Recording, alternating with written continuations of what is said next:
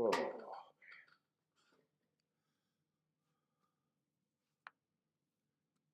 think I'm live. What's up, everybody? Welcome to the Shake Up. I fell asleep just before coming on.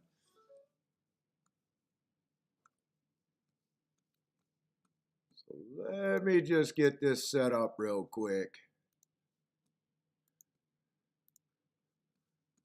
Grab my chat. And let's make sure I'm centered in everything before we start. Holy fuck, was I out.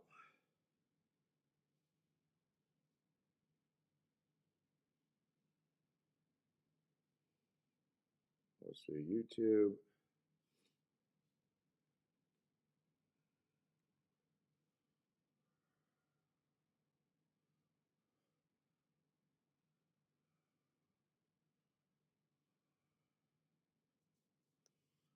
All right, we look set up. Cool. Move this shit out of my way. All right, I got Gulfstream mostly, a little bit of Tampa Bay. And we'll see how it goes, like usual. Gulfstream, I think, is on the turf. Tampa's off the turf, I think I said. And fuck it, I'm smoking a cigar. I'm still sick.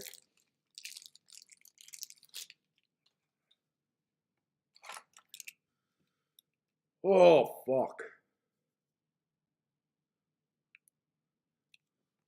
Here, we're going to tweet this out real quick, and we'll get on.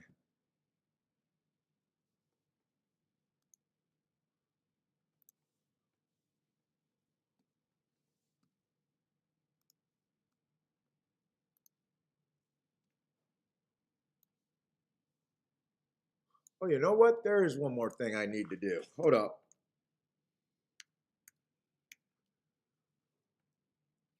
Pete, what's up? No, not really. I mean, I'm not feeling like I got the flu anymore. It's just the fucking congestion. The congestion is crazy. I'm definitely feeling better, though.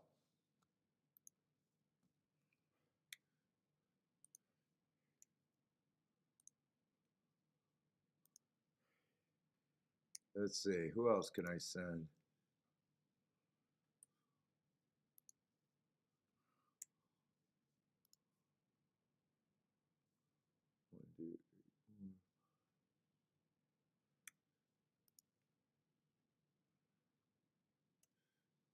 Let me just get this done real quick. We'll be set up, ready to go.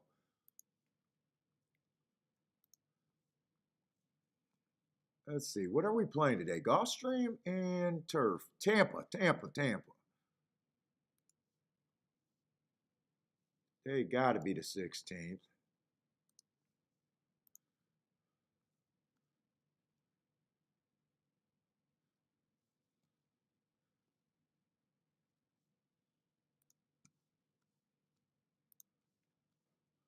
All right, that should be it.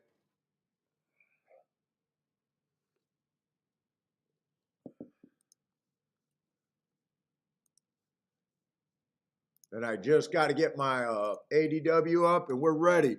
Michael Lester, what's up, man? Hey, Michael, I tried to send you the betting board. I just don't know if it's going to work unless you got a Mac. I'm gonna have to figure out. I'm gonna have to figure out how to give myself some time where I can just do the video on how to make it.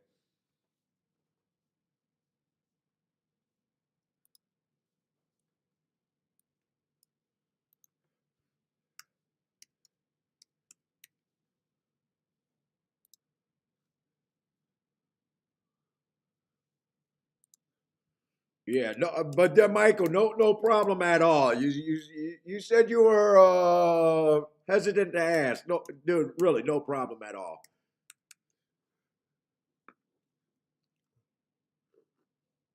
Ernest, dude, what's up, man? Lloyd, how's it going, Lloyd?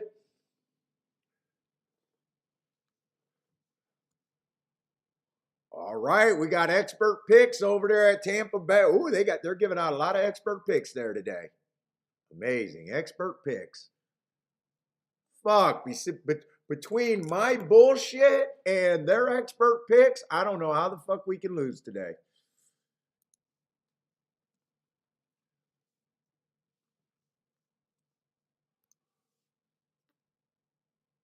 Let's see, we got an 8-horse field over here. Let's see. I think we're on the turf, right? At Gulfstream. On the turf at Gulfstream, off the turf over there at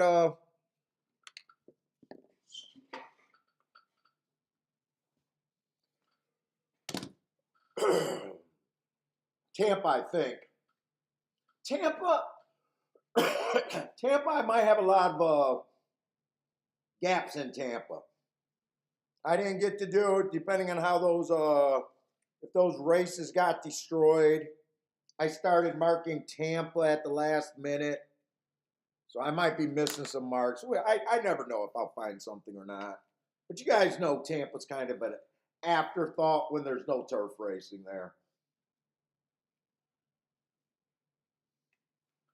All right, there we go.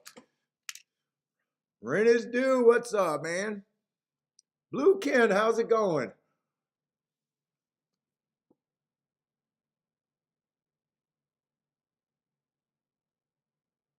You know, C Money sent me that program. I wonder if I could find that to you, Michael, because if you use a Windows, I was able to use his. Maybe I'll try to see if I can find his, or maybe I got rid of it. Oh, buy stocks. What's up, man? Good. Oh, you're a Paul too. From a Paul to a Paul. What's up, man? Yeah, good luck to you too.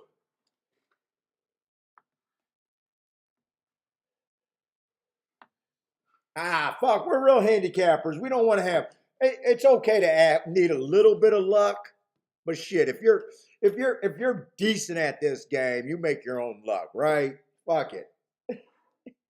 It's good to have a little bit of luck. I want to feel like it's overreaching skill. What's up, Scott? First race sucks. Let's see. Lloyd said he was having some people over today to watch the show, and he doesn't want us to embarrass him. He doesn't want to seem like the only smart person in the chat room. I think I seen that chat yesterday. Roland, what's up, Roland?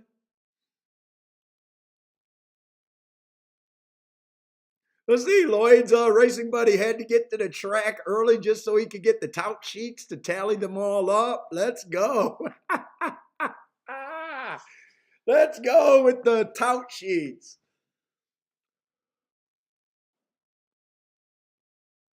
Mick, we'll try to look at some doubles today. I'm gonna keep trying. You know what? I love the betting board and I love explaining the math. That's like my newest thing. I know it's been hurting because doubles are always my best fucking bets. Doubles I love more, but when I'm trying to do the fucking math, and dude, I still try to do the like teaching because no one else is being able to talk about what you're really doing in horse racing. No, everybody just wants to talk about their fucking picks. Fucking fuck your picks. All your picks are bullshit. My picks are bullshit.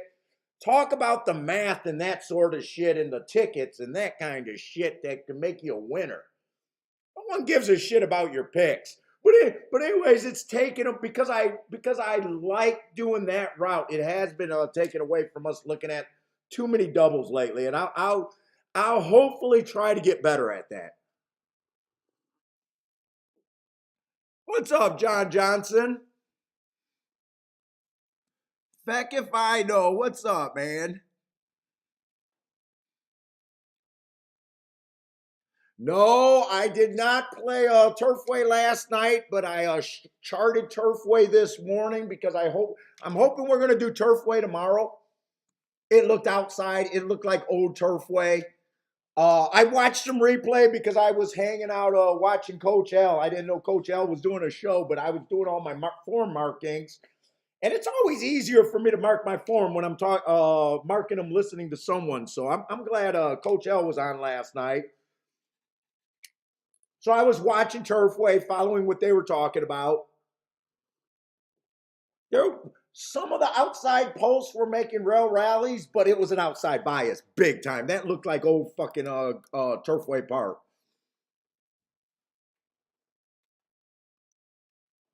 What's up, Attila? You know, it's like the 7 horse. He was outside most of the race. He did squirt up the rail, but that's not an inside bias right there.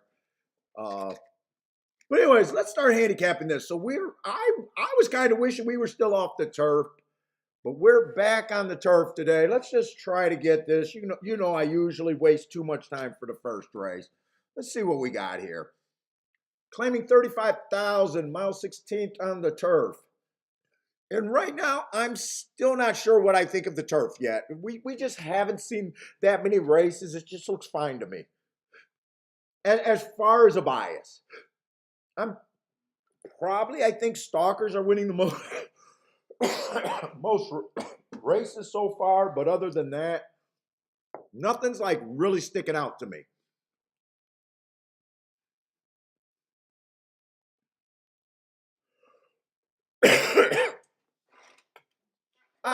One just looks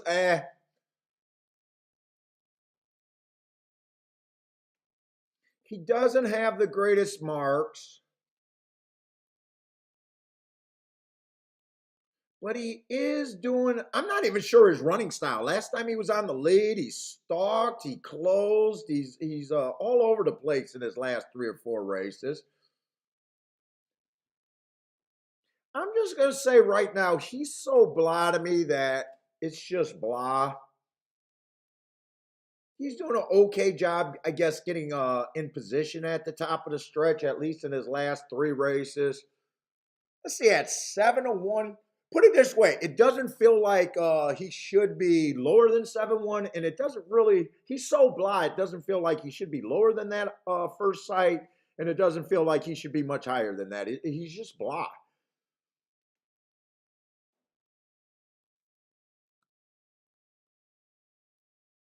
Let's see, Toots trying turf. 4 races ago, asterisk, early pressing day. That's a nice close. That was also a sprint. This is a route. Ooh, I say brilliant things. 3 races ago, nice little average race, again, sprinting. I don't mind sprint to route when I'm trying to take advantage of a speed horse. I don't know about this new Gulfstream turf racing right now to know if speed has any advantage going routes. So far it just seems kind of fair stalkers. 2 races ago went too fast to win, so I do like this race. I mean, or horse. This horse is at least in good form at the level. Last race on Tampa, nice little stalking closing day. Just missed there, running with the track. I don't have a problem with him being bet down to favoritism. I'll just say 5-2 doesn't feel like an overlay. It just feels like at the best, you're getting fair value, is my first thought about him.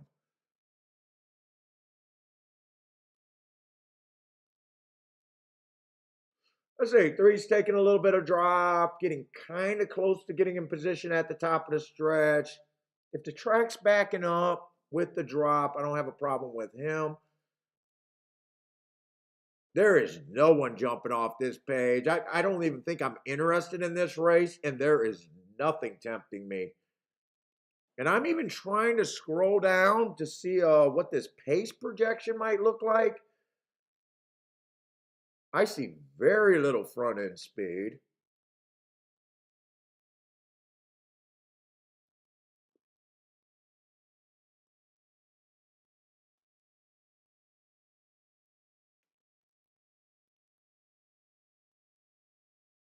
Boy, everyone in this race just feels blah to me, actually.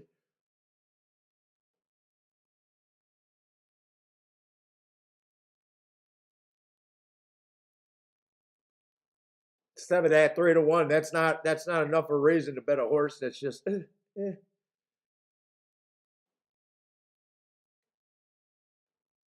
Who are they?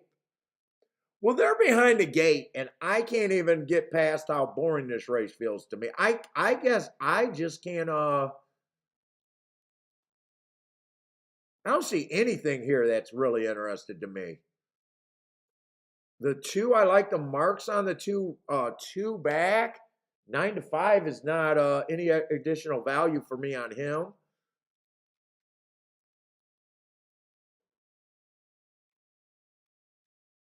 One, I think he's about priced right. Three, I think he can win, but I think he's roughly about priced right. I think he should be about 9, 10 to 1. Yeah, I'm just out this race. I got nothing here. Good luck if you guys are here, and I'd be interested to see where you guys are at. What's up, gas station sushi? And this happens a lot when I just jump on late. I don't have enough time to really get focused on the first race. It could be a bit of that too. Scott White said, "Told me this." I don't know if the race sucked. Like the race might suck because I didn't really have an opinion or nothing felt good. But I mean, the quality of horses are generally what I would say is better than a suck group. I mean, these are actually horses that we've seen a lot worse horses, but I guess you could say a race sucks for all different reasons. No opinion, bad animals. Let's see, they are going fast at the front end. Or no, they're going slow. I'm sorry, they're going slow. 25-1. Let's see, Scott also says Gulfstream Park seems strong. I think we looked that up, and I agree with you there. What's up, Steven?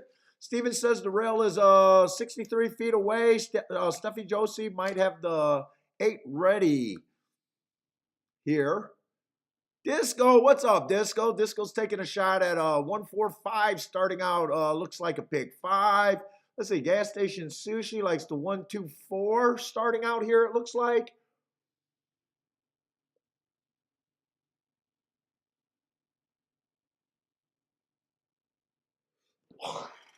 I'm going to be spinning again, guys. I'm still just not feeling all that great. All right, just realizing that there's nothing in a race for you is a skill. 2 did win. He was actually my best marked horse. He did earn those horses marks at a sprint. He rated. He won, but my first thought was 9 to 5, 2 to 1. You're not getting overpaid.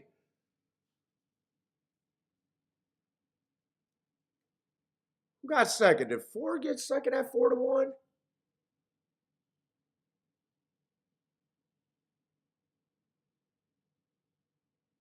Eh, 4 is another kind of blind animal to me. 8 got third. I did notice they got a slow pace. I think they got a 25 and change, 50 something. They still came off the pace.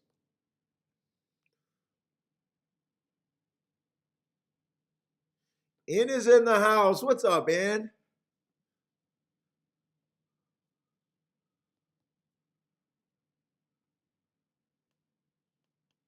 John Johnson, what's up? Who else slide in here? I try to greet everyone and see who all we got in here today. Jay Broom, what's up?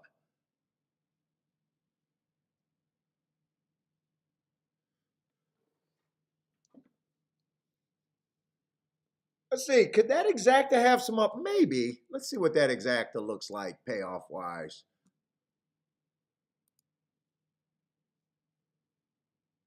No.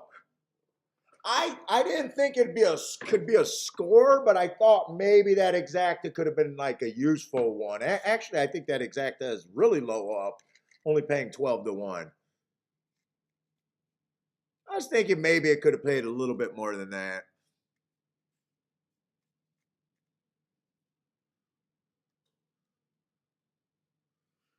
Let's see, what does 63 feet from the rail looks like? That sounds like an awful long, or an awful long, doesn't that sound like they'd be narrowing the track quite a bit? 63, They said the rail's 63 out, 63 feet out. Sounds like an awful long ways to me.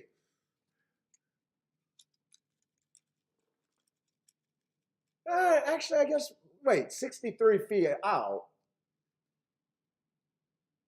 Oh, what is that? 11 yards? Actually, no, it's not as far as I think. I don't even know how wide a track is generally.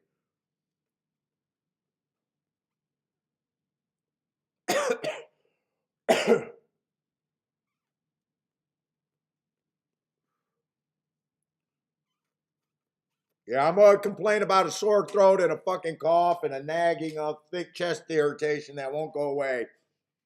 I guess I'm proving that I'm an addict right now.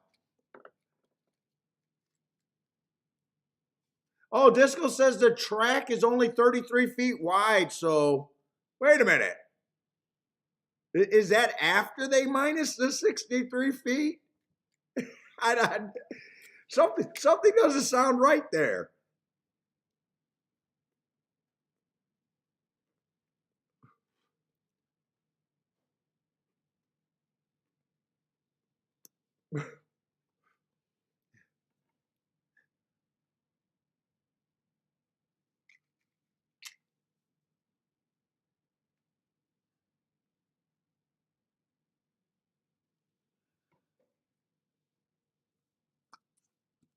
Let's just see what else is here. We'll go look at Tampa Bay. Like I said, I started Tampa Bay late. I just got to get warmed up and get in the groove of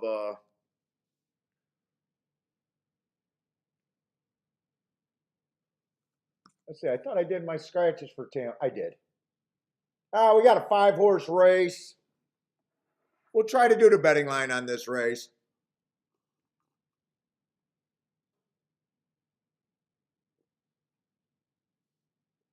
Oh, Disco said.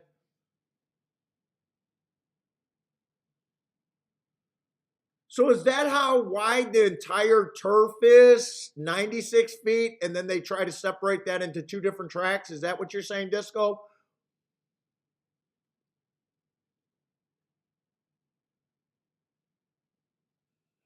Oh, I'm going to pay for this.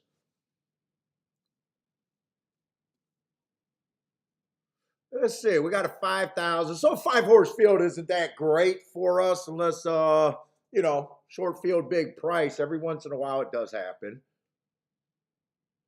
But I want to get to doing this. So let's just try to do the betting line. If you're new to the show, welcome, by the way. Feel free to take part in the chat room. We definitely want to know you're out there. Don't be embarrassed about bad picks or don't, we're not going to judge you. Feel free to put up picks. I'm only able to do 2 tracks, so I'm only looking at 2 tracks.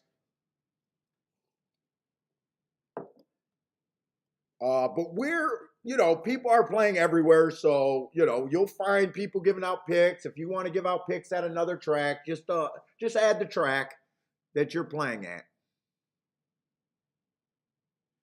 I got you. But basically, the only rule we have is have fun and don't be a dick, basically.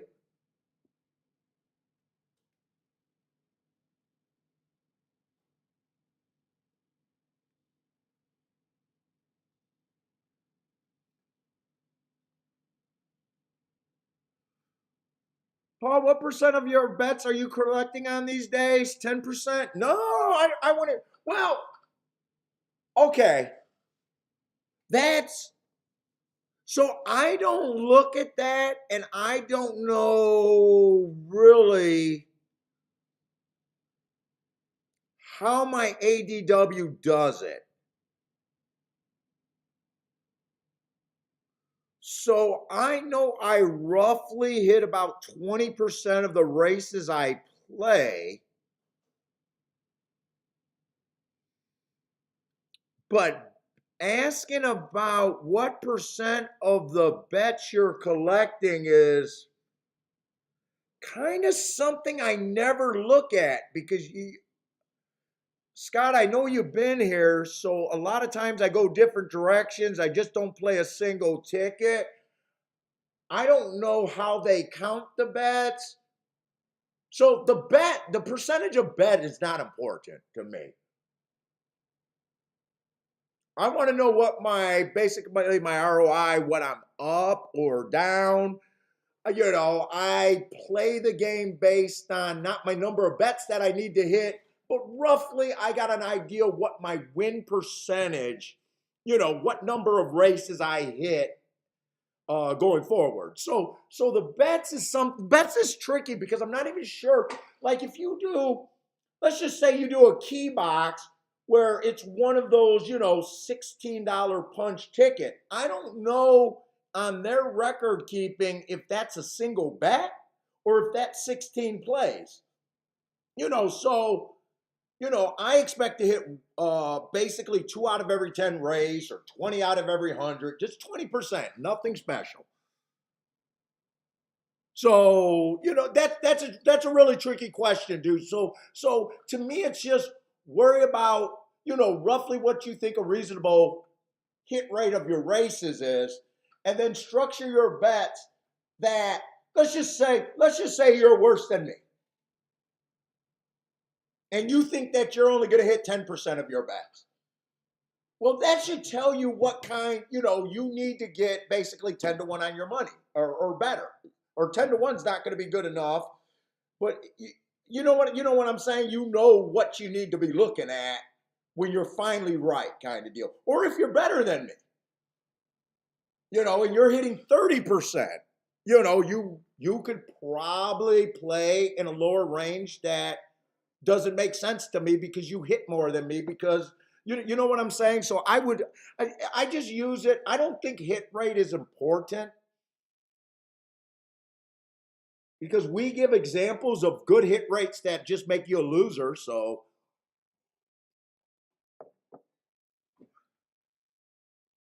that's why you always hear me make the joke. Everyone sucks at picking winners, which we do. Everyone sucks at picking winners.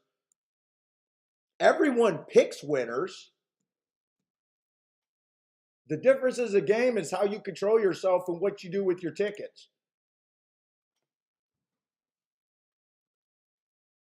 What's up, Joshua?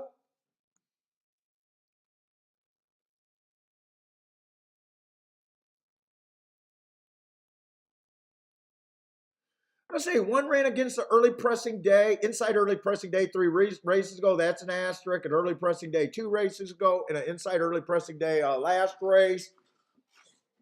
Got 3 excuses.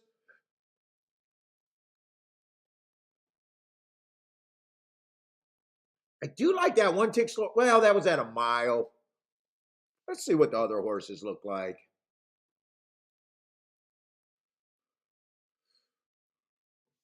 One I like last race. Let's see that. Race 3 races ago jumps off the page. That was an inside day. He had the 8-hole. He did earn a hard at a route. He's mostly a sprinter, though. You guys know I don't like route to sprint. He fits.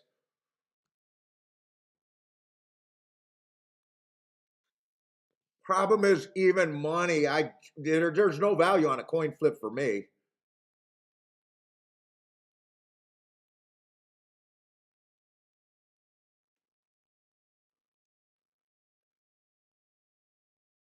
Full horse, I don't like route to sprint at 7 furlongs.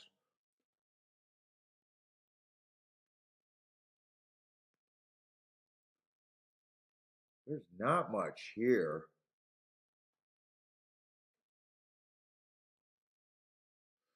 3, I like the running style the best, but his weakness is he's short on class. And even though this is a 5 furlong race and he's at 5 furlongs, everyone else is dropping down. And some of the horses, like the 4, who I hate his running style, is making a huge drop.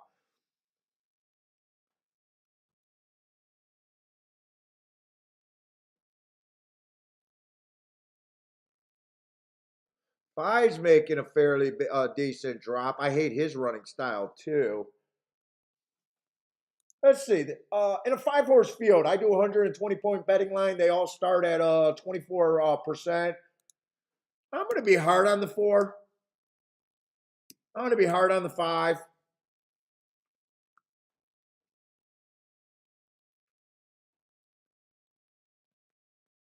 Six or the heart last race. I might still be interested in the 6. And I'm interested in the 1.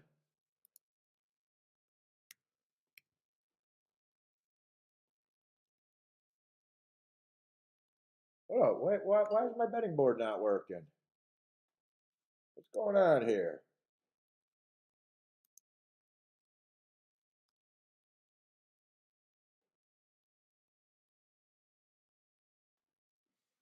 What the fuck am I missing on my betting board? I spent $1 million on this.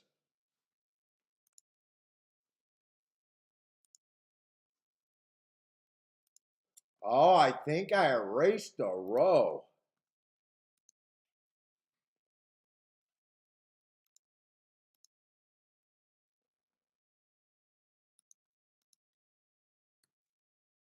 What the fuck did I do?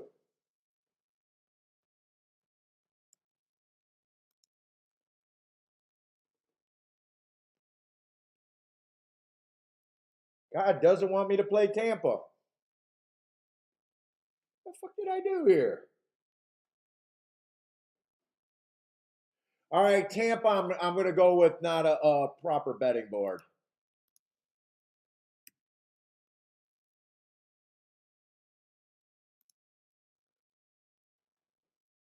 You know what? Actually, I think I can fix it. I'm distracted big time. I'll get my shit together. I promise.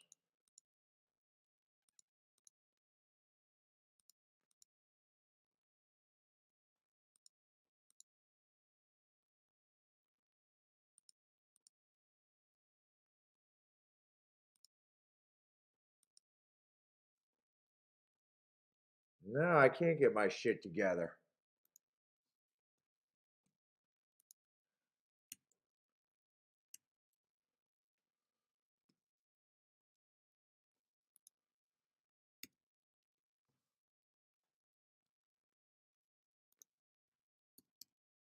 This is how I see the race. I like it when I do it right.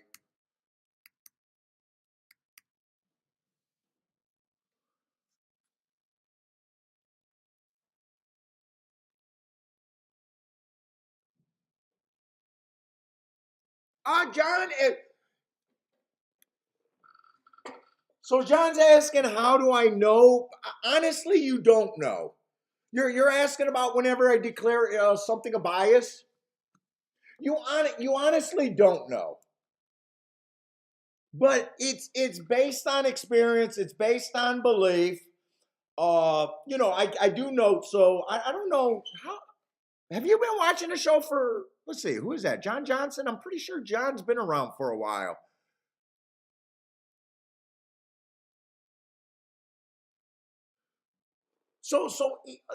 Let's just put it this way. It's a tricky thing to believe in biases and track profiles. Uh, I know why I do, and I know why it's good. It automatically gets me outside of the box. That's my starting point. So the first thing you really need to be is just be a decent enough handicapping capper to understand what horses are supposed to be doing. It's always nice when you start with data. Let's say you have last year's, just how many horses wired, how many horses stalked, how many horses closed, inside, outside, and historical data from last year. So you kind of know the percentages. And now you're going into this year, right? So you kind of know what you're looking for. You're a good enough handicapper to,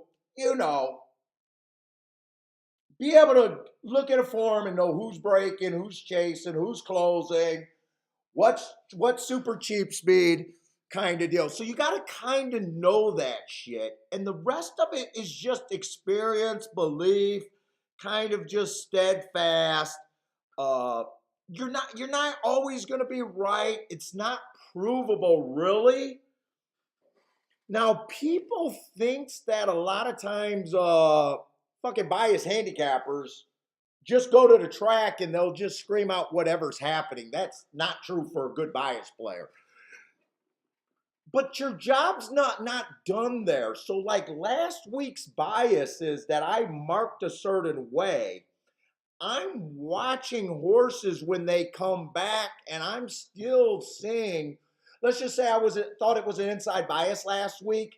I want to see some outside horses that are now not hindered by what I thought the bias was to come back and do something at good prices. So sometimes I got question mark. So it's a tricky thing. The better you are, it's a tricky thing. The worse you are at it, it's just simple. But it's an experience kind of thing, and I'd rather be wrong knowing that I'm doing something different than most of the people there. Like that's right in the par mutual pool to me.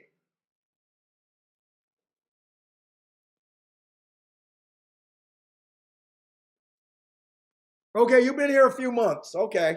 Yeah, I know I've seen your name around here for it. It's hard for me to know how long someone's been here. And then it's just I play almost every day, except for Monday and Tuesdays when I'm doing data. So it's just years of just doing the data. Probably makes me better than someone starting out this route. Put it this way, John. If so much of my handicapping wasn't biases and something that's not provable, that's something that I know will turn off a lot of handicappers. There's a lot of handicappers. About 200 people find this show for the first time every time I'm live. And they probably hear me talk about biases and go, fuck this guy. I want to hear them. I want to hear my host talk about speed figures, class, breeding. Fuck this guy, right? So I know if I'm already turning off a lot of people with my speech, I could share it because it's not provable. Put it this way, if I had a speed figure that was better than every speed figure out here, I would not be able to do this show that it's effective without people figuring out what I'm doing and trying to piggyback off of it. Something so simple like a speed figure, that everyone interprets, and so many people want to act like they're the be all end all. So that's why I like biases, because fuck it, I know that you start outside the box. Let's see, the 4-horse won that race off the big class drop. I would have been against him. I was made my betting line against him. Didn't do a bet. I don't think I was serious about doing a bet. I kind of got distracted myself with the betting board and everything. But I know if I would have played, I would have lost there. I think the 4 went wire to wire, and I was against him being a router who never showed speed, but at the same time, he was making a giant class drop. So if he was on the lead and went wire to wire, it's probably because of his dominant class drop. Let's see, buy stocks, love a bias. What's up, Cindy? Hope all is well with Cindy today. Thad, how's it going, Thad?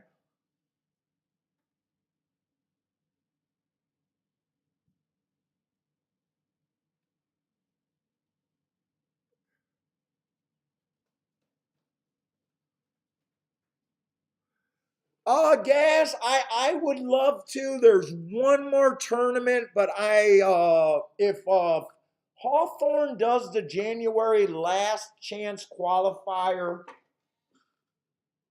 it's a possibility, but it's not that big of a possibility where if there's any snow on the ground, we're not going.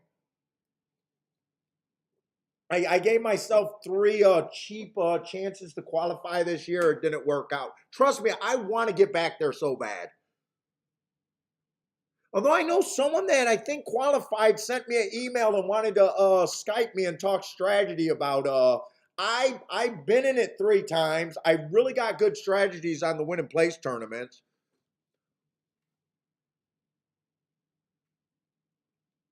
But trust me, I would love to be there.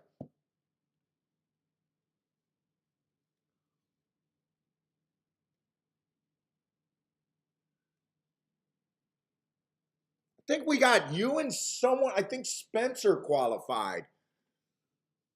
And then I'm probably going to cheer for you two. I think you guys are you guys are the stallions that I'm rooting for in that one. And then I'm pretty sure the guy that used to be on the Wrong Lead. God, I think his name was Brian. Was it Brian? He qualified, and I'll probably be pulling for him too. What's up, JN?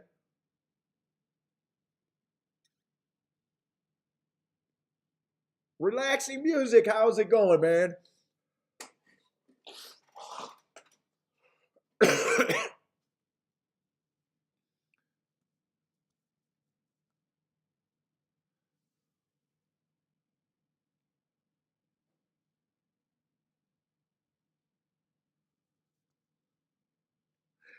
They might. I know they always do a last chance qualifier.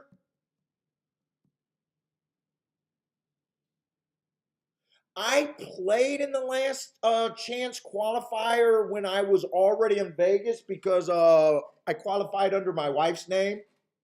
I'm one of those collusion guys. But other than that, the last chance qualifiers, I felt that it's too big of a gamble for me to fly out because I'm coming from Michigan for just that tournament. And I don't think there's any money awarded other than seats. I, I guess I get this weird I get this weird thing about how much to chase it, how good it is, other than it being fun and a blast. But so far, just flying down to Vegas for last chance qualifier has not tempted me in the least.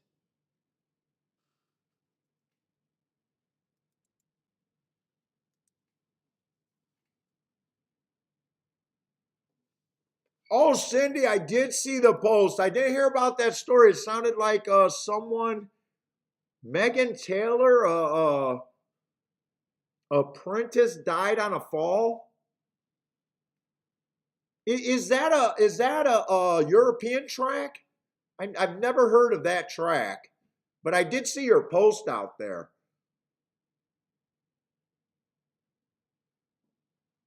Yeah, you can qualify for the NHC online, but I hate those online tournaments. Those online tournaments don't suit me. That's the JW. That's when I stopped chasing it. No, we used to chase it. 2004, I think, was the first year to about 2007 or 8.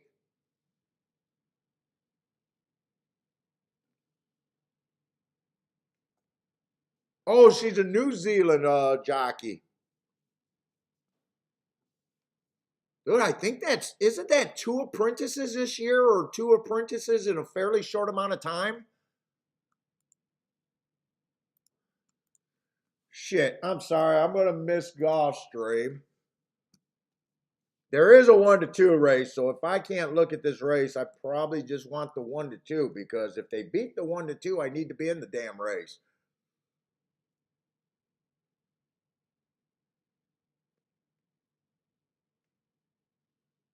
Full horse is going to be in the 4 hole. No, no, no. That's not a 1-2. I'm looking at the wrong race.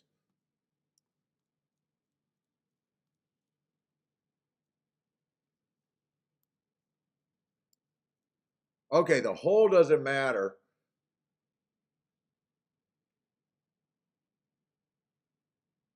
Horse ran 1 race. He won. They didn't think about him enough to put him at a level. So one race sample. So man, it's a one race sample. So I don't have any additional knowledge or insight about that race. I can't make notes on a one race sample according to biases and all that shit. All I can say is, wow, does that look? Does not look like a 1-2 shot? Well,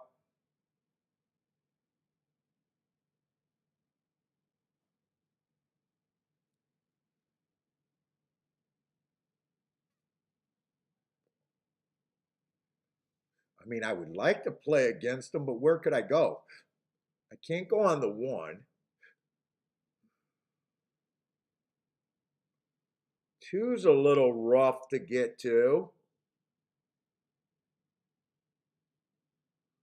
Three would be an option.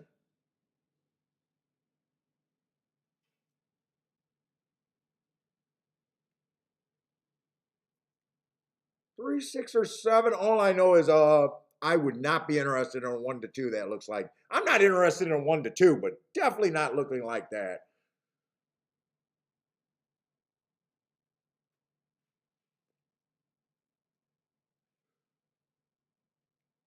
Let's see if he wins like a 1-2.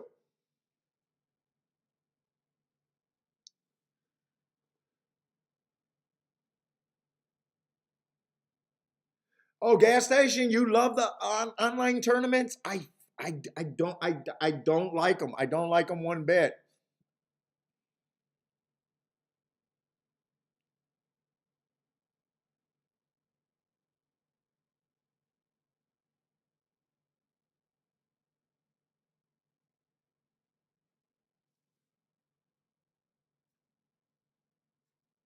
I will say two tried.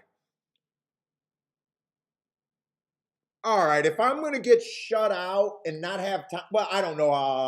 I don't think I would have been playing that race all that much. So I can't say I got shut out, but we didn't have really time to get down in that race. But if we don't have a chance to handicap a race, I want the result to look like that. You love the online turn. I hate the online tournaments. I absolutely despise them.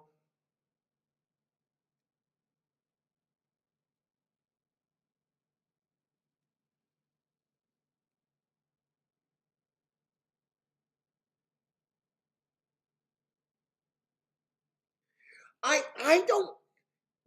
Hey, Gas. Do you have an idea how many of those online tournaments you play a year? Are you playing the ones that are just looking for seats, or are you playing cash ones where they got cash prizes and everything? Because I don't understand how the ones that I seen on horse tyrannies where they are just playing for seats. I don't understand how it's a deal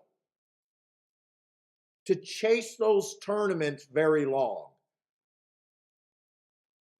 Back in the day on the live tournaments where they had a prize, where, if you finished, you got money back, it made more sense to be able to chase the tournaments plus get a seat. Oh my God. Now let me know the other side of my question. Are those just playing for seats, or are you playing a bunch of live money, for money prizes? Because I do not understand how you can chase those seats. Unless I'm missing something completely. I don't understand how you can chase seats.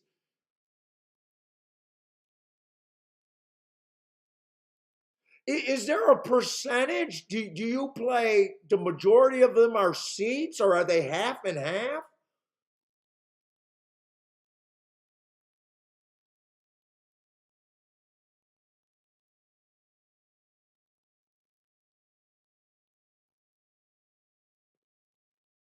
Wow, I didn't realize you were chasing them that many, or playing on the tournaments that many. The other thing that's hard for me, I keep writing them, and horse tourneys every once in a while will have a live tournament where it's 12 races, but then have a bank of races like a live tournament where each player gets to pick 15 plays out of like 30 or 40 races. I would be willing to play that tournament more than a tournament where they just pick 15 races and I gotta fucking, basically it's a pick 15 ticket to me. That's the other thing that I can't wrap my head around. Wow, you think there's value in them? I just see it so different from you. But it's, if you're able to play 500 of them, you got to be getting money coming back. So maybe I'm not looking at the other tournaments as a real option so far. Maybe it's just me being hard headed and not wanting to play the the pick 15 tournaments. Oh wow, you really play a lot. I was surprised on that. Wow. Okay. So it is working out for you.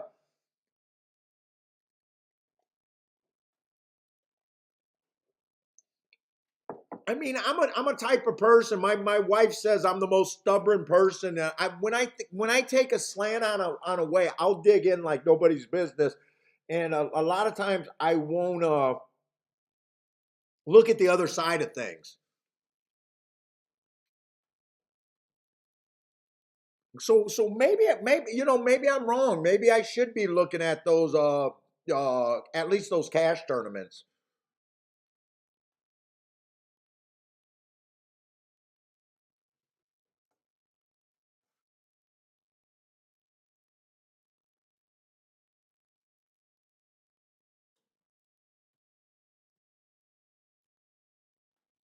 Oh, you're chasing the tour points too. You're in the top 50 on the tour. Nice job. I think I quit just before they started doing the tour system, where they gave like $100,000 to the person that accumulated the most the tour points. That was a later development.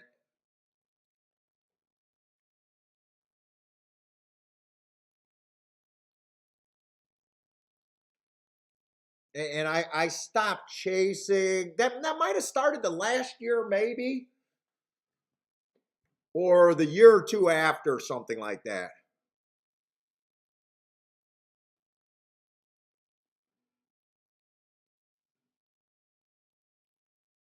Yeah. And I'll tell you another thing, Gas. When I look at the menu on those tournaments, they got too many of them up there. They got way too many up there, and I get overwhelmed when I go on the site. It's like too much for my senses. On horse tourneys and the other one, I like get overview. I'm like, dude, there's 1,000 tournaments here every day, and I gotta fucking and I get distracted, and I can't like read through everything.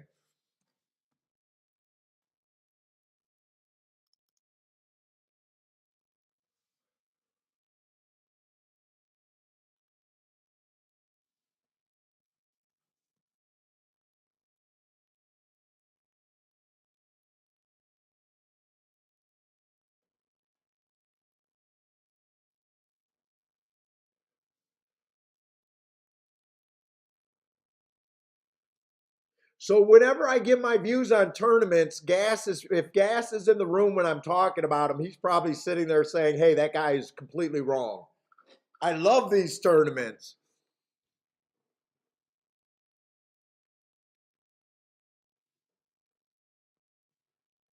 I want to do the Pegasus too. I'm trying to figure out how to get to the Pegasus. I want to try. I think there's a few feeders on Express Bet at the beginning of the year to get to the Pegasus. I would really like to be in the Pegasus one also.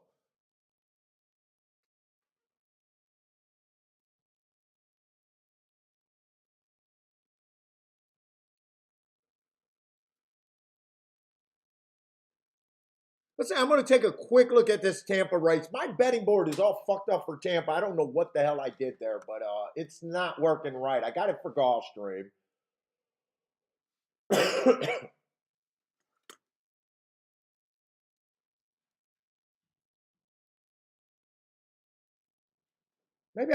Maybe I'll just try to do the math on purpose.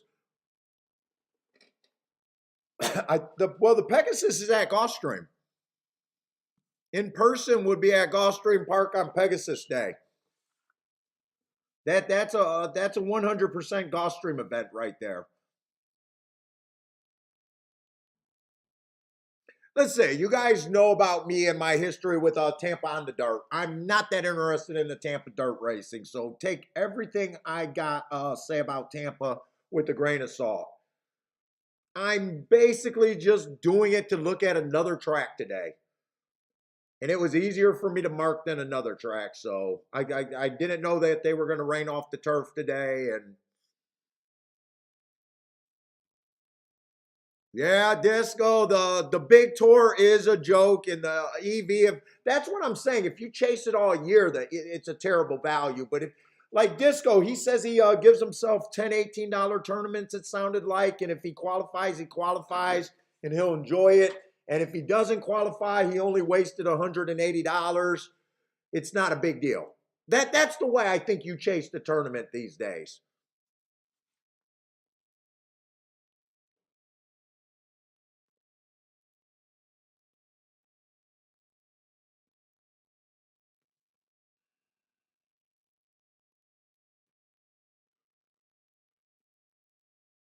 Let's say the 2 ran on a bad, no, the early pressing day, wrong running style. 3 has no speed. 2 looks like he has no speed after 2 races. The 4 I just don't have marks on coming from Delaware and Penn National. Had speed 1 out of all of his races. I can't trust him. What's up, Zero Contrast? There's absolutely no speed in this race.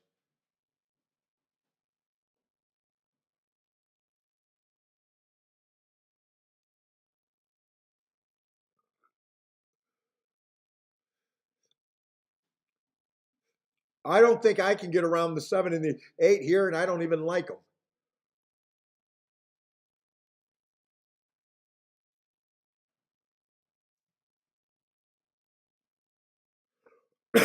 I'm not interested in this Tampa race at all.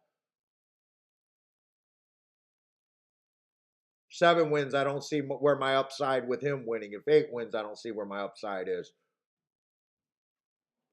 Or if he wins, I think the field is that bad. I want nothing to do with that race. I'm just going to go right over to Gulfstream.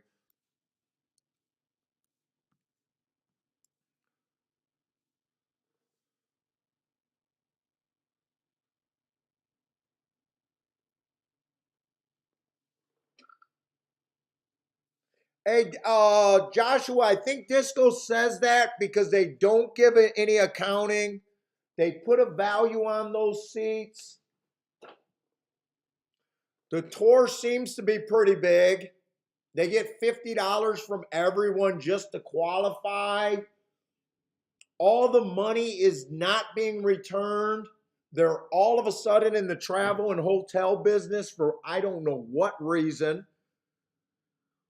I think there's been articles written about that the people who run it are taking a salary, and I think an undisclosed salary. So, whatever the number is. So anytime, let's just say you got a tournament and the pot is $100,000, or let's just say $10,000. I need simple math.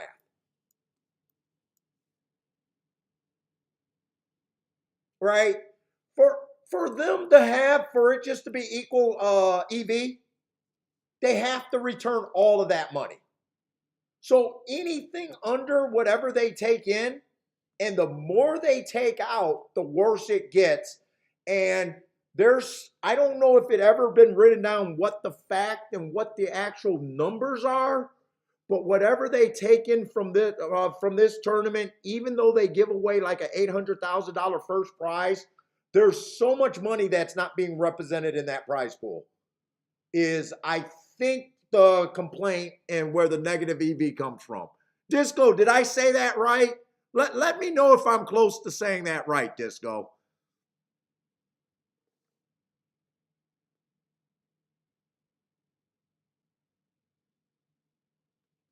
And the other thing that's been suspicious. So the year that the Orleans blonde dude won, the prize was $1 million. First prize was $1 million. That was a few years ago. That was quite a few years ago, actually. And every year since then, the prize is now like 750,000, right? But most people would say, hey, there's less people. No. When he won it, there was probably 500 people in the room. Now I think there's close to 800 people in the room. So handicappers are looking at this going, wait a minute, how is there more people? Where did the cash money prizes go? Why is it shrinking? You know, that it's all suspicious.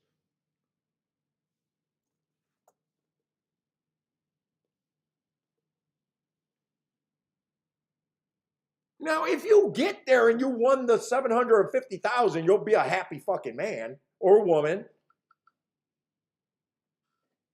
You'll be happy as fuck, but you know that's where that's where you know the problem's going.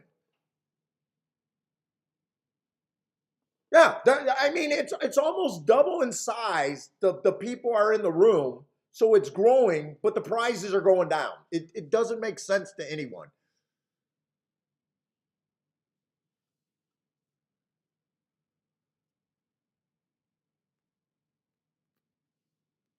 And why they're in the voucher for hotel and fucking planes, I don't even understand.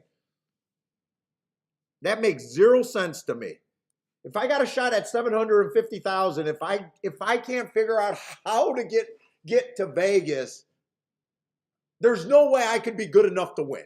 If I'm that stupid where I got an 800 to 1 chance to win $800,000 and I can't convince or I can't collect bottles on the side of the road for a year to get there, I'm a moron. But that's what they think of horse players. They think we're morons and we can't figure out how to get to somewhere if we qualify. So they got to babysit a lot of horse players and give them plane vouchers.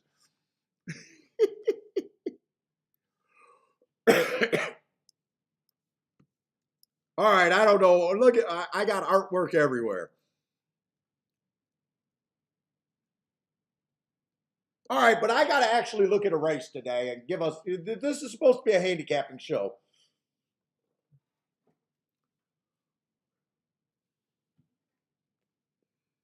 Let's see. Third race at Gulfstream is what I'm looking at. 6 is scratched. So we got a 6-horse race.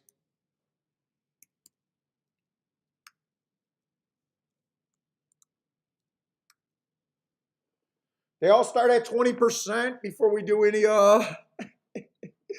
Omar says easy, I'm not a moron.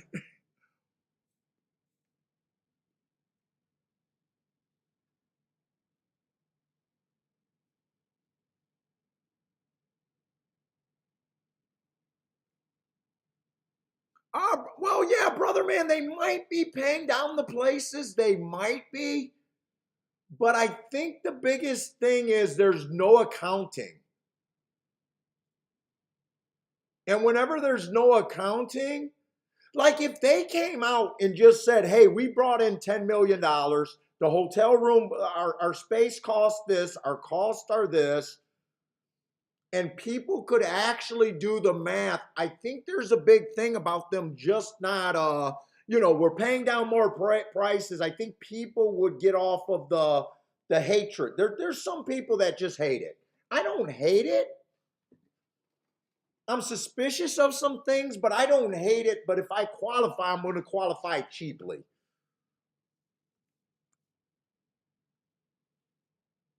So I guess, if they said, hey, we were doing this, and I think gas station said maybe the vouchers for the plane is not considered out. You know, maybe the track is giving that away. It's just weird to me.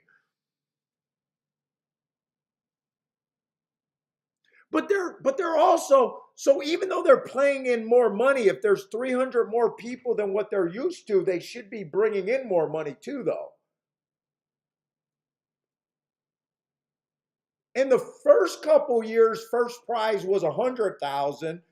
The year that I was there and finished 18th, it was 250,000. So it was growing early. Second prize, the prize that I choked on and made the wrong decision, I would have got second that year. That was a $100,000 prize. Then it went, I think, to 350. Then it was like a half a million. Then it jumped to a million. And ever since it hit the million, it's been going backwards.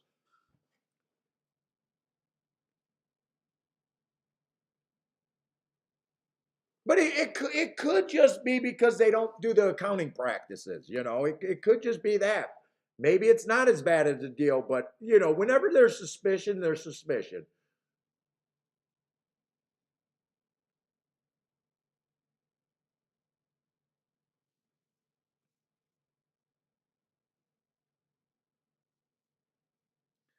Let's say three. The third race at Gulfstream's not the best race for me, other than I love the inside at Gulfstream. And the inside at Gulfstream's been good, but now that I'm looking at the race, the 1-2 is on the inside.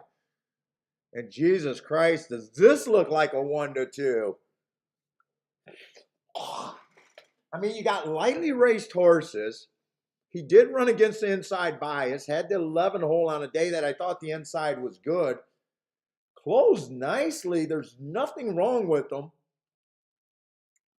I mean, nothing wrong with that race's running line. I like the excuse. He even got a slow start. He was 51-1, and today he's 1-2. I mean, that just does not, my brain cannot handle that.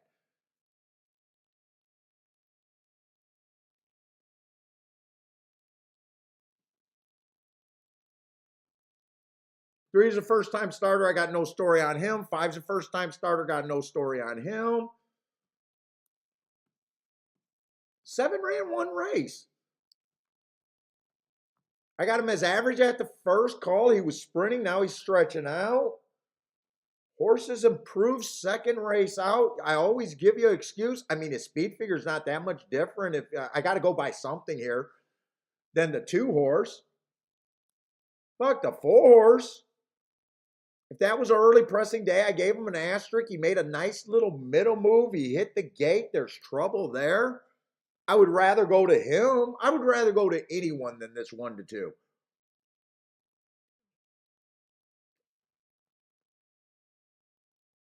But I can't even do a betting line here. Let's just say if I fucked around and said, okay, the 1-2, I'll give him my best chance to win. I don't give anyone more than a 50% chance to win. He's overbet just based on that. Let's just see where the rest of the points fall.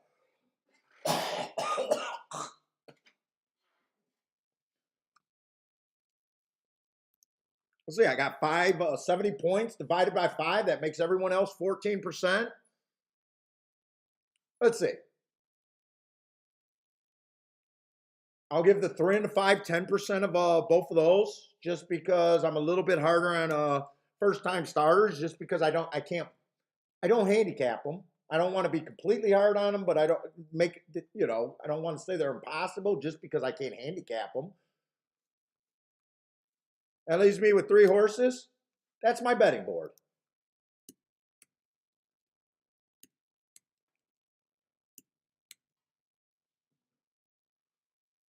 So 5 or 1 would be hard to play because right there he's right on the number for me. 2's over bet. 3's over bet too. I gave him a 10%. That's just a first time starter. 4 is an overlay I could do if I wanted to just play a bet here. 5's a little bit overlay, probably not enough over right now at this time. I'm just going to use my betting board, and I'm sitting out this race, but I'm rooting for the 4 and the 7. At least I'm ahead of what I think the math is.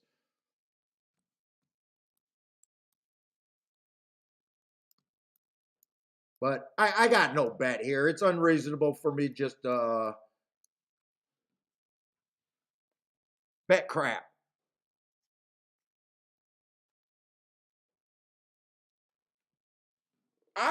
Jay, the other thing I don't like about because there are guys that are just tournament players.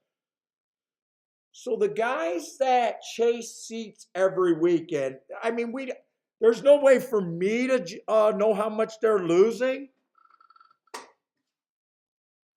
But put it this way, if you're playing all year to get to the NHC and you put $100 in a year, or I'm sorry, $100 in a week, you're at $5,000. And they got enough cheap tournaments where, you can play all those $18 feeders and you can be pretty action. But if you're just playing for a seat and you never qualify, that's a decent starting bankroll, $5,000, where you're playing in the pools and you could actually save up a year and go in the pools and actually turn $5,000 into. You can give yourself a real shot with $5,000 to make money. Instead, you're chasing a seat. Let's just say it works out really good and you qualify for 2 seats off of that $5,000. I'd say you did a pretty successful. They value the seats at $10,000, but $10,000, so you got $20,000 in fictional seat money. You get to the tournament, you're feeling great. It's a fun tournament. It's great feeling. It's exciting knowing that someone in that ballroom's going to win. But if you don't cash, to me it makes more sense to just take that $5,000 and play in the pool. And I imagine there's quite a few people that chase with even more than $5,000.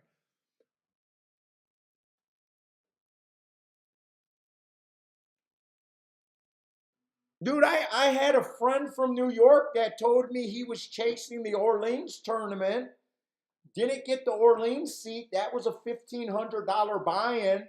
He was trying to win the $1,500 buy-in with, I think, a $500 plane voucher. So, he's chasing a $2,000 prize, and I asked him how much he thought he spent, and he basically said at least the entry fee, and I laughed at him. I said, why didn't you just fly down there and buy in? Because the Orleans you could have bought in. I thought it was ridiculous trying to chase that tournament. And I said, wouldn't you? I said, and if you didn't have the $1,500 at the time, wouldn't it have been better just to take $300 or $400 and declare it on a Saturday or Sunday that you like the card? And take $300 or $400 and say, you know what? My goal is to turn this into $2,000. If it's $2,000, I'm going to this buy-in tournament. And if it's not, I just can't go. I thought, isn't that a more reasonable way to go into that tournament? You got more control. I mean, you don't have to worry about, being in first place and someone hits a cap horse in the last race and it knocks you completely out of it. So he said, I'll never chase that tournament again. All right, they're off at Gulfstream. I had no play here. I'm rooting for the inside horse. Well, actually, I'm rooting for the 4 and the 7, right? The 2 overlays that I thought.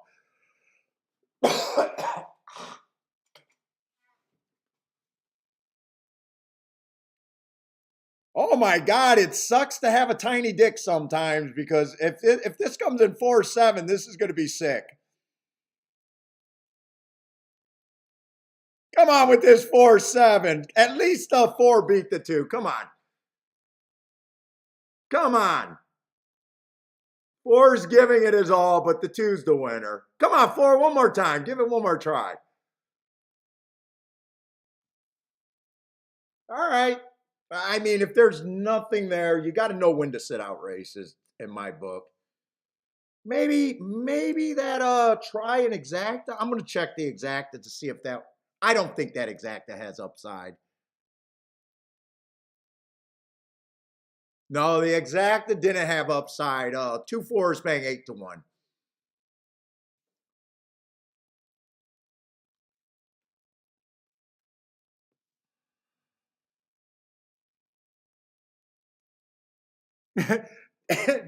Des said he played in the NHC, lost, but he won 18,000 in dice. Nice. Yeah, I could live with that too, right?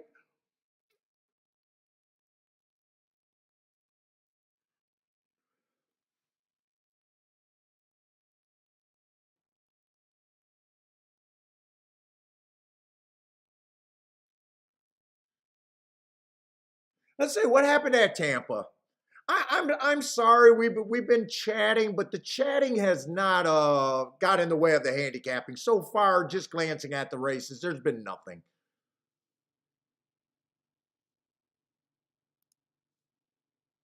I don't know why I'm apologizing for there not being nothing, but I guess I feel like if someone's new watching and they want to play, look, sitting out is a skill.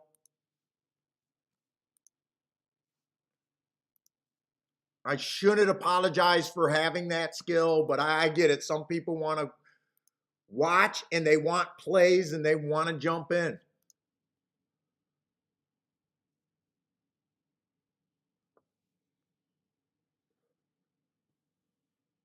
What's up, Kathy? Kathy, why is it hard to find my channel? You should be don't you subscribe? You should be getting alert as soon as I go on, right?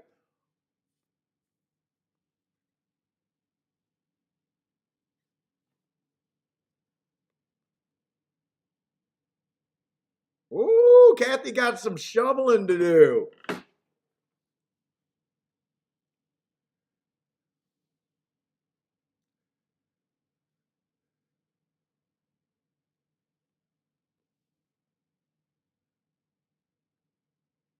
Let's see who won this race. Let's see. Why am I not seeing the results at Tampa Bay?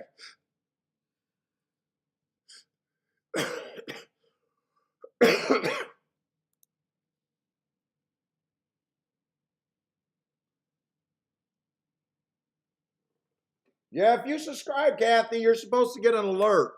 But that doesn't always work either. I think if you subscribe and hit the bell, you're supposed to get an alert.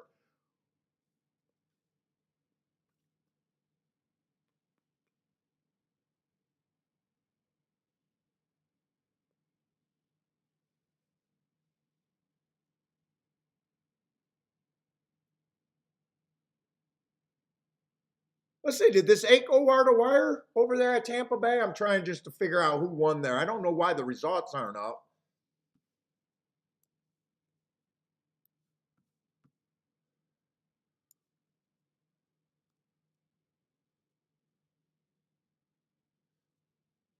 Ten, I did say the 7 and the 8 were the horses that were on my radar. The 7, the 8, and I think it was the 4.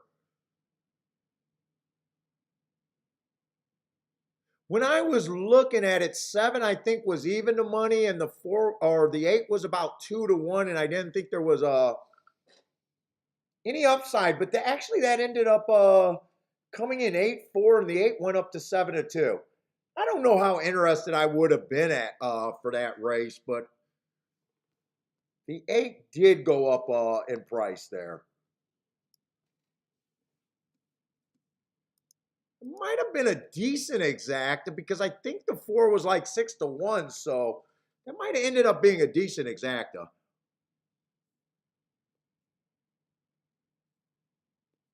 Oh, it kept popping up as yesterday's?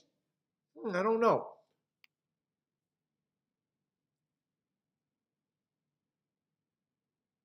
Oh, you did it and no alert. Yeah, I do know that people, YouTubers complain about not all their people getting alerted. Now, I'm a small channel, so I would have figured they'd be capable of getting everyone, but I don't know. But Kathy, I'm trying to do a show for every day of Gulfstream. So hopefully you'll just know to look for us. Because we miss you when you're not here, Kathy. Kathy's our emoji girl, and she's queen of the long shots over there. And she's points out Uncle Mo all the time.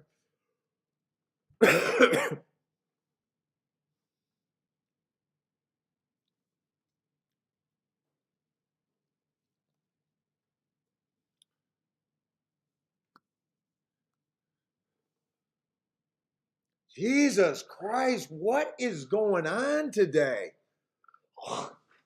We got a 1-5 now at Gulfstream. Okay.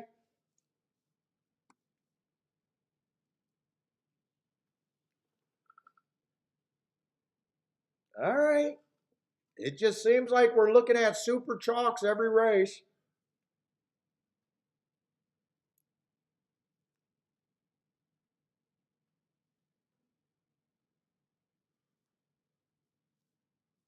And I think all the turf racing, I think Disco and some other people sent me a message that all the turf sprints are now going to be Tapeta races unless they're a stakes race, I think. So I'm guessing this is a Tapeta race.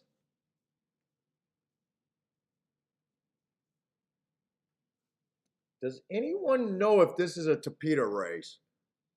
Or is that going forward after a certain date? I'm not sure what that is.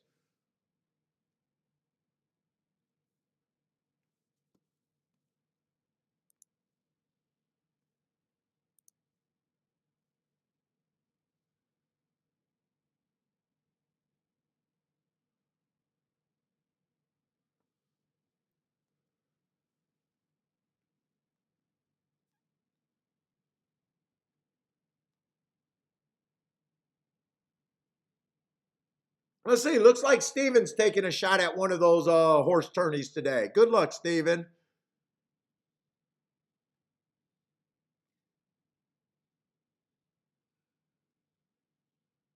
It is listed as a sprint. I know I seen an article, but that might have been going forward after these carded races have been carded. I'm gonna go forward, assuming that this is on the turf.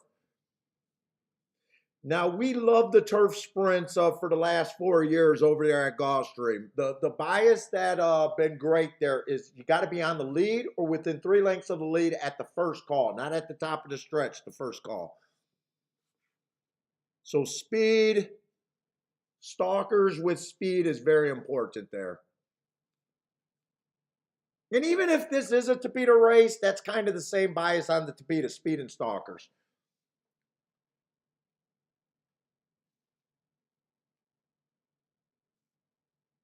Let's see, 3 races go on this one horse. Early pressing day, nice race. One tick slower than the fastest winner. Match strides with the fastest winner for the first 6 furlongs before falling apart. But that was at a route. Comes back, gets a bad rail day. Comes back on a stalking closing day, average, slow. I'm leaning towards he's just a stalker. Okay, Dick says this. Hey, what's up, Dick, by the way? First time I seen you here. What's up, man? He says this is not on the turf. Let me go to Equine Base to see if Equine is usually good at letting us know if something's off the turf. Let me just look at Equine. It's probably not that big of a deal.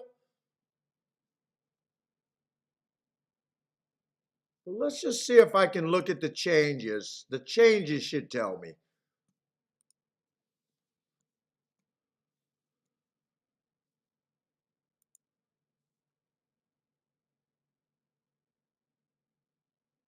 No, they got that the temp rail has been set. So the only thing that they have for the 4th race is the rail distance, and they don't do that on the Tapeta. I've never seen them adjust the rail on the Tapeta. So I'm going to assume that this is on the turf. Hey, Dick, are you a new listener or been around for a while and just been on the sidelines? I always like to know if you guys been on the sidelines for a while. Let's say 2 is kind of what I'm looking for on the turf sprints. Coming over from Woodbine, 4 races go, dueling on the lead, 1 tick slower than the fastest winner, match strides with the fastest winner, 1 tick slower than the fastest winner at the 5 furlong mark while dueling. I think that's a good race, and that's what I'm looking for.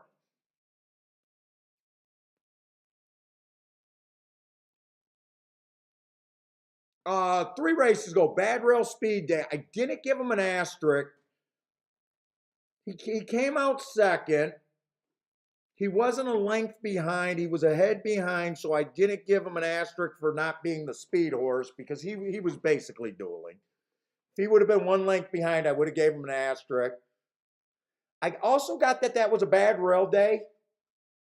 He had the 4-hole. If you guys are interested in looking at a replay, I'm not. But if he was on the inside and pushed over near that rail, he might have deserved an asterisk there. But I still think that's a good race, regardless if he was on the rail or not. He match strides with the fastest winner there while dueling.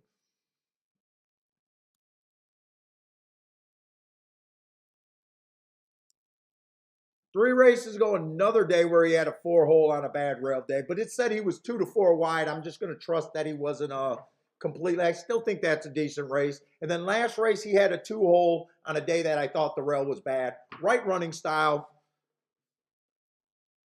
3 is the favorite. First time starter. I don't do any work with first time starters. I do ignore them. It is a Todd Fletcher trainee. That's not enough for me to assume 2 to 5 is good. But I'm not interested in playing a horse at that price. Oh, you are new. Well, welcome to the show, man. Hope you enjoy it.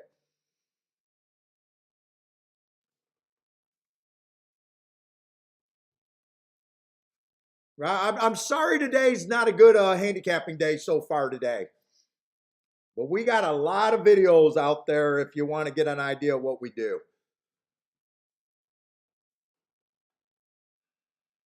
Let's see, 3 ran on a bad rail I'm sorry, not the 3. 4 ran on a bad rail last race. Should have got an asterisk. Before that, he was off a year. Looks like he got speed. I got him average pace that day.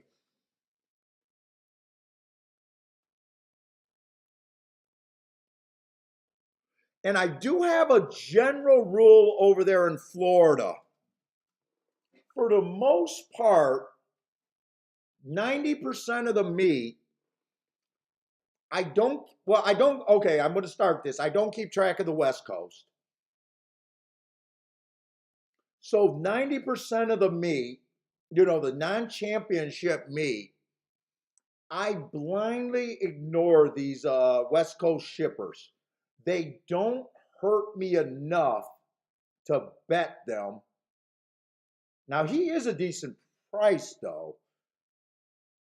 But there is a little bit change rule for the championship meet because we do get well met West Coast horses shipping here for a reason. He looks like he fits running style wise, but other than that, I got no extra insight there. I would say at the very least, if you're interested at him, 12 to 1 is not a price that I would get off. If he was short, I'd take a firm stand against him. But at 12 to 1, I wouldn't have a problem. I don't think I'm going to use them, but I wouldn't be against using them. 6 is coming from Colonial, right running style, but feels like he has to show a lot more here.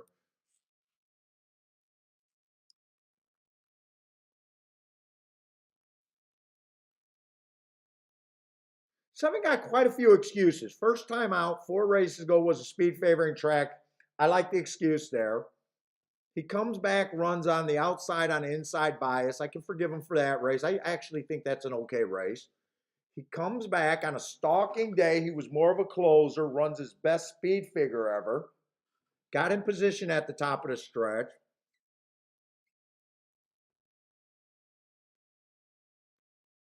He feels like he's going to be too far back. I think I got enough to do my betting line here. 7, I just think he's not going to be on the traditional. Now, we do got a new turf course. I don't know what all they did to change that. I'm hoping that the bias is the same as what it's been because these sprint races were mandatory plays as long as we had value for the last 4 years. That was probably one of our biggest ROI biases out there, if I had to guess. We would have loved if they did nothing but turf sprints every race, every day. I'm going to be a little hard on him. Let's see. They all start at 17%. I'm going to be fairly hard on him and just say I need a 19 to 1 or higher to be interested in him.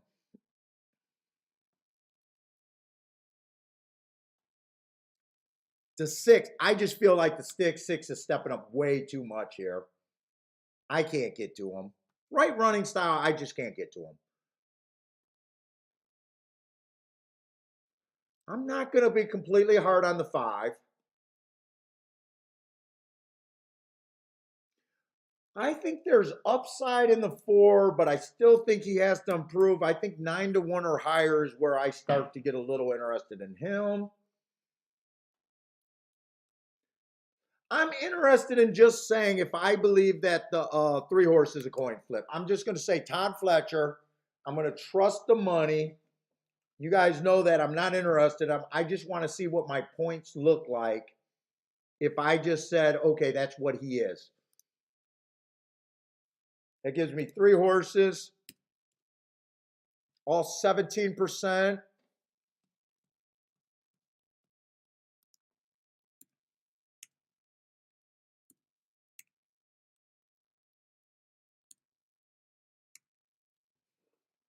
That makes 5 an overlay. I think that's fair.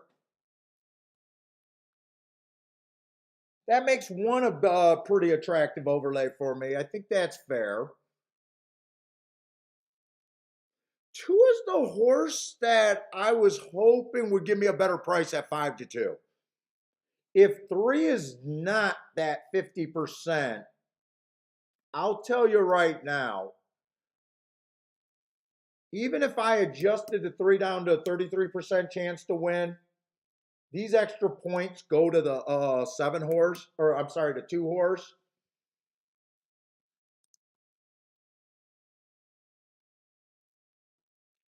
Which makes 2 a little bit of an overlay, but man, you got to worry about that last tick of the board. And normally I'm trying to beat 5 to 2s, and I don't like doing big enough win bets on a 2 to 1, 5 to 2 horse to make what I want to make in a race. What's up, Gregory Ross, man? What's up, man?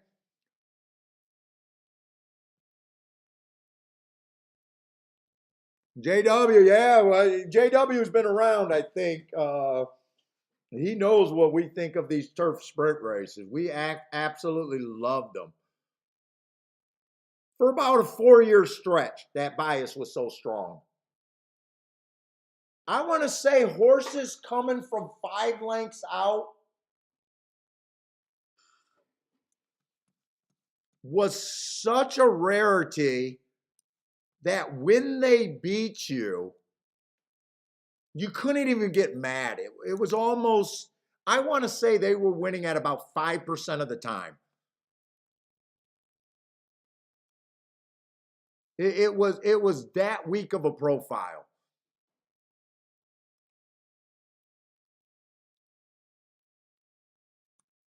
I'm trying to look up some last year's profiles and all of that.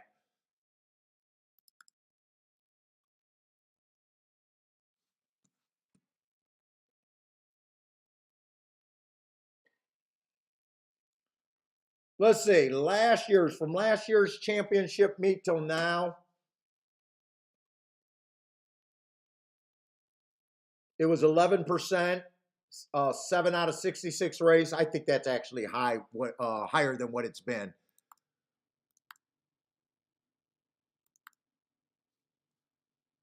Let's see, the year before that,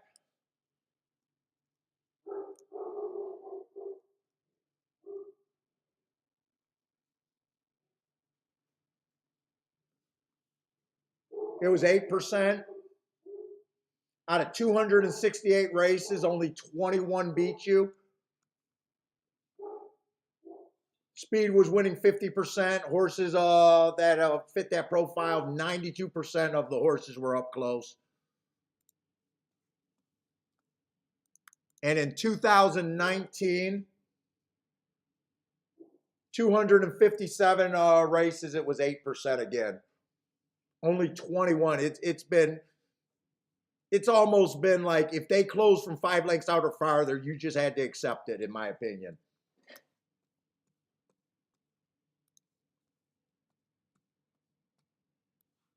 And we expect to see sub 22, sub 45.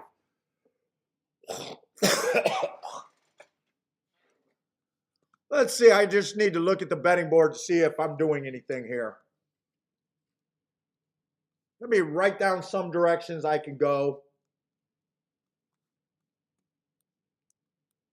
I could bet the 1 and the 5 to win. If I did anything with the 3, I'll check the exactas with the 1 and the 5. There's no way I could play a 3-2. I think that's impossible. 3-2's paying 5 to 1. 3-5's paying 5 to 1. There's no way I could play a 3-5. 3-1 I can play. That's paying $21. I don't think that's terrible. Let's see. There's no way. Let's see. I could also put the 2 on top. There's no way I could play a 2-3. That's paying $9.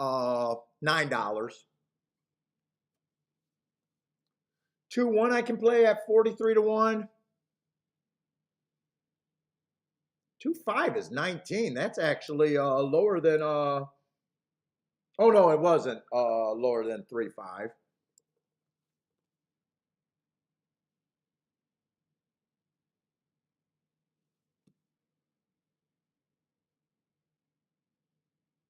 Shit, I could play the 7 in second too. That's paying 100 to 1. Oh no, I read it wrong. 26 to 1. I was looking at, who was I looking at? I must have been looking at 1-7. That's paying 26 to 1. I could still play that one. I think I could play all of that and be able to probably make this a play bet. When I do play bets, it's just in my smallest category. I think I could do the 1 and the 5 to win.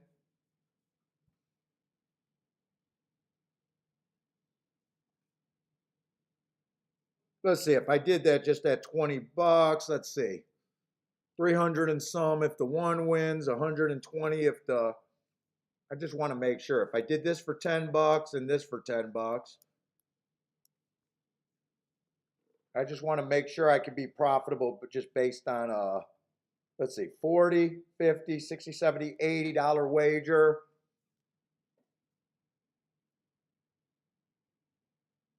Five would be my worst outcome. Everything else would be over 200 bucks. And even more. Say $200 to $400, depending on what exacta or if the 1 wins. I think I could do that.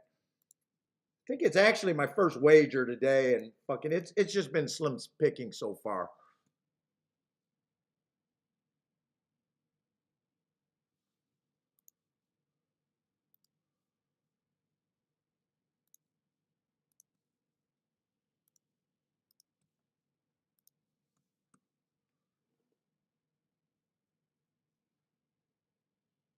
Sometimes I would turn this 2 around and key box that, but I think I'm just going to keep it cheap here. and do everything straight.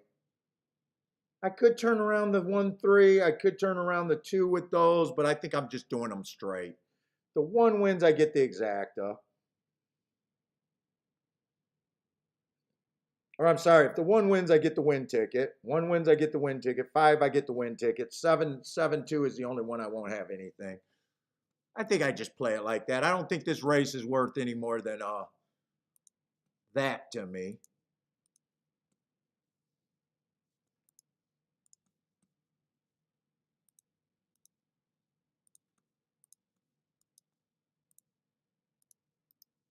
All right, what's up, Rando? Jay is here. Jay looks like he's interested in the 5 horse. Let's see. Rando's giving a warning about that 4 horse. Who was the 4 horse? I kind of forgot who the 4 horse was.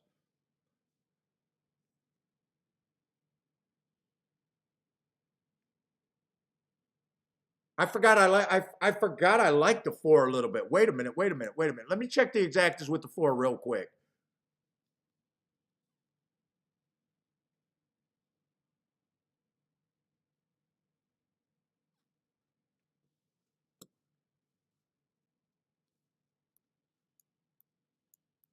I am going to add the 4 and second to both of those.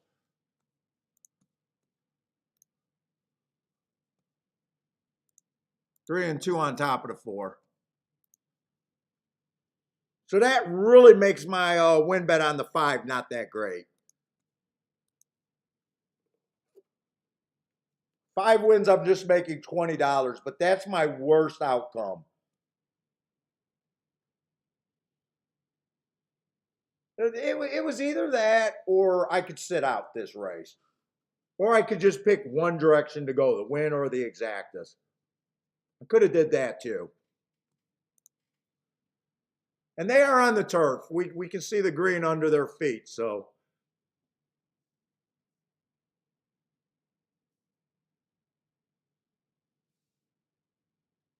And I did think the 2 was going to be about 2-1, which he ended up being. I think I'd rather if the 2 just wins and hit the exacta. When I was looking at the race before we finished the entire betting board, I was thinking that my win bet was, I was just going to do a win bet on the 2, but the public was not fooled on him.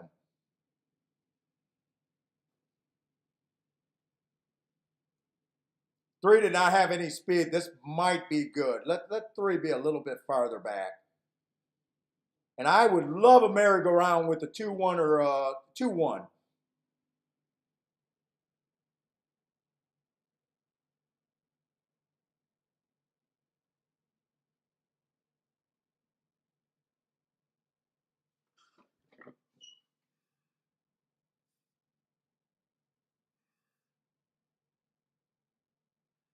Did the timer not work? I'm not seeing splits. Come on with this 1.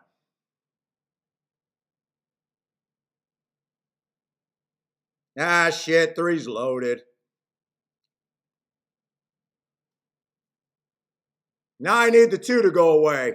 No.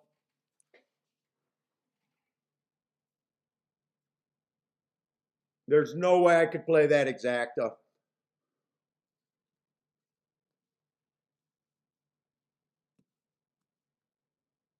Don't they stiff horses anymore? I'm so pro stiffing, it's not even funny.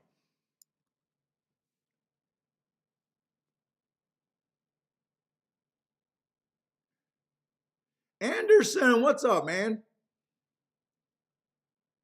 El Marco, how's it going, El Marco?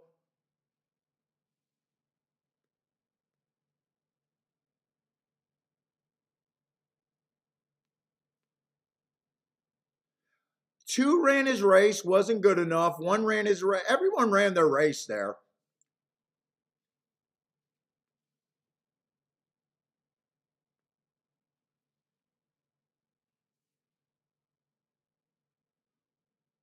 Looks like they missed. By the way, I did the chart this morning. You guys remember I kept saying that first race over there, they did not time that race. I did the charts this morning, and they had times there, and I could not trust those times. I don't know if they hand timed it afterwards, but if you guys remember that horse that went wire to wire in the first race, there was no times on the clock, there was no times on the replay. And then all of a sudden for the charts, they had times.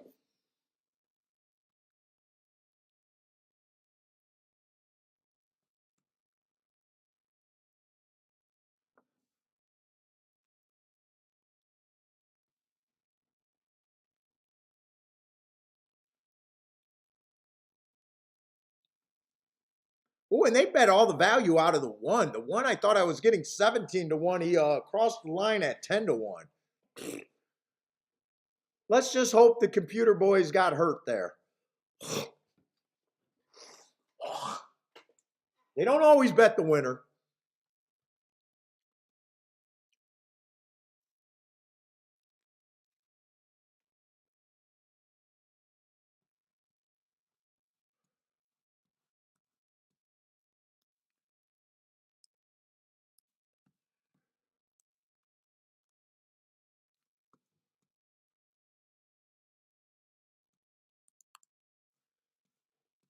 Tampa Bay, everything's off the turf today.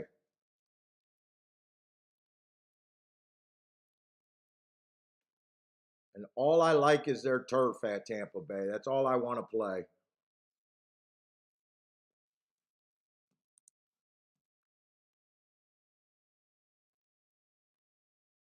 Yeah, we thought that they had the timer fixed with the I think it was a new company, or it looked like they had new timers. And it was good for a while. And then all of a sudden, once they introduced the turf racing, they're missing times on one race a day, it seems.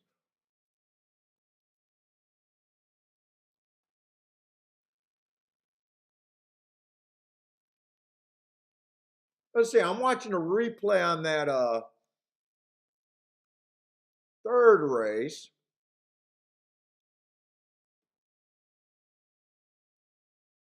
At Tampa.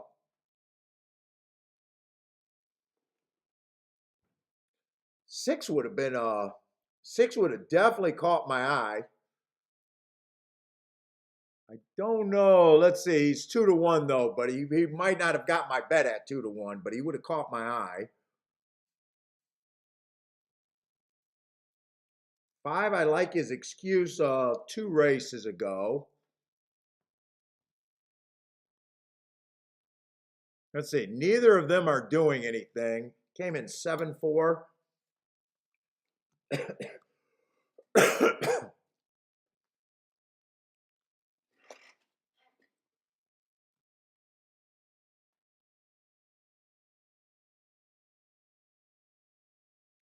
A 7 had speed. Oh, not at 3 to 2. Oh, no, not at 3 to 2.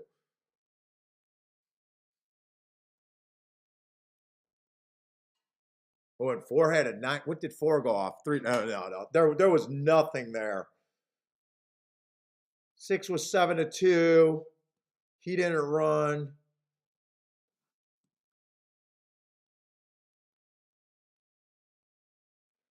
5's the highest price I could have got to, and then the other horses were 3 to 1, 7 to 2. So unless I would have forced the 5 to get first or second, there's nothing there for me.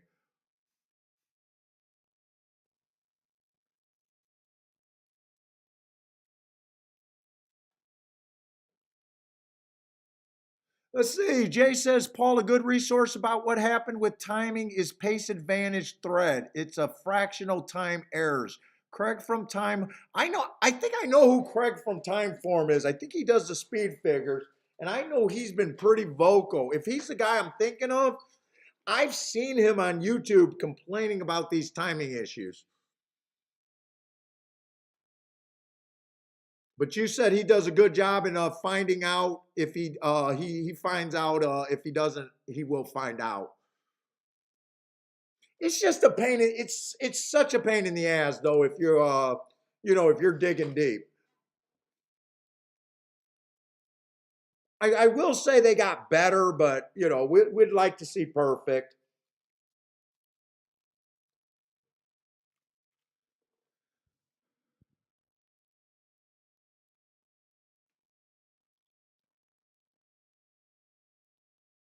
He is the guy I'm thinking of. Yeah, yeah.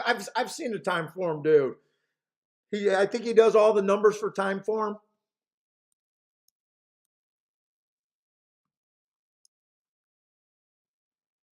What's up, Grandma? Austin with the boom at Aqueduct. I'm glad something's paying somewhere. 15 to 1 over there at Aqueduct. Nice job. Oh, Lloyd with the boom too. Okay. Pete with a boom. Nice job, guys.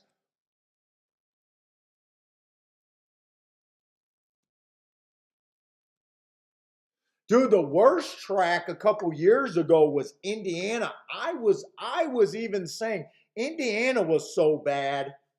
I was charting Indiana. They were so bad with the timing issues. I was saying that I wish the state could come in and shut them down until they got the. That's how pissed I was about their timing issue. Now they got it better too, but they're not perfect either. But I think it was 2 or 3 years ago. Every time we talked about them, I was like, can we shut them down until they get a timer working? By the way, Indiana, you can feel free to sponsor me. I'll still rag on you if you guys fuck up, but you know, at least you'll get my honest opinion. See, I don't like the checking times of errors either on video. I hate that. You know, I know the timing isn't perfect. I also discussed, you know, the beat and lengths isn't a perfect system either. So I know a lot of guys want the Olympic timers, like for the swimmers out there. You know, they're able to get those times so exact in the Olympics. And I know a lot of like figure guys want that system employed.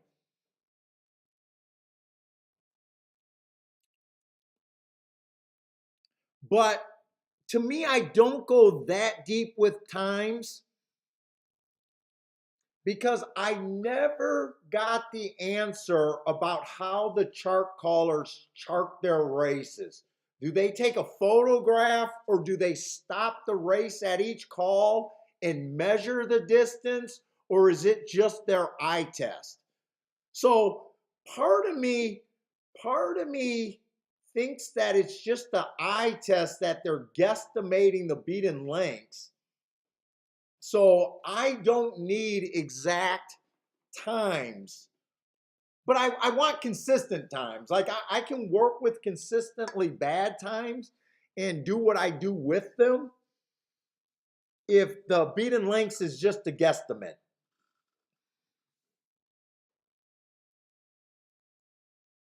Indiana will hire me to hand time the race. Oh no, you can't hire me. I don't want a fucking job.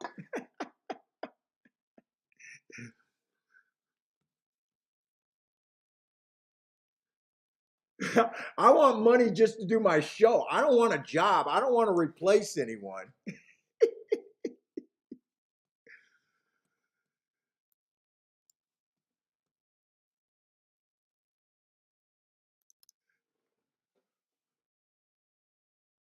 I'm not angling for a job.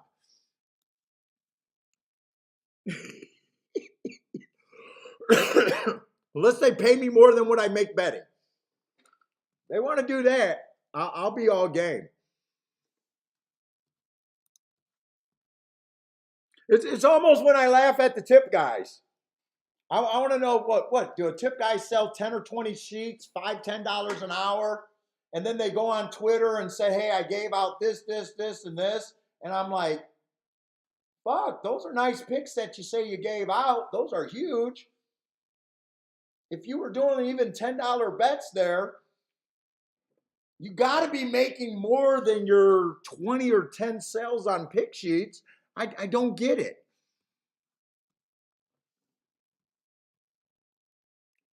Unless they're selling thousands of pick sheets, I don't get it.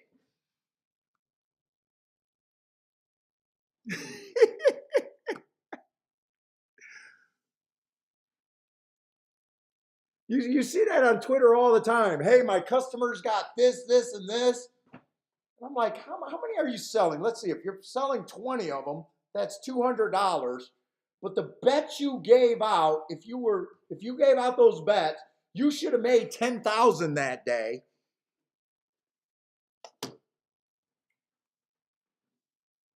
Maybe someone's not betting. Maybe someone's not betting. I don't know.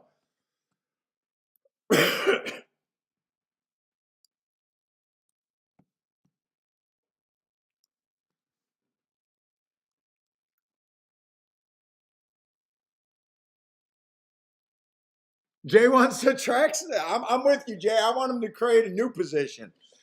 A no-show. A no. I need the old mob job. Just give me a no-show.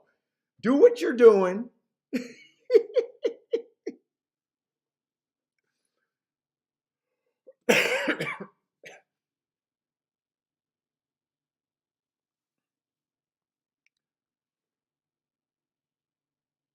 Mo Nose is getting better at calling races. I would love to see him calling some races.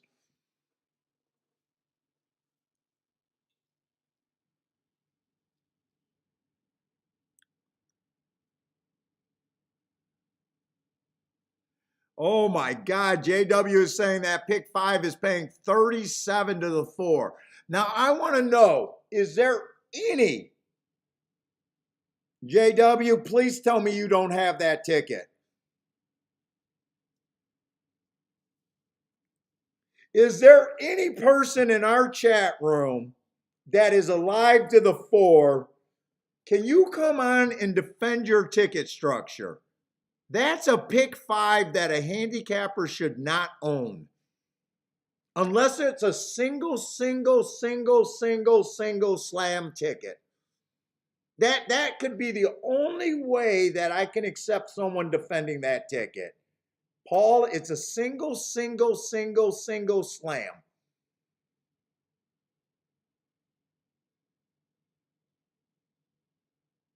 That is not a pick 5's player dream ticket right there.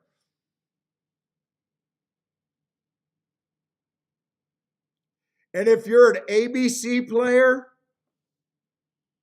please tell us if you went like $200 after that ticket and that's what you're looking at. We need to hear it. Come on, we need something to celebrate today. Gulfstream's been nothing.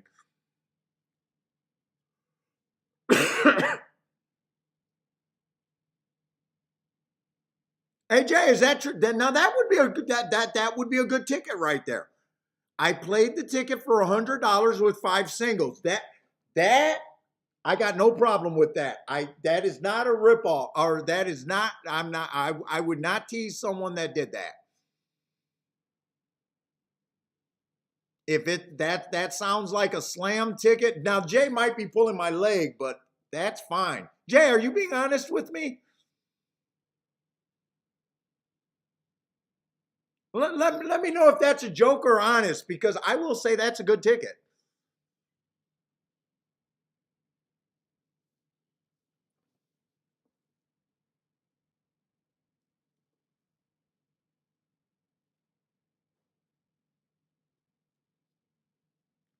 Okay, I got to see how much time we got, because it's almost time for my first bathroom break.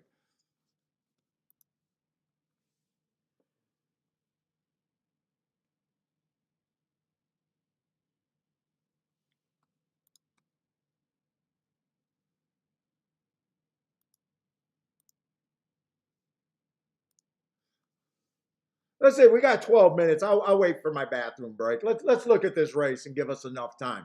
We got a Tapeta route race. You guys know the deal on the Tapeta route races. And then I see Mike Allen's doing a lot of talking. I'll look at your comments there. I'm interested in what's going on there. But let me look at this race, and I'll get caught up on the chat room.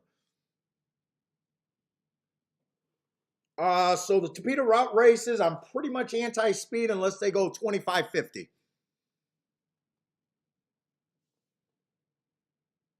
Let's say one's kind of what I'm looking for. 4 races go, stalking closing day, average, match strides with the fastest winner. Made a little middle move before flattening out. 3 races go, stalking closing day. I'm not worried about the slow because he's a closer. To me, it's more important that he got within 3 lengths of the lead at the top of the stretch and just wasn't good enough. I don't mind that race. Wins off of that race on another stalking closing day. Fastest winner of the day. And then last race, stalking closing day, got in position. So this horse is definitely doing a good job getting in position at the top of the stretch.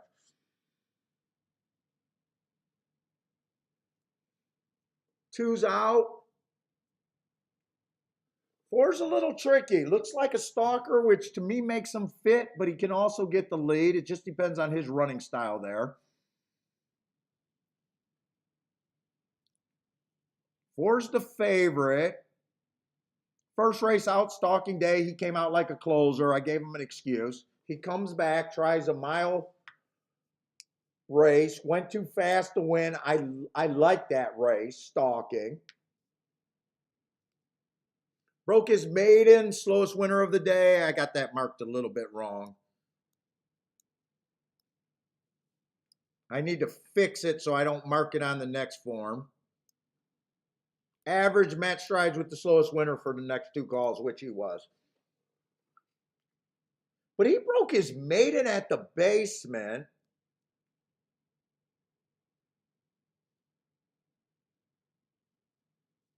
I don't know about 6-5 on him. I think he's a contender. I just don't know if I like 6-5 on him.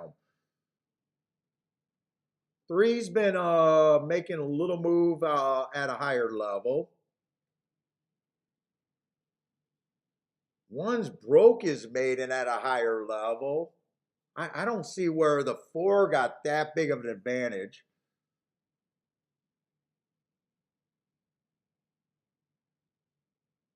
5 got the right running style. 2 races ago, ran on a bad rail. Broke his maiden at maiden claiming 12-5 also.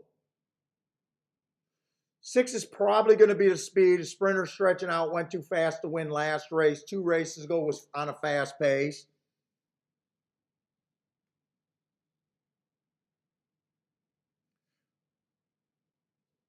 I don't see a lot of speed here.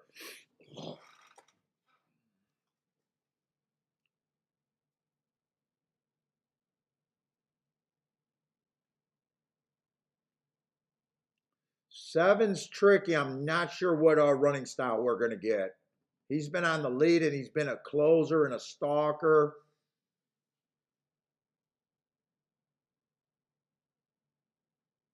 We got a lot of horses that have traditionally on the Topeka the right running style.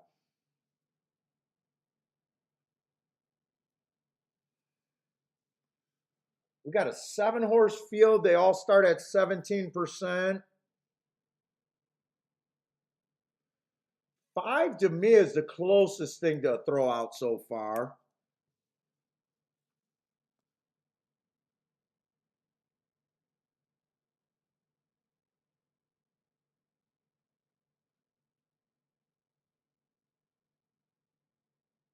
His winning condition is if he gets slower than 25-50 and no one bothers him. I can see that scenario, but I still think someone's going to be forced to make him go. And I still think it's too much of an improvement. And everyone else looks like they can come off the pace.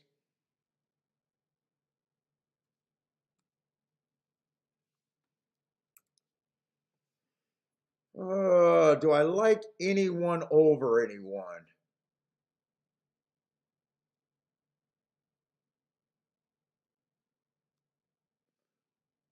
The favorite, the 4 horse, I don't see where his edge is any bigger than the 1 and the 3. Not really much bigger than the 5 either.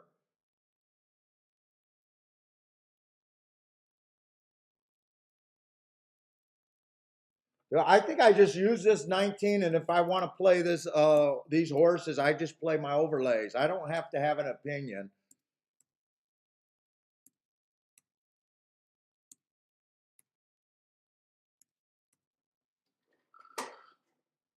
I think that's my betting line. Fairly simple. Don't have an opinion.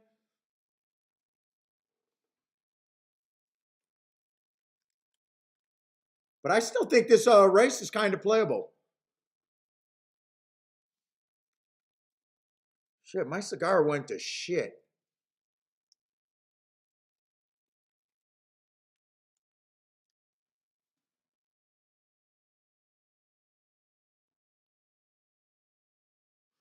Let's see. Mike Allen says, remember sometimes guy. Oh, hey, Mike. I am a guy. Like I see some YouTube guys that said they really beat the game and they look down and they'll say something like, if you break even in this game, I'm not one of those guys. If you break even at this game, you are a hell of a handicapper. You're probably done learning about handicapping, and the difference between you being a winning player and a break-even player is how you conduct yourself at the racetrack.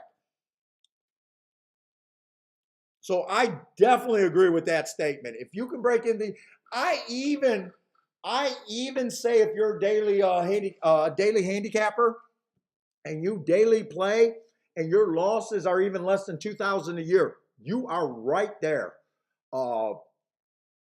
And it's not handicapping is that person's problem. He's not that far. It's probably just value and maybe self-control issues, stuff like that. So I do not shit on people that can play this game and lose very little, break even, or even win a little bit at the end of the year. So I definitely agree with that statement. And to me, and if you're a break-even player or even a low losing player, it's the most excitement you can. It's what I call tell my wife. It's paying for a spice of life, paying for that excitement, paying to do something different, and being able to enjoy yourself. I absolutely agree with that.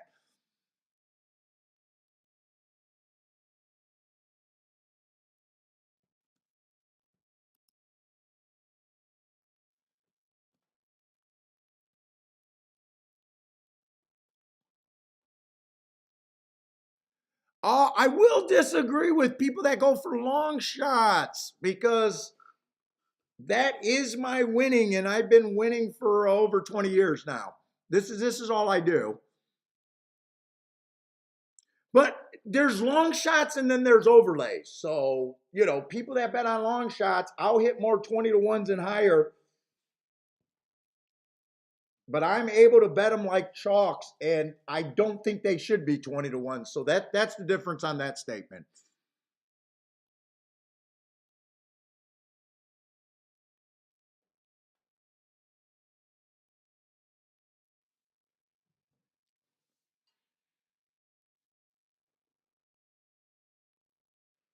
Let's see. So one's an overlay, three's an overlay. Oh no, three's not an overlay. Four's definitely overbet. Six is a huge overlay. If I do anything here, it'd be the 1, the 6, and the 8.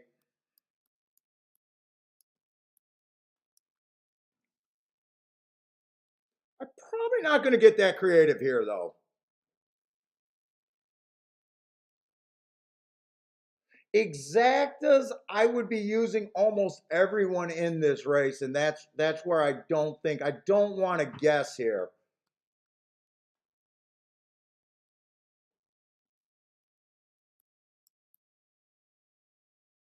I'm probably just doing win bets here.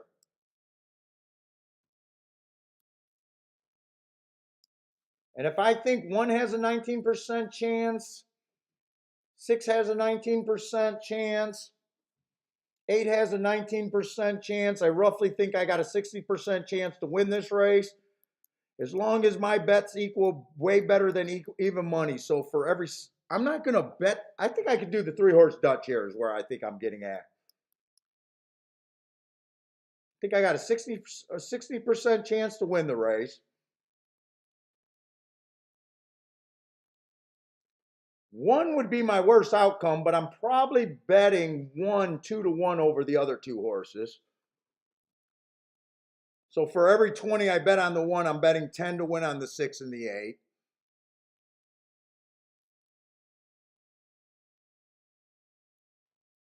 But I think I'm betting more than that.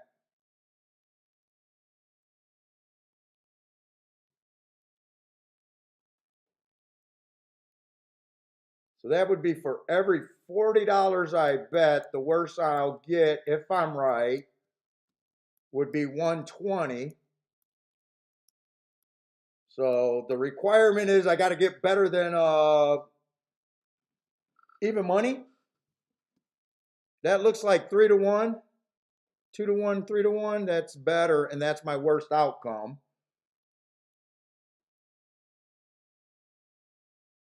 Actually, I think I got to bet it like this: a little bit more on the 1, a little bit more on the 8, and I can keep that relation. For every 20 I put on the 1,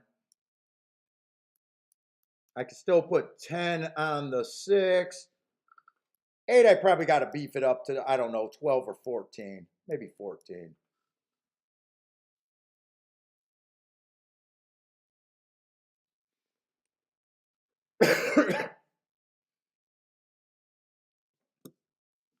I'm going to do those win bets.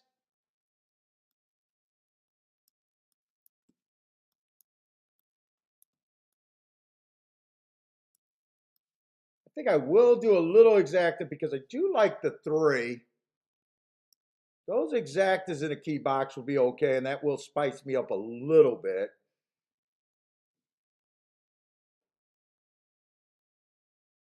I think I'm going after this race a little bit.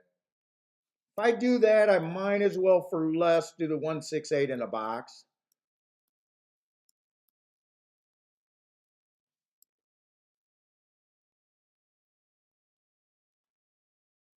I think I do all of that.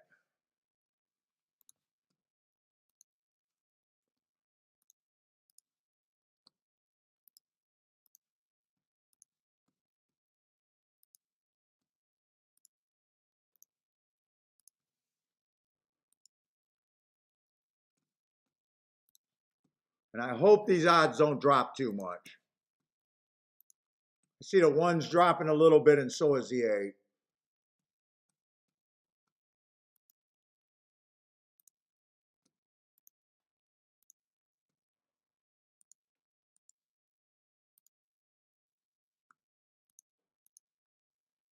Then I want to do the key box. 3 with the 1, 6, 8. All right, let's see what you guys got. Let's see, Jay's starting a double with the 1-3. Kathy likes the 1-4-7. She got the 2-3 also with some googly eyes.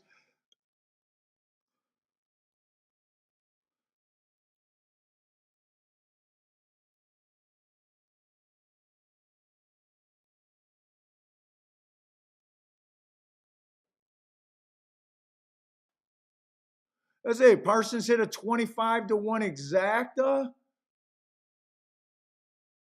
Let's see, Mike's been playing the game for a long time since he was 13. Takes Where Like Godness, $100 pick 3 going. Wait for a long shot after the favorite. Single the favorite. That I mean, it depends.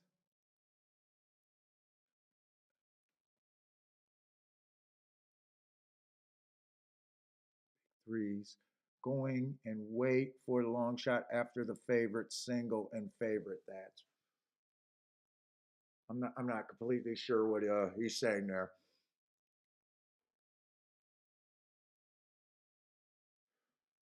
Oh, I don't like that my 6 is on the lead.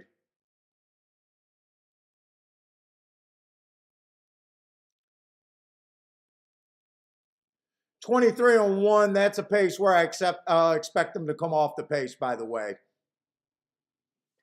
I'm going to go to the bathroom and give Billy his cookie.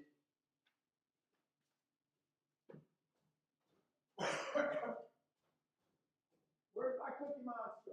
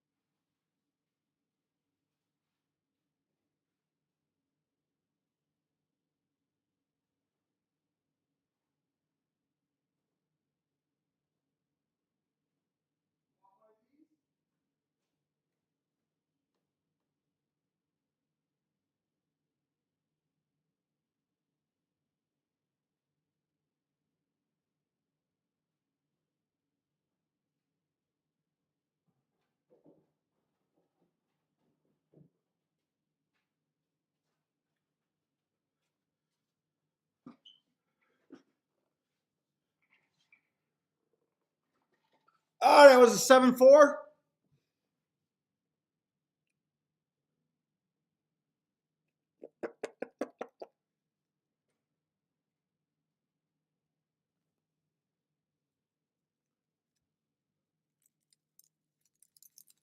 I got to get rid of that leaf, I guess.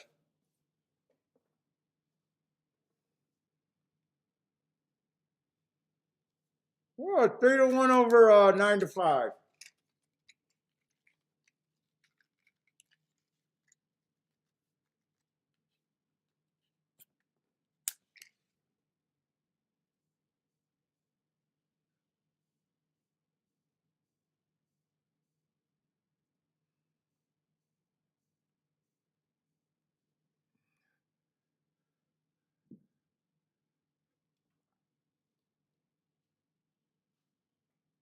Let's see, feck if I know like the 3 and the 7.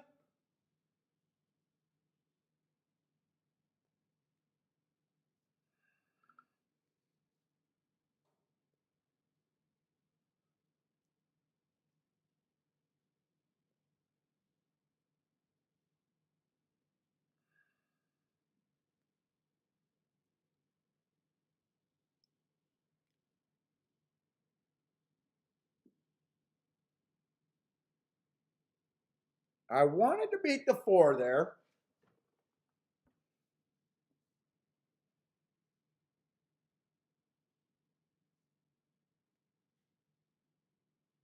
I don't mind my bets there.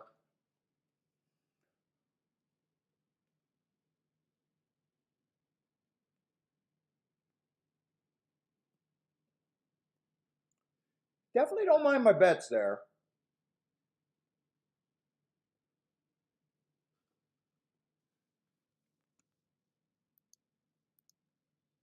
Kathy with a boom.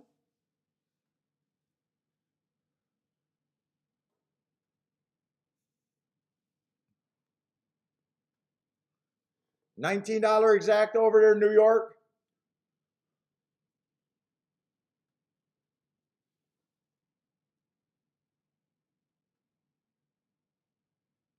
Yeah, those were crazy fast fractions. I didn't watch the race. I imagine the 7 came from behind.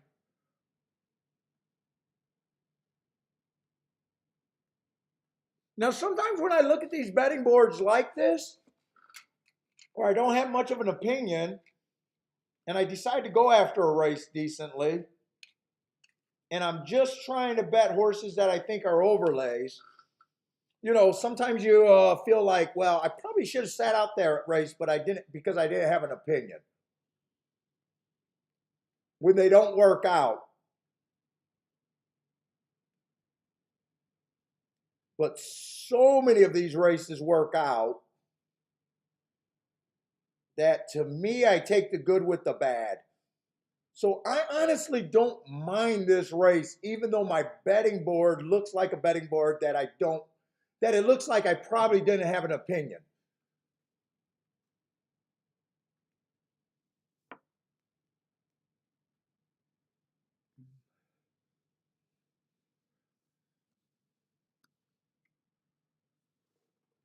My opinion was I thought they were going to beat the 4. I didn't think the 5 could hit the board, and then everyone else was. I still had the 4 at 19%, but I was never going to use the 4 on top. Thought the 5 had no chance. I got the prices that I wanted on a few horses, and you know, if the public bet different, I would have been on different horses, and it would have been better. But you know, I don't mind making plays like that.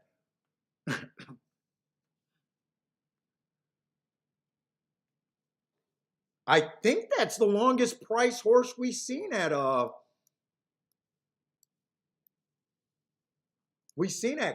today by a lot.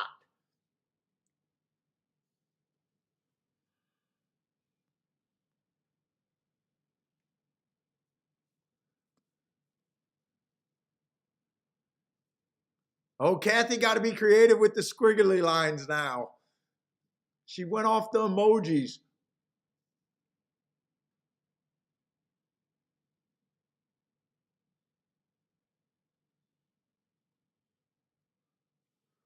Let's see. I'm just going to look at Tampa. That's the only other form I got, even though I haven't done anything at Tampa.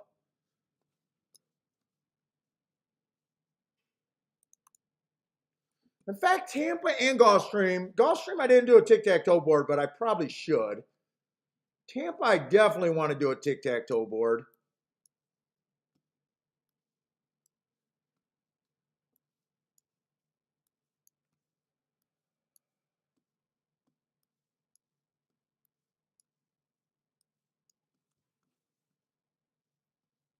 Let's see what these results been so far.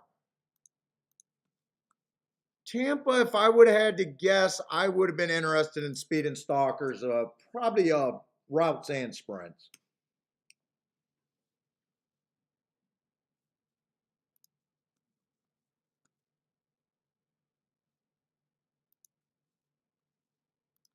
Let's see, they ran, we got 3 charts so far.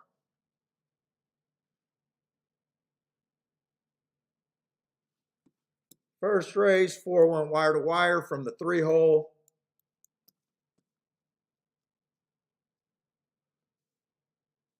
Second race, 8 went wire to wire, but he was in the 6 hole. I just want to note that.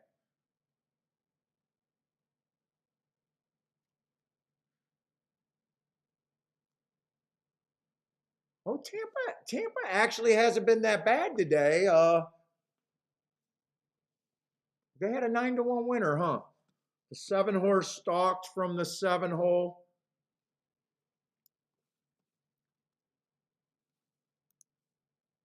So I'm just missing one result there.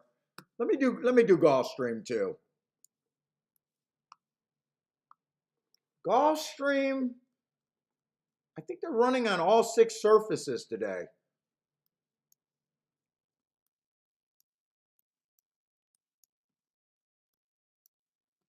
Which sucks for me because I want tic-tac-toe boards that can help. That tic-tac-toe boards might not help with them running on so many different surfaces today.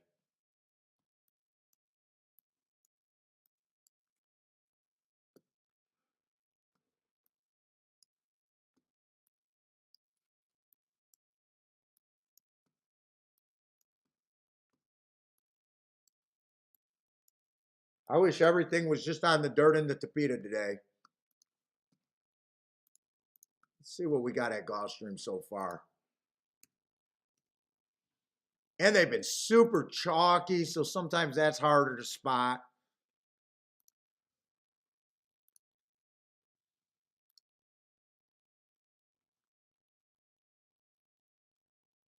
Let's see. 2 stalked the first race on the turf.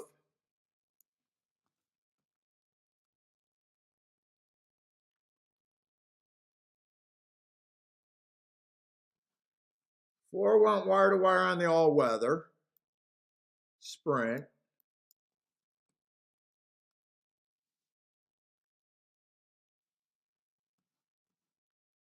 The mile, the 2 horse, what did he do?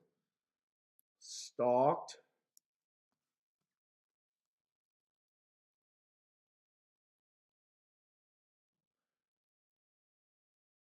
And then that turf sprint race came from 3 lengths out, stalked. That was a 3 horse. So they have not duplicated a surface. Well, I guess they do. No, they have not duplicated a surface yet. And I'm guessing the 7 closed, but I did not see it.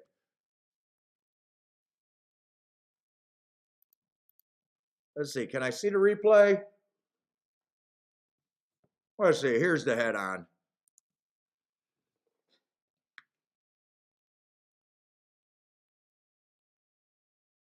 Seven's up there, actually. Seven's about 2-3 lengths off at the first call, possibly.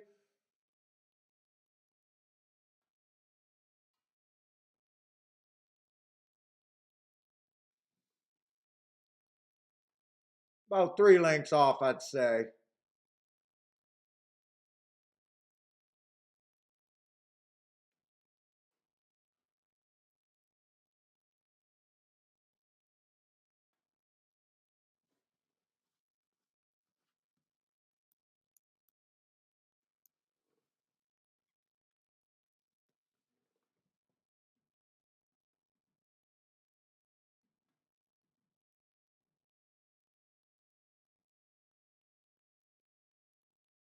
Still about 3 lengths off.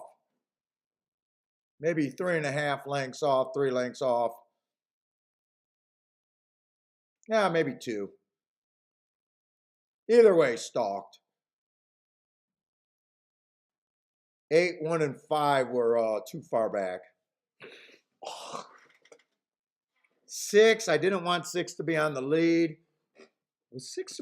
I don't think 6 was supposed to be on the. I didn't think 6 was going to be on the lead. Was he on the lead? Should I have seen him being on the lead?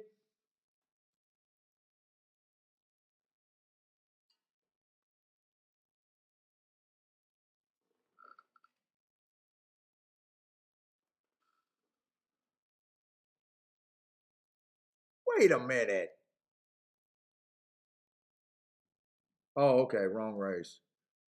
No, that's the 5th race. Wait a minute. I think I bet the wrong horse over there at Gulfstream.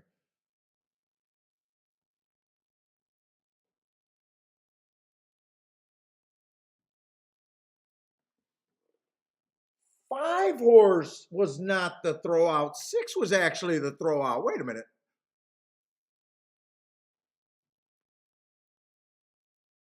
Oh, okay. It's not a big deal. I got a loser either way. It wouldn't have made me have a winner. But I did my betting board wrong. I actually want to fix this because I've been keeping my betting boards. 6 was the sprinter stretching out that I said he was the throwout. I accidentally put the 5% on him. So it's not going to cost me anything. And I'm not doing anything to make me look good because I don't look good.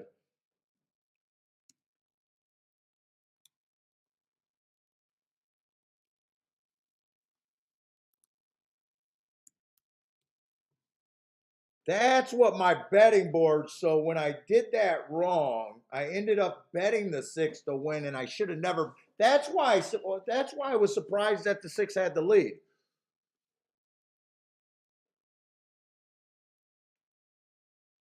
So my win bet should have been on the 1, the 5, and the 8.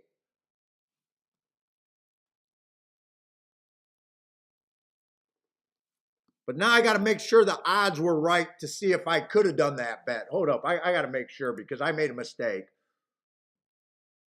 5 was 29-1. So, yeah, that should have been my bet. I just want to write down what I was supposed to do.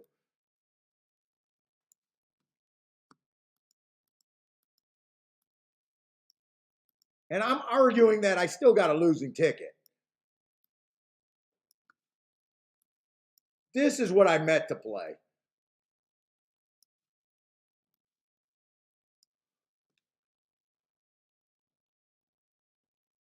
That's what I meant to play.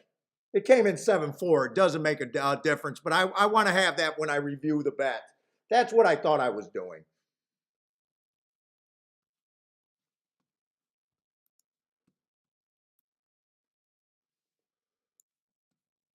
Hey, what's up, Steve? I only played 2 races. I lost both of them.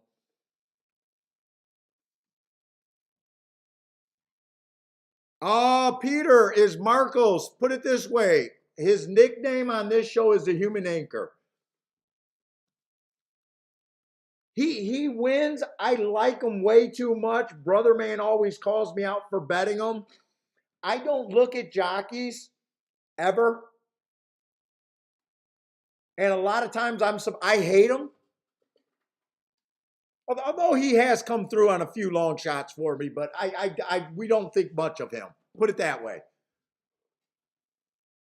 But I play the horse, so you know.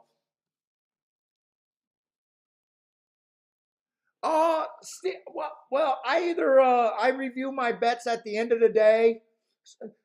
Put it this way, Steve. Losing days, I do a lot more reviewing. Winning days, sometimes I forget to review, but I either review them. If it's a bad day, I obsess and I review everything that night. If it's just an average losing day or below average losing day, I usually try to do it at least the next morning. Yeah, bad days or days that I'm embarrassed or days that I'm like wondering how did I lose, I review the hell out of them.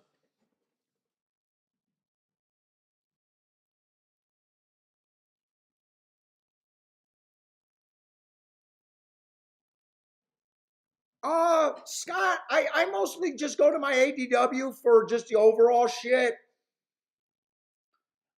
Since I've been saving these ever since we came back on the trip, I've been trying to save these of where I had the betting line. The newer or more inexperienced, and I really think that people that have been playing for a while would benefit looking at what their opinion is because my opinion is the percentage. And then you look and see what you did. I'm liking my betting better now that I've been keeping these betting boards that way. But I don't do any other bet trackers. I just look. I don't even look at my ADW that often. Probably a monthly or 2-month review kind of deal.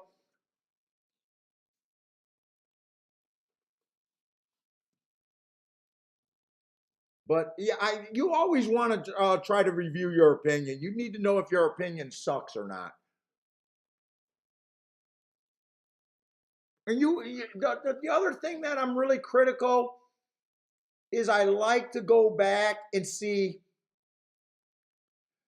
the days that I have bigger than average losing days, but all of my plays were play bets, bug me more than bigger losing days when they were shit that I like. When I can handle losing days on shit that I like a lot better than I can on losing days where I bury myself on play bets. You always want to be reviewing yourself though.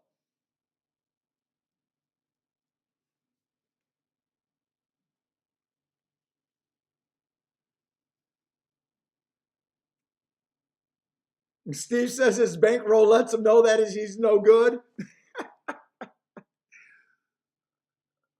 Now, see, I don't take out of my bankroll. I take out of my bankroll maybe 3 or 4 times a year.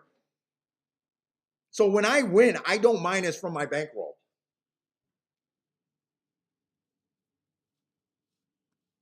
You know, let's just say I got a certain number. When it goes over that number, even by quite a bit, I just leave it in there.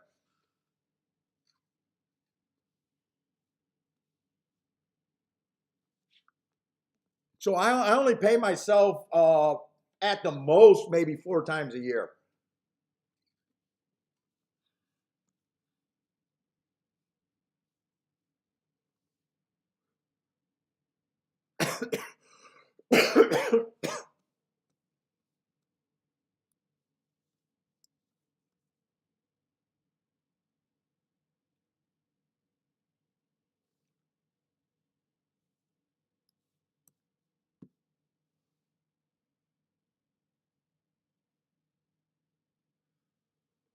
Let's see, Tampa Bay, there's 0 minutes of post, and I probably don't want to waste any time here. I just want to see if I got anything all that interesting here.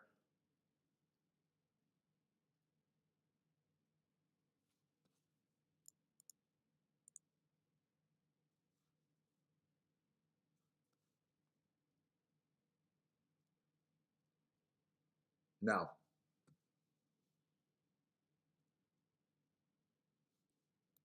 And Gulfstream, we got 6 minutes, so Gulfstream is where I want to be, anyways.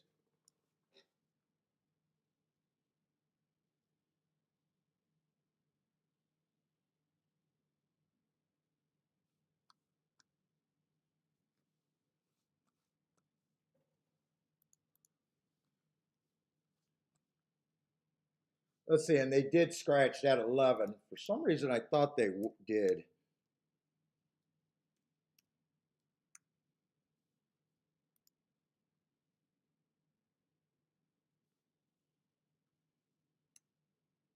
Whoop.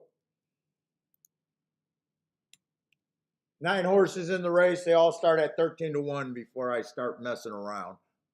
Or not 13-1, 13 points.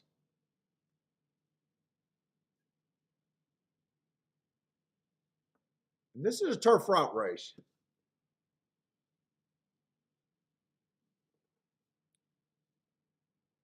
$25,000 claimer. One's dropping a little bit. Let's say 4 races ago, stalking day, just slow average. Another stalking day.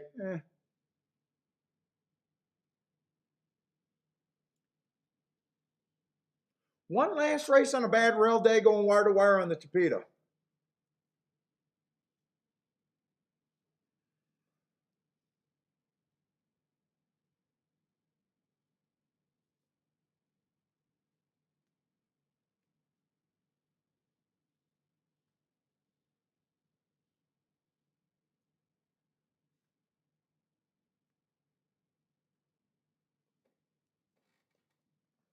Let's see, 3 horse, fastest winner of the day, 4 back. 3 races ago, I love that race. Stalking closing day, trying to go wire to wire, going too fast to win. Comes back, wins within 3, which I expect. 2 races ago, 1 race sample in the race that he won, fastest winner of the day again. Nice price, 7-1. Now he earned his hearts on the front end. 4 earns his hearts. Closing day, 2 races ago. That's a nice race. Running against the bias, and technically 3 races ago went too fast to win while running against the closing bias. He was more of a stalker that day. That's your 3-1 favorite. We got another speedy heart horse in the race. So this pace could actually be fairly solid. 5's a sprinter stretching out. I'm probably not interested.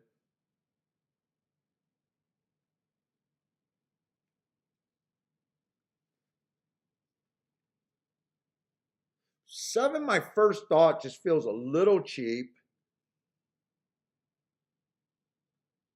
9 horse ran on a bad rail last race, but he's a sprinter stretching out. Might add even more speed to what I think could be a hot pace.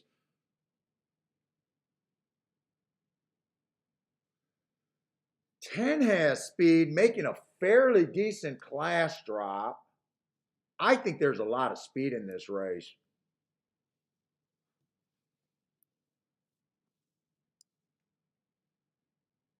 Ten is capable of stalking. 3-2 does not sound right to me on the 10, though.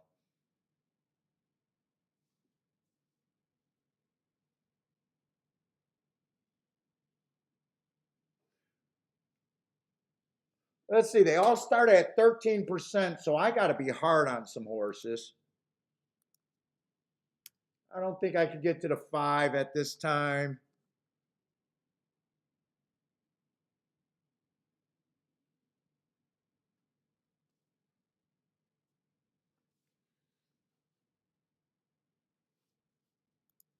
Don't think I could get to the 6.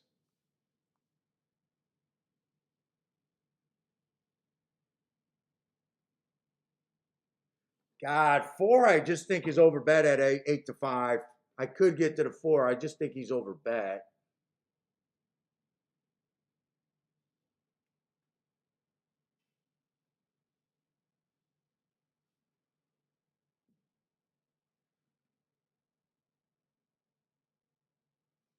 I think 1 and 2, if I'm right about this pace being fast, will benefit.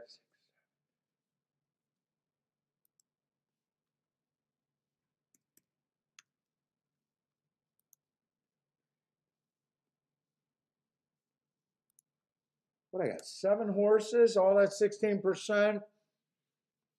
Can I narrow this down? I think the 1 and the 2 I want to upgrade a little bit.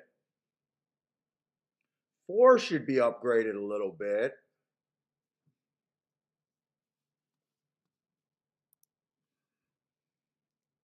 I want to see what this looks like.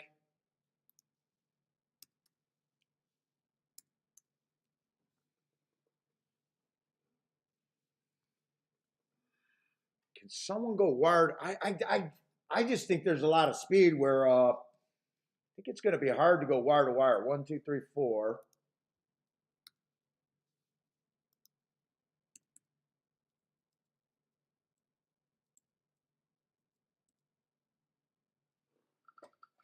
Probably close to where I think I should be. 4's just over bet to me.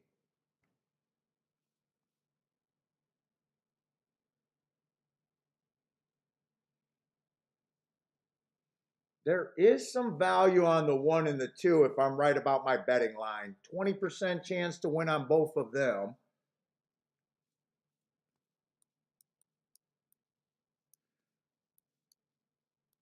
4, I would have to go exactas. Not interested in win bets on 8-5s.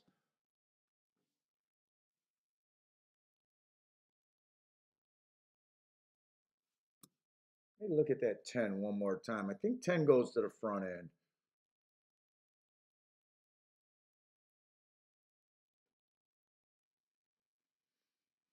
I think 7 got a little bit of upside.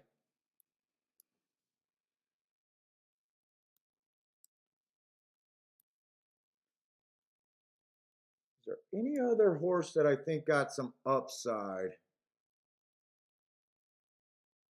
Let's see, they're behind that gate pretty quick too.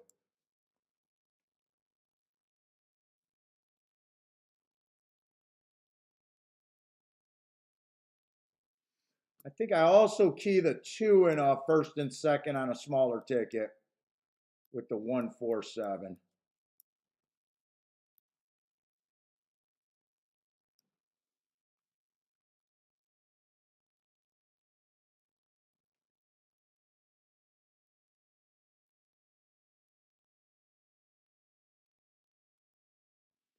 I think that's all I want to do there.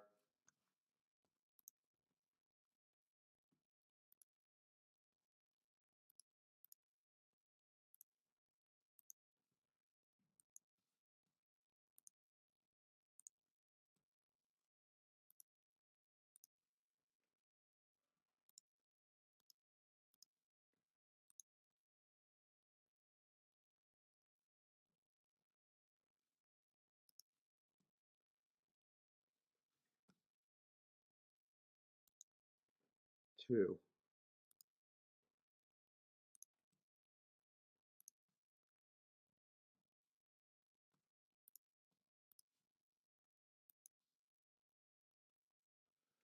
Let's see. Oh, Steve's a trip note guy. Steven, what's up, man? You have a trip note on the 8 or the 6 there? Share, share, share. Gas station sushi likes that 6 also. Let's see. Attila likes the 2 to win. J Brum, what's up, J Brum? Likes the 410.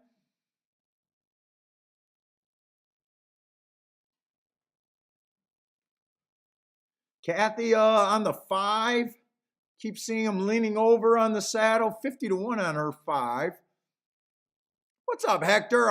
Hector's rooting for the 5 also. What's up, Bucktron?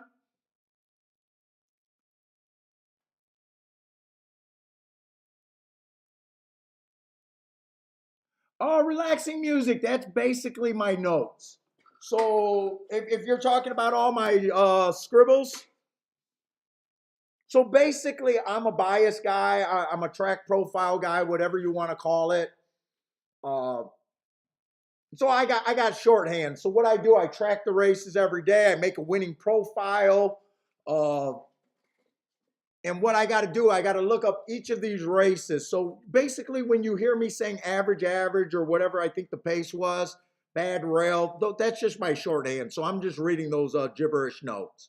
So like on this one horse, I got that he ran on a bad rail that race, average, average, average.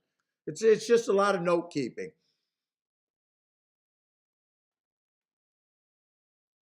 Uh, NH, a closing bias is when you think speed is bad. So you think, oh, basically horses, it seems like the track is favoring horses that are coming off the pace.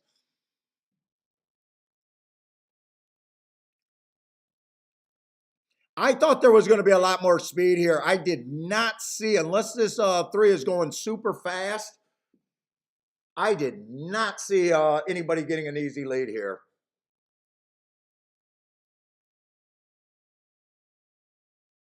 And it looks like the timer is malfunctioning again. So Gulfstream, you got to get your fucking act together.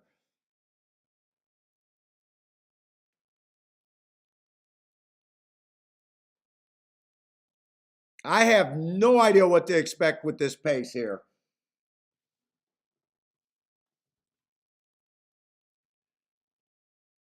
Should I go 1 1,000, 2 1,000, 3 1,000?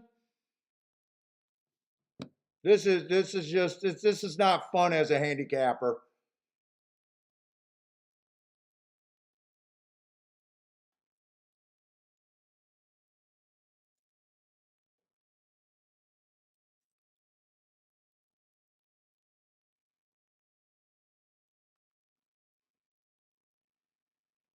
Three, 10, 4, 1 maybe. And I'm not even in the ballpark. I thought there was going to be more speed and pressure put on my best marked horse.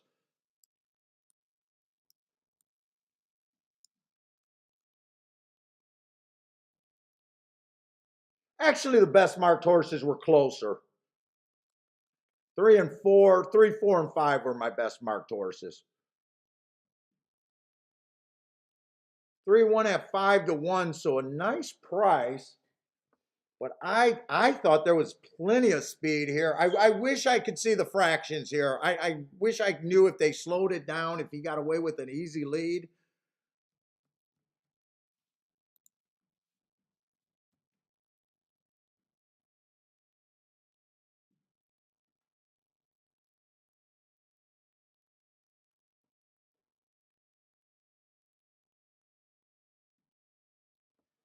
Oh, that's so annoying. Feck, if I know got a winner, nice.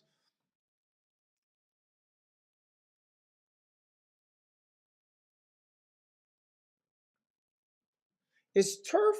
Let's see. This horse went wire to wire. It's so annoying for me when they don't have those fractions.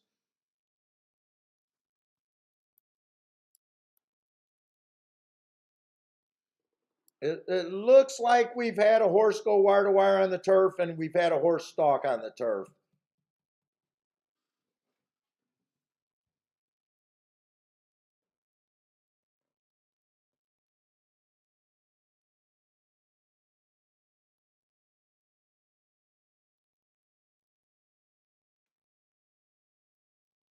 Three, 10, 4, 1 is what that came.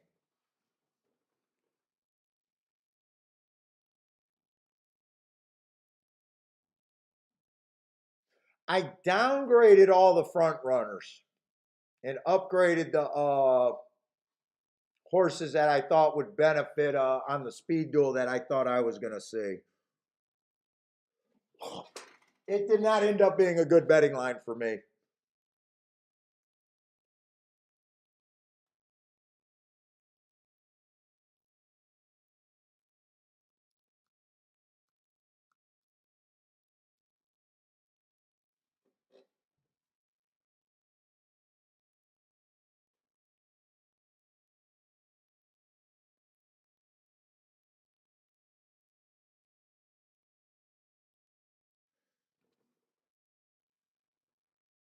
Let's see, 2 did not run at all. 1 ran his race, wasn't good enough. 3 got the lead fairly easily.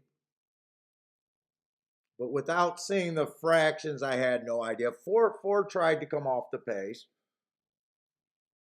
He needed the speed duel, so at least I understand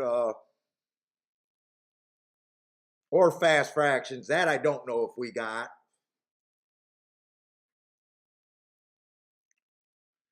5, I thought 5 was going to go to the lead in a challenge. That did not happen. I thought 6 could have went to the lead being a sprinter stretching out. That did not happen.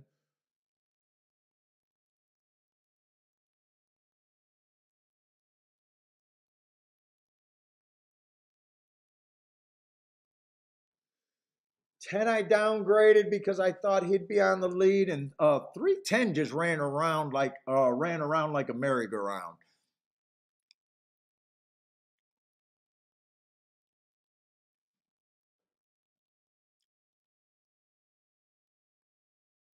I know I'm going to have growing pains right now on this turf, though. I do accept that.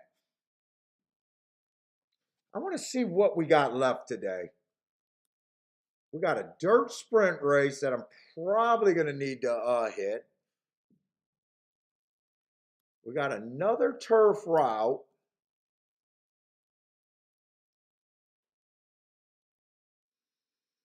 The 9th race is our, oh wow, we're already at the back end of the card, huh?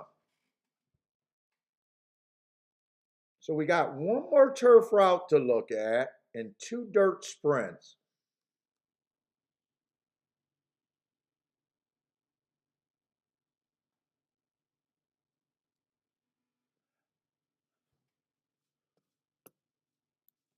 The inside's been running well today.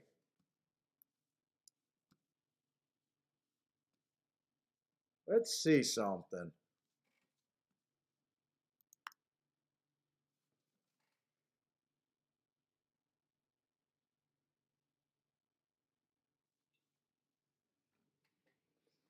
Boom, boom, boom, boom, boom, boom.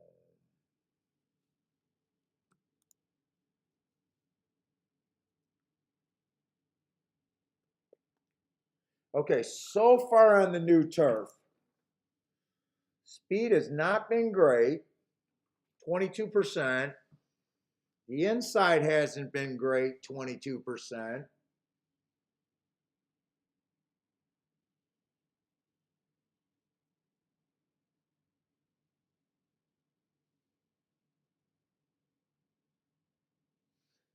Mostly stalkers so far on the new turf.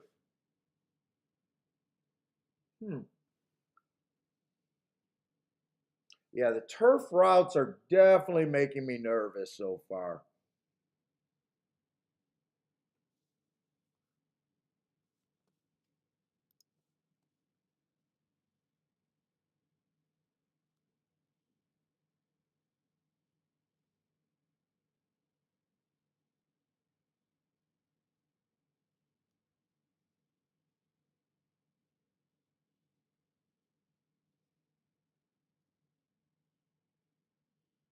Hmm. Trying to wonder if I even want to play that next turf route race. I think I'm going to have to hit the dirt races today.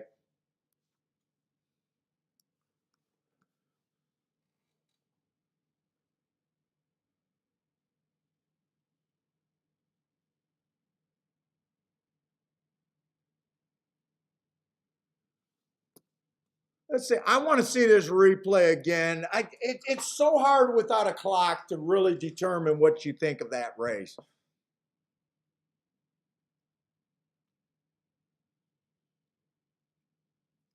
Did they time the? Let's see if they timed the first turf route. Are they missing the timer for the turf races today? Is that what they're doing?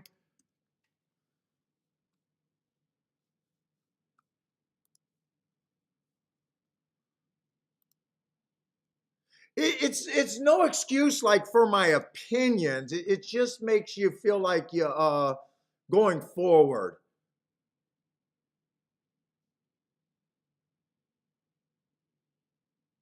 Let's see. They did time the first turf route race today. So was that the turf sprint race that they missed the timer with? Yeah, the turf sprints they missed the timer, and it looked like they missed the timer here.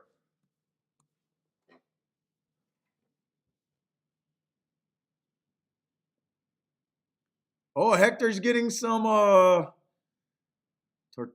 tortilla. Tell us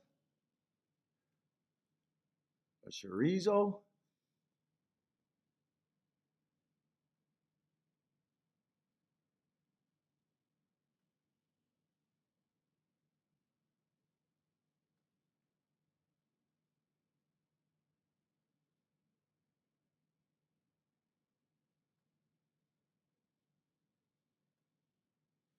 Let's see if I can see this replay. There we go. Looks like everyone got off in a nice line from at least the pan view. You know what? Horses broke with that three. Three was just the boss.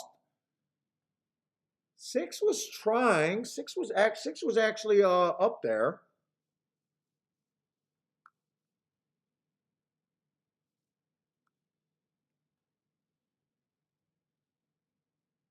Get to the right race to see who the six was.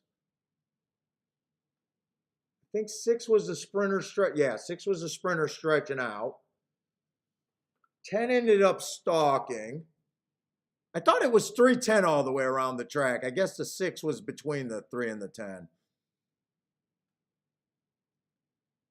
Four's in nice position but needed help.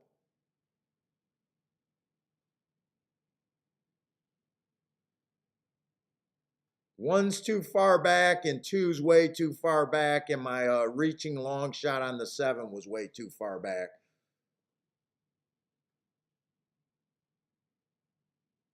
10 tried to cut in the pace, but with the 3 getting that lead without knowing what that first fraction was, 10 definitely tried. 3 tried. 4 tried. 1 tried, but that's not enough. That's way too much to make up.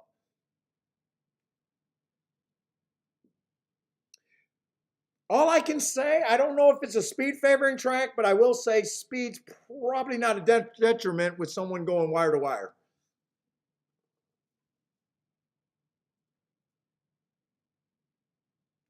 Oh, Attila, you said the final time was slow there? So maybe it was a slow pace? It's so hard to know, though. Because sometimes they can run a fast pace and a slow final time. It's just so hard to say, but you're saying that it's a slow final time? And I never look at final times. I'm not a final time guy. I'm always the first 2 call guy. So for me not getting the first 2 calls is I wish I could judge a race by the final time, but I can't. I don't have a problem with the results or anything. I just probably complaining to complain. Not really complaining. I mean, we should be able to see the final times. I don't think it's that hard of a stretch to want final times. Or not final times, the interior times. Let's see, but I do got 2 dirt sprint races today, so the problem is, do I want to waste time to look at Tampa or do I just want to stay at Gulfstream? Because we know Gulfstream is where I really want to be at. Let's see, this is a 6 race over there at Tampa.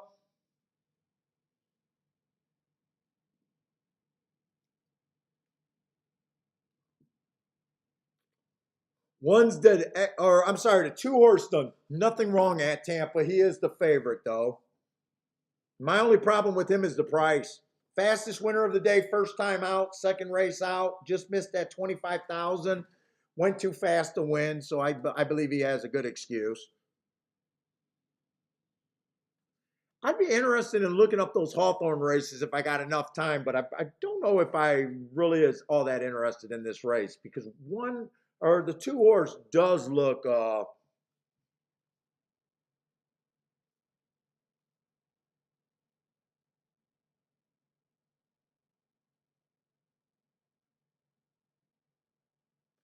good enough where I probably don't want to deal with this race.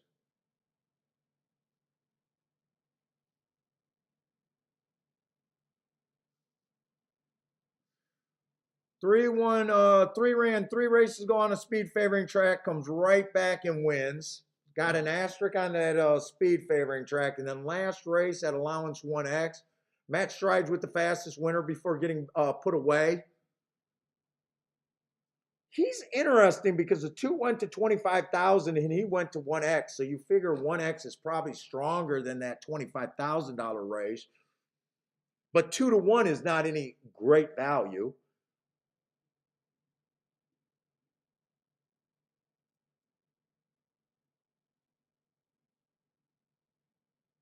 Six been earning great marks, but they've been at a route, and I just hate route to sprint.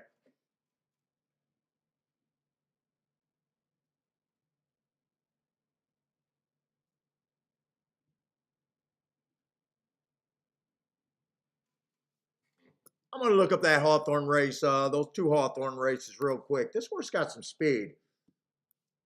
I just want to see if they look good enough to entice me, and he's a huge price.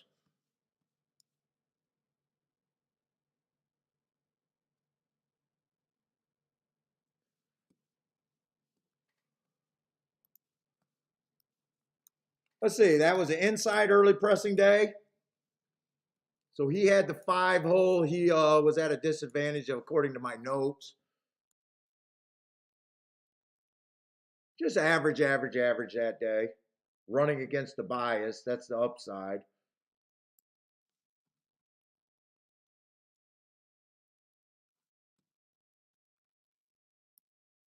The 2 back fastest winner at the first call or fastest pace of the day. Fastest pace of the day. I thought this horse could look fast. That race 2 back was a decent race. Fastest winner of the day. It's just, do I really want to mess with this race? 2 and 3 both look like reasonable chalks.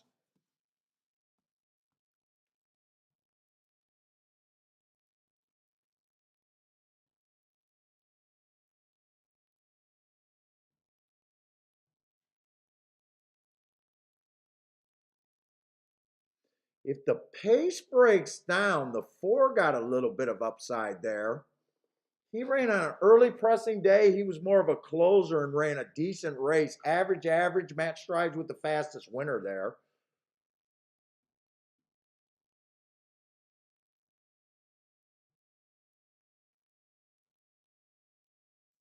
Four probably has a little bit of value at 10 to 1.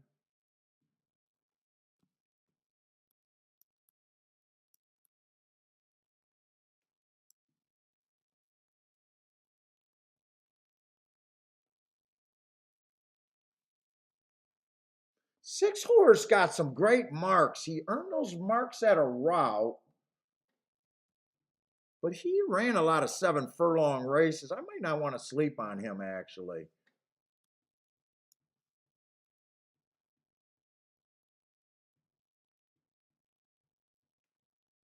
5 to 1, 6 to 1.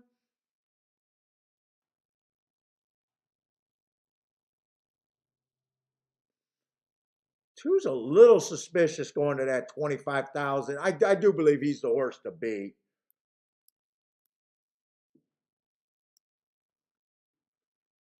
If I do this bet, it is going to be in my playback category. Let me look at some exactas real quick.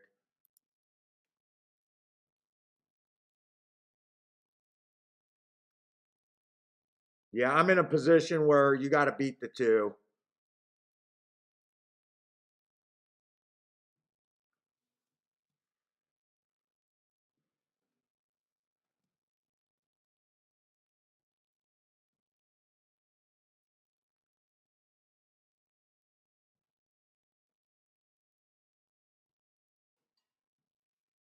Two might hook up here.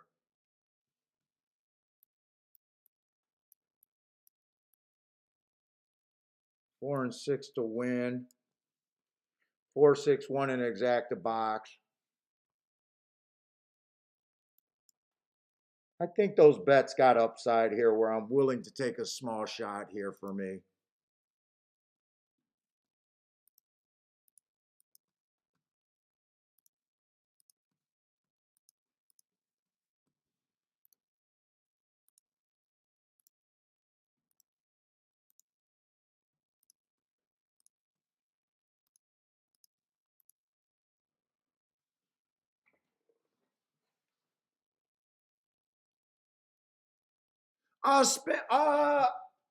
Yeah, it's on that surface.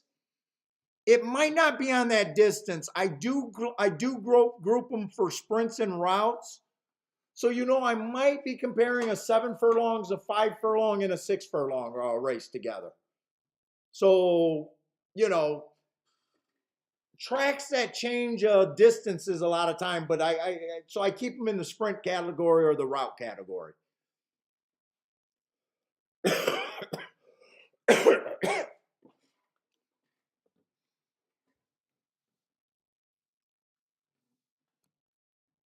What's up, Blair? Let's see, but I got to get over to Gulfstream. Gulfstream is where I need to hit.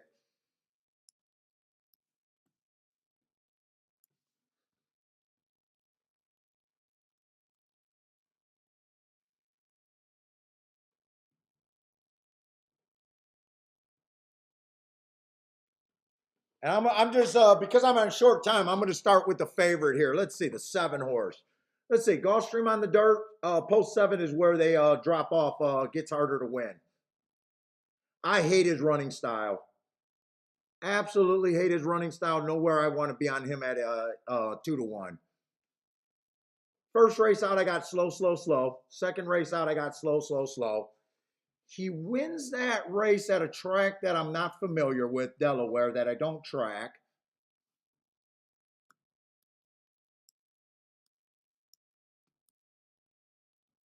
And then his first race on the Tapeta at Gulfstream, I just got him a slow, slow average coming off the pace. I do not like this horse. And I'm going to be brutally hard on him. If he beats me, he beats me. But you got to have an opinion in this game.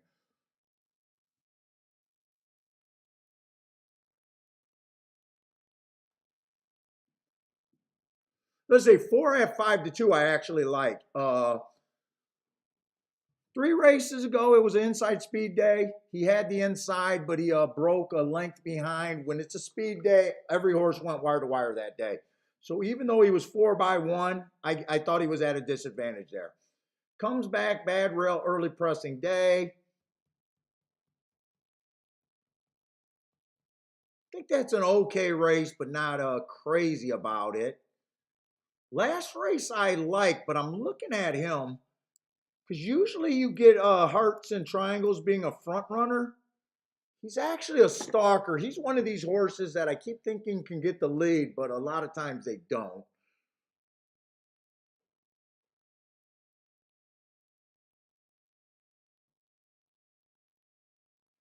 But I do like the 4 better than the 7.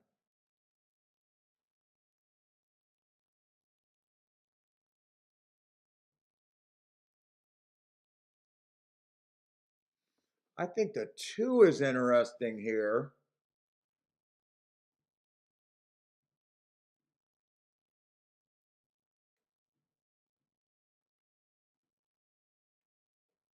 I know I want to be somewhere 1-3-4.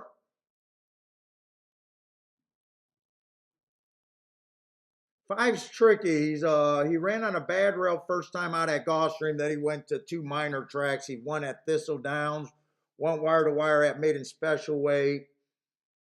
Five's difficult for me.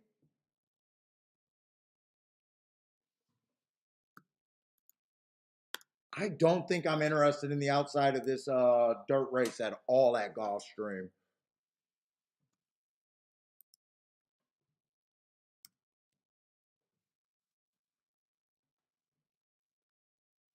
I think I basically want to be 1-4.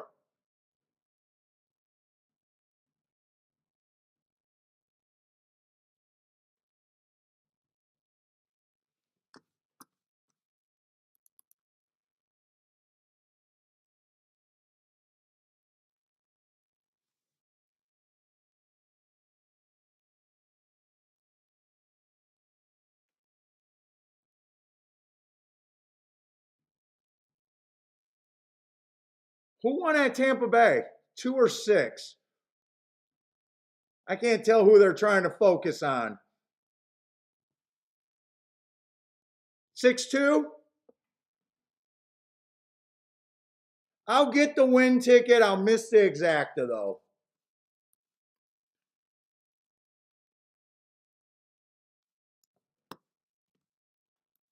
Right? I bet the 6. Yeah, I bet the 4 and the 6 to win and 1-4-6 in the exacta. Okay.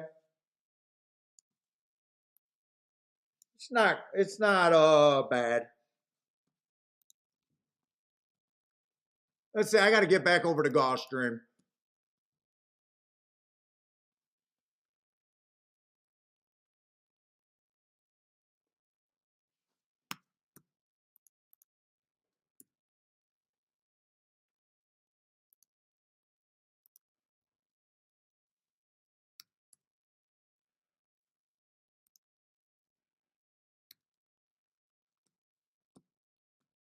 I think this is where I want to be.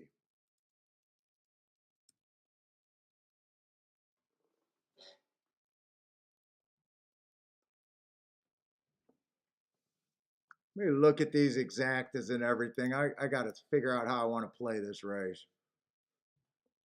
4 on top of the 1 is good. 4 on top of the 2 is borderline. 4 on top of the 3 is okay.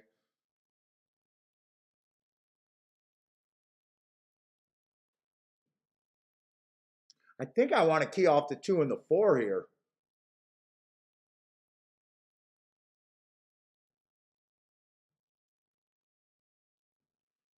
Or do I just want to key off the 4?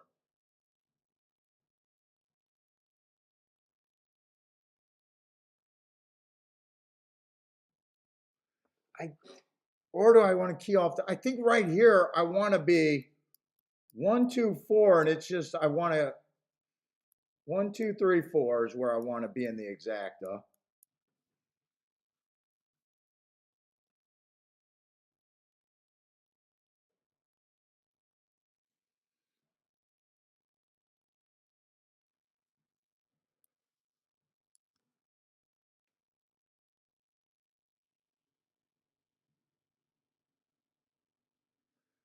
Ford might not be on the lead. Man, I want to trust that heart and put him on the lead, but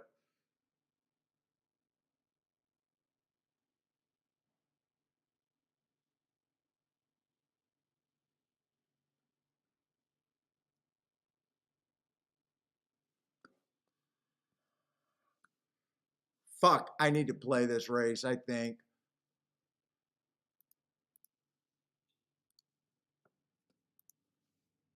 I'm keying off the 4 and the 3, I think. Well, I am because I'm putting it in.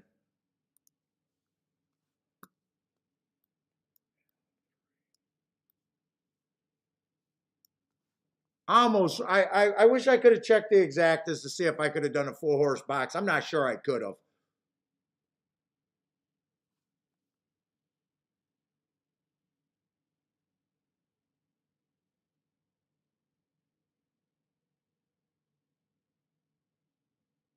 I wasn't sure if I wanted to key off the 4 and the 3 or the 4 and the 2, really.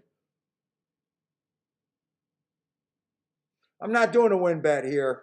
I can't separate what I wanted to do in a win bet.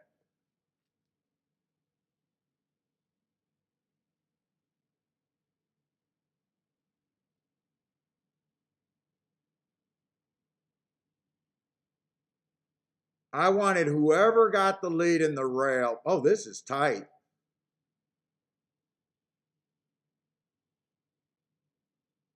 And 4's angling 8. I don't know why 4's angling wide here. 6 is a fastest early. I was not expecting. Who is a 6? 6 is a Thistledowns horse. I did not. No, 6 is not the Thistledowns horse. I didn't like the 6.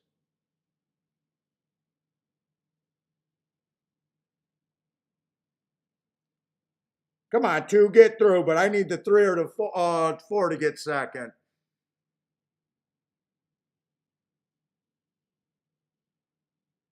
Come on, 1, get second or first. 3, get first or second. Just beat this 6. I just keyed off the wrong horse. I knew I should have keyed off the 2 instead. God, I knew I keyed off the wrong horse. Could I have done the 4 horse exacta box now?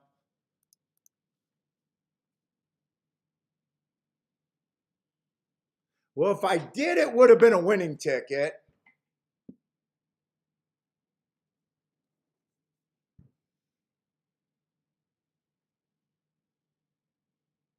Dude, I just know Gulfstream and how strong that inside of the track is.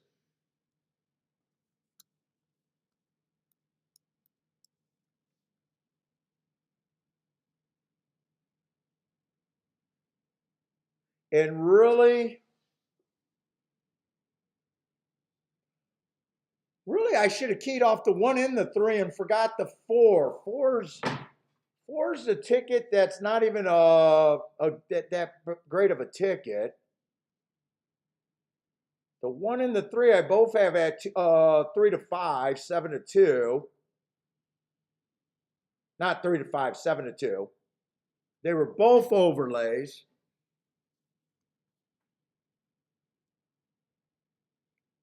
That's a missed ticket. By my betting board, I'm supposed to hit this.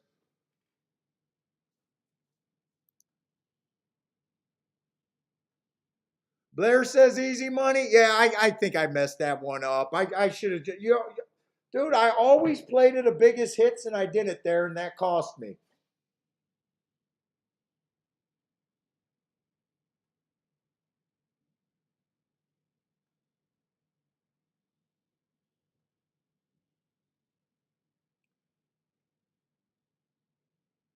That cost me there. I said I didn't trust the 4 either. I didn't trust the 4. Oh. If I would have keyed the 2, I would have backdoored the exacta. And if I did the right thing, keying off the 1 and the 3, I would have hit the exacta.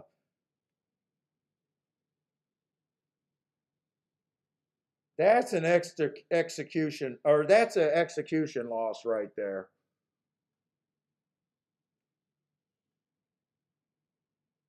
Now I got one more dirt route race and a turf race that I'm a little iffy on. Yeah, Parsons made the right move, hit that one because of value. I made a mistake there.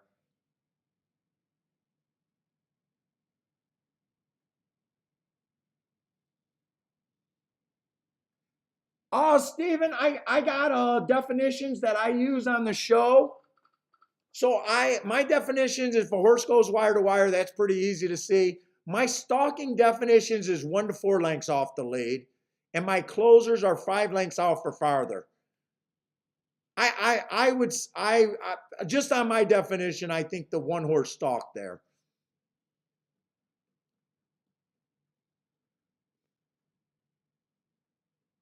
So on the dirt at Gulfstream, I'm usually looking at posts 1 through 3. and I'm usually looking for speed and stalkers. There's no way I'm not supposed to hit this race. Blair, nice hit. Who else had this?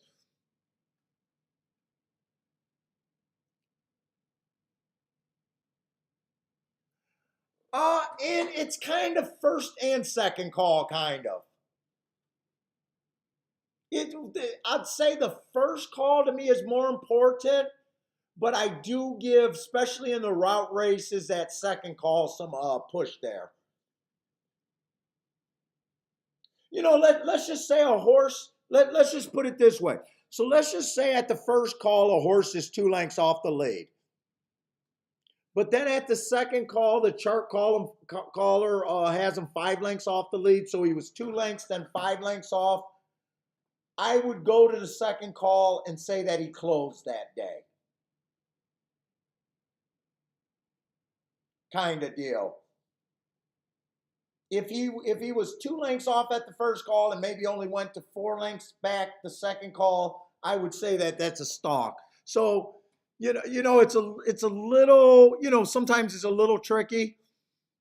It's just a general rule, and I just try to keep it for when I'm talking to people in the chat room. That I know you guys got different definitions for stalkers and closers, but just because I'm saying it and I'm breaking it down with the bias reports that I got, I just try to let my definition be known. Not saying my definition is right or wrong, or better than someone else's. It's just because I'm the only one talking.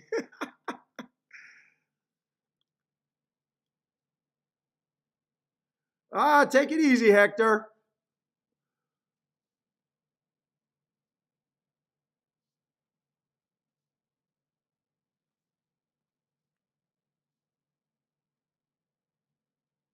Yeah, I probably I was kind of I can't blame myself because I hit that race at Oaklawn.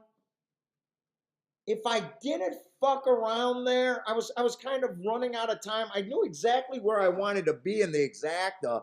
I was Dude, I was like 90% sure that 1, 2, 3, 4 exacta would be the exacta. And I felt a lot of pressure to get the right key horses there.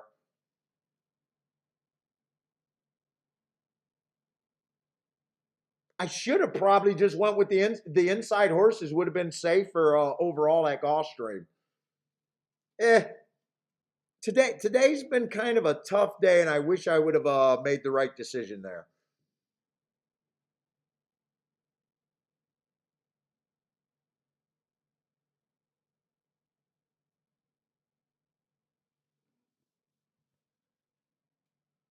I'd like to think that if I didn't look, but I can't blame myself because I hit that race at that's kind of rough. What's up, Peter? I don't know. There's probably people in the chat room with plays over there at Aqueduct.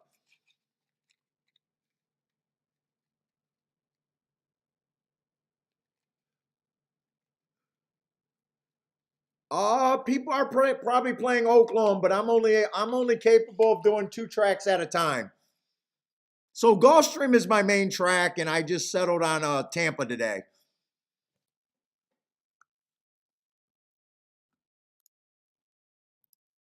We'll probably do some of Tampa once they start establishing trips over the track there, though.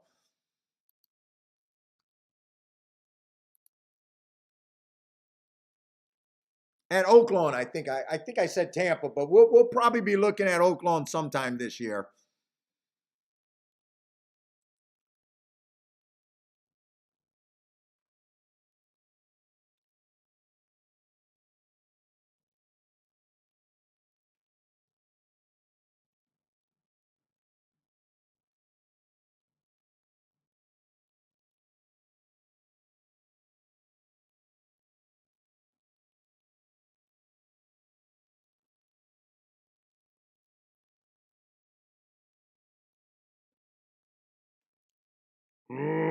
This one kind of feels like I missed.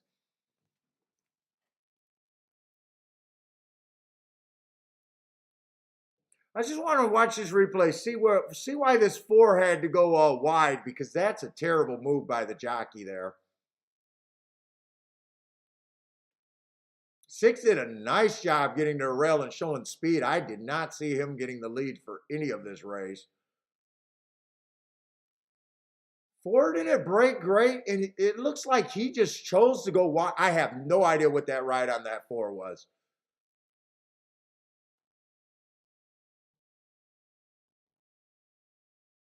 That's a jockey at Gulfstream that has no clue that he's at Gulfstream.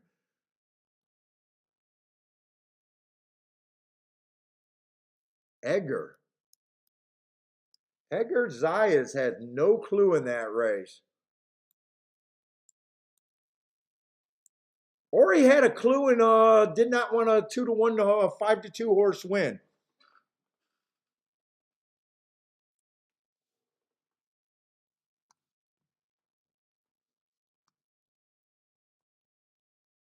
Let's see, we'll take a look at Tampa Bay, Peter, but I'm mostly interested in the turf routes at Tampa Bay. I cannot figure out that dirt race over there at Tampa Bay.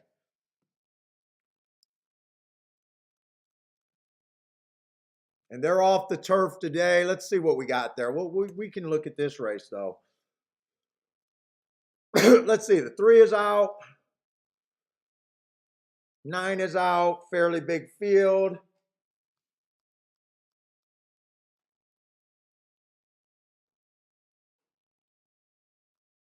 I want to look at something real quick. See if we got some more things marked down on a tic-tac-toe board real quick.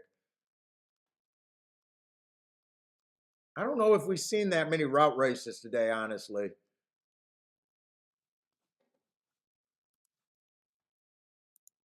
Let me look up something real quick.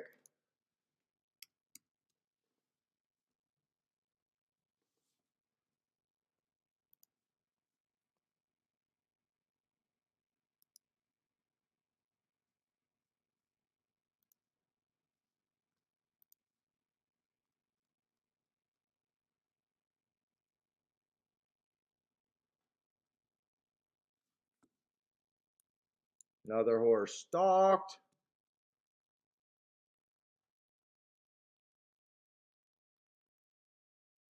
$11 horse went wire to wire, but from the 6 hole. So I don't have any extra.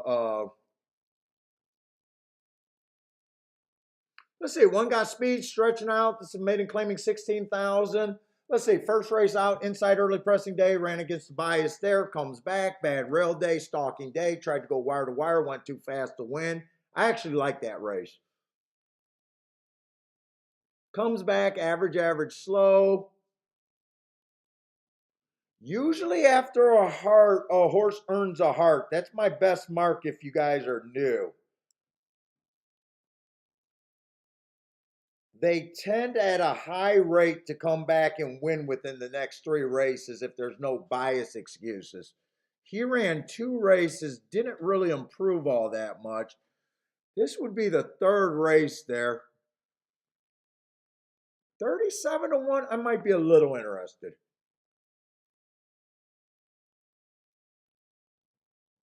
Stretching out, I don't mind stretching out, especially if I think speed is okay.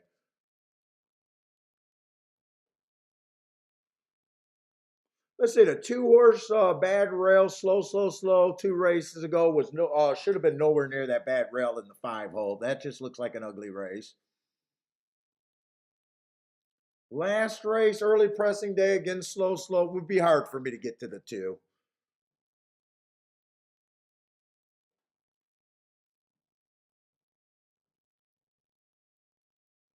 Four horse ran on a bad rail stalking day. First time out, he was more of a closer that day. Slow. Just an ugly race with a little excuse. Closer to the pace, second race out. Bad rail day, had the 4 hole. Early pressing day, which he was just average, slow before tiring. I'm not that excited for him. 5 horse, I hate route to sprint. Oh, wait, no, this is a route. Wait a minute, this is a route on the dirt. If the pace backs up, I think at Tampa I prefer, and I'm not good on the dirt at Tampa. I prefer Speed and Stalkers. He just looks like a closer there.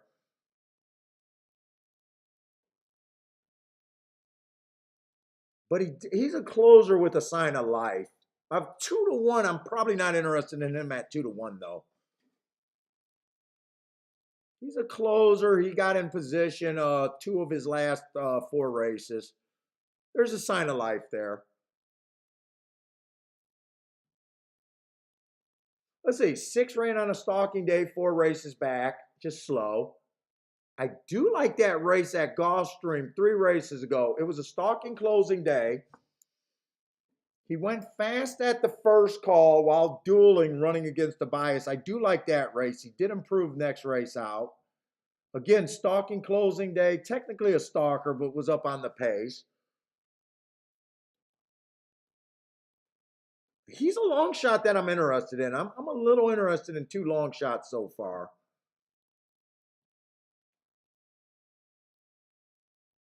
7 looks like he should be taking action, but at 9-5, unless I can get one of those long shots to run underneath, I'm probably not interested in him.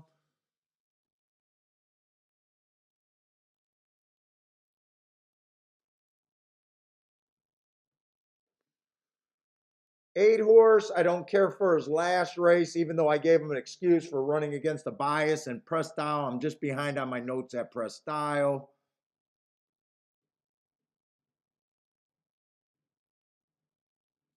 10's first race was pretty bad. Second race, fast, average, average. Might be a little upside there. Let me see.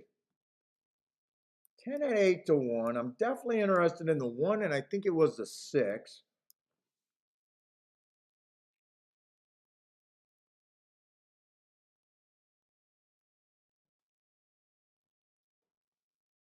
I'm not going to mess around with them. I'm doing win bets on both of those two.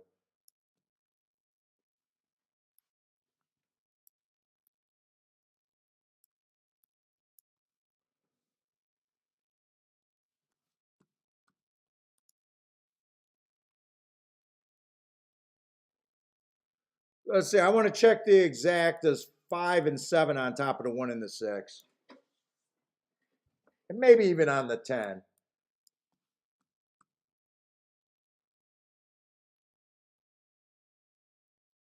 5 to the 10 is paying 27-1. 5 to the 6 is 72-1. I want that. And 5 to the 1 is paying 77-1. I want both of those. 7 to the 1 is 48-1. I'll take that. 7 to the 6 is 67-1. 7 to the 8 is 20-1. Wait, is it the 8 or the 10?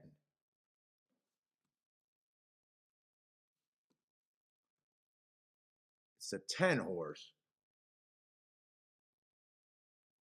Oh, and 11 made it in the race and I missed it. Fuck, 11 was running over. Wait a minute. 11 was running at Laurel, and Laurel's been a closing track. Hold up. I want to look up that Laurel race real quick. This horse had front end speed over there at Laurel. Wait a minute. And Laurel's been unkind to front runners big time on the turf.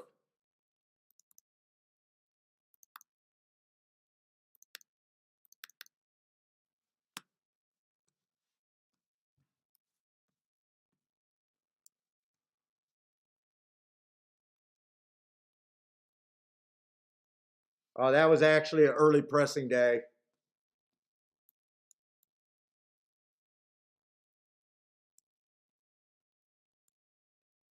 Went too fast to win, though.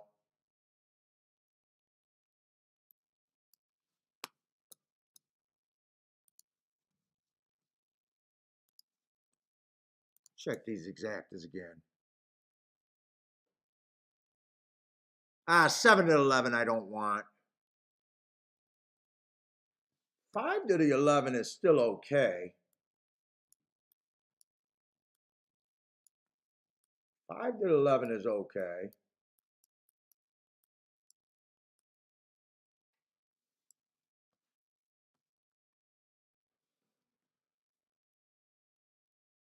11 7 to 1.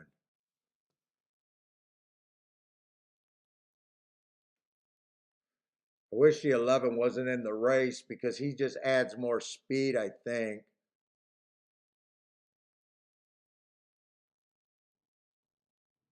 In fact, he changes a little bit of what I'm going to do. I'm still going to bet the 1 and the 6 to win, but I think I also bet the 11, but more on the 11 than the 1 and the 6. Those 3 horses might kill each other, but at those odds, I think I want that.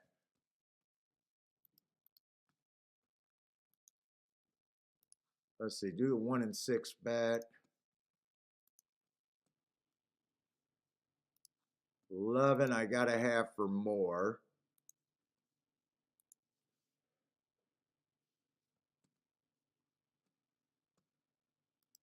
And then the exactas, I'm only playing one way. 5 with the 1, 6, 11.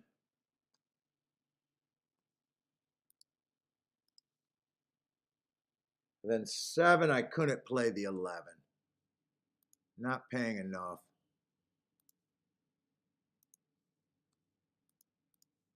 All right, we'll see there.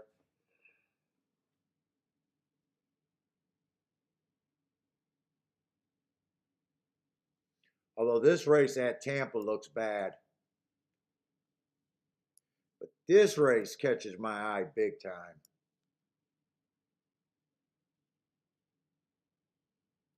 Let me look up that Tampa. I already put the bet in, but I just want to look at that Tampa race. I'm actually hoping the 11 doesn't run. I really want the 6 or the 1 to get there.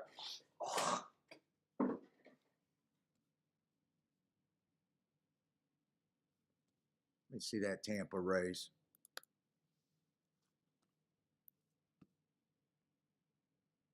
December 3rd.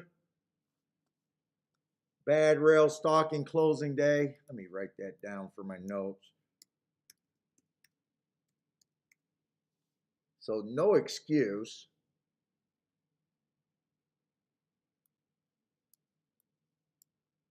Just slow, slow, slow that day.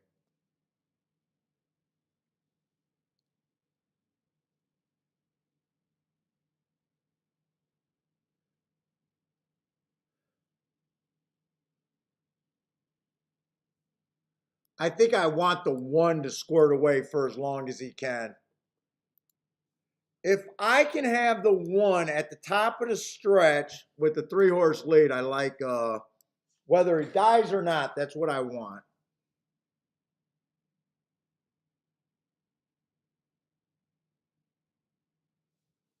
I prefer if 6 is rating, and I kind of hope the 8 doesn't run.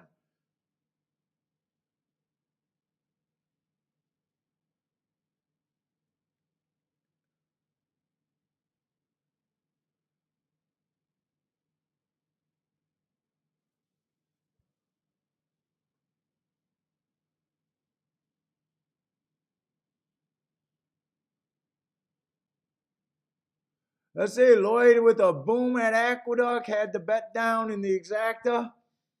That made his day. Nice job, Lloyd.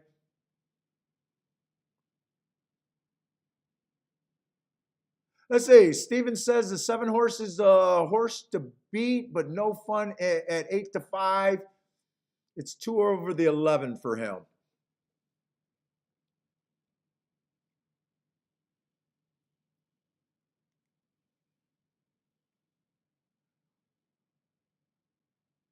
Kathy's winning also today. Nice job, Kathy. You're welcome, honey, to Lloyd. Uh-oh, Kathy and Lloyd are flirting over there.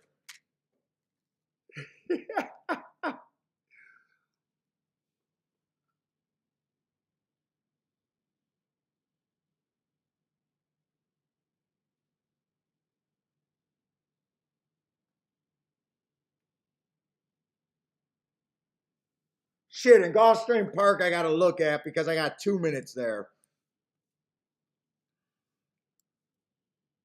So far, I'm getting what I want on the 1.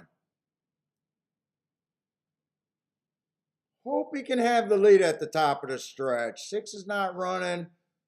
11's kind of forced wide. 6 is stalking like I wanted.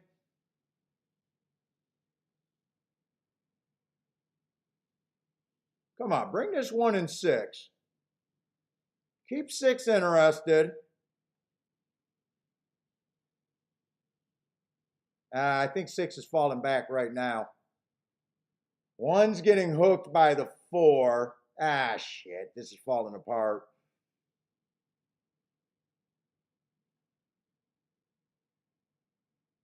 I thought this could be a long shot race. It might be. I'm just on the wrong shots.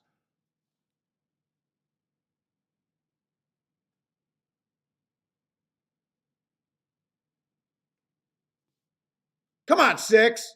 Is that 6 on the rail? Who is this?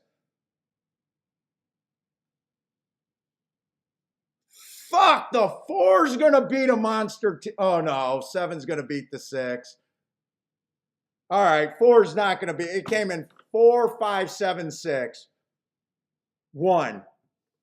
I got to run out of my horses. I did not see the 4, though.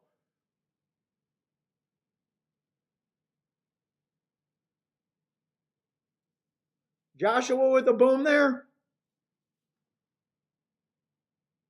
Oh, I don't. Oh yeah, the exact. I thought it came in. That's right. 4 was big. Nice exacta.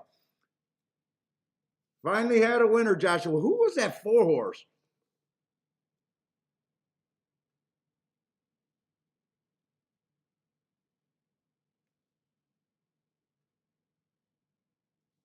Oh no, that's the wrong race. Wait a minute. I'm looking at the wrong form. Who was that 4 horse?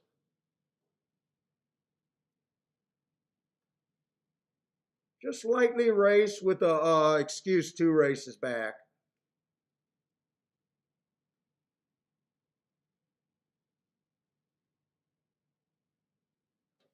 Okay, I don't really got a problem with it. Wish I had it with Joshua. That's all I can say there.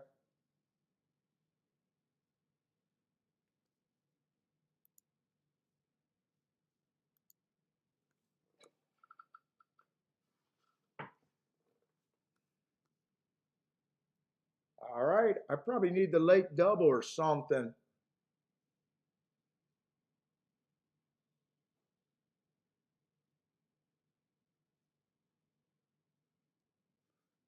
I gotta get a look and see who they're betting. I'm probably not gonna have much time here.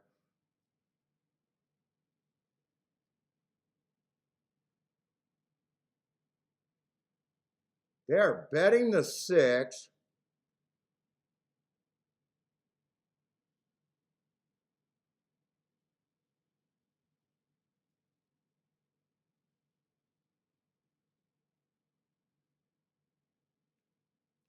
This is a turf route race.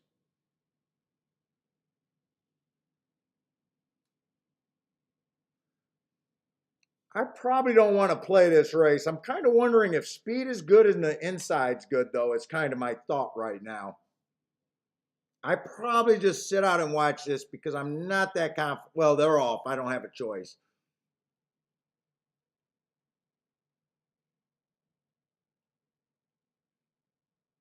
My first thought was I think the 6 could be beat here, though.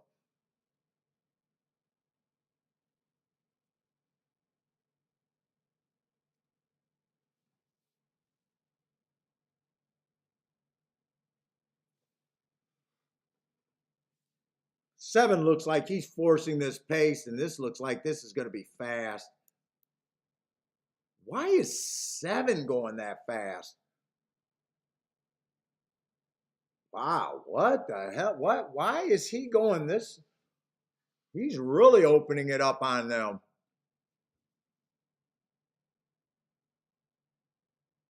Holy shit, is he opening up? That's what you're doing with a 41-1 shot? Mm.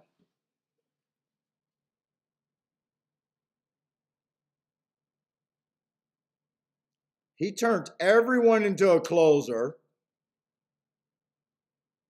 All right, get out of the way. Here we come.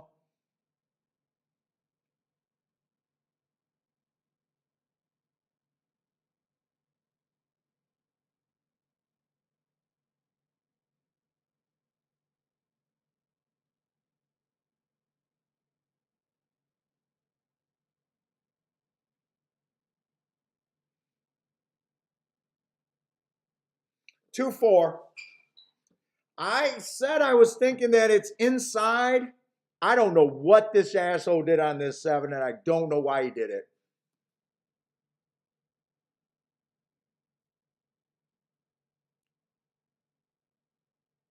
Two I knew was a horse that had speed. I actually liked the 2 in my head, but I was worried about the stretch out. But I was thinking, man, speed seems like it's been good. I know he ended up closing. And I was thinking that, wow, I think the inside of the track is good.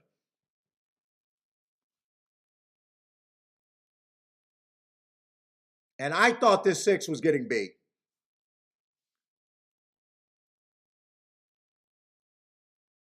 Attila with a boom. Attila, were you thinking that inside speed?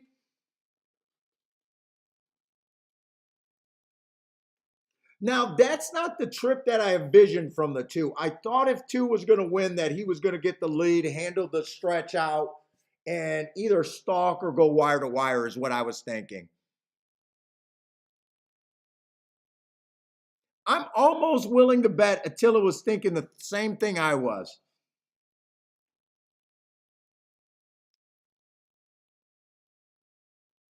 Yeah, 2 definitely got that race, Attila.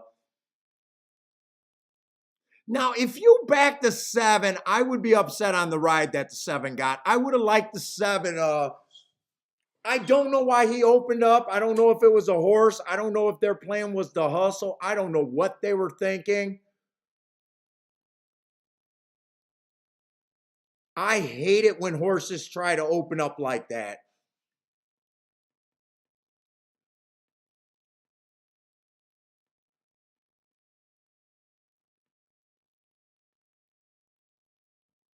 Dude, and if you were thinking inside of the track, I think this 2-4 exact was actually hittable.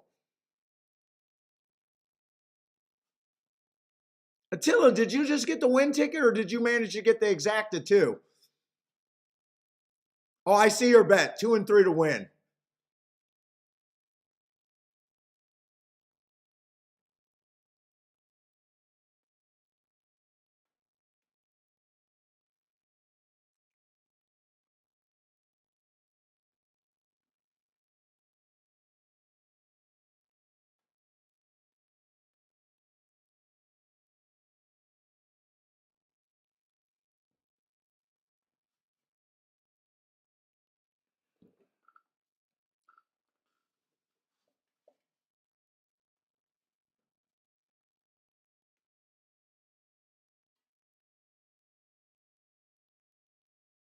And that's a nice exacta.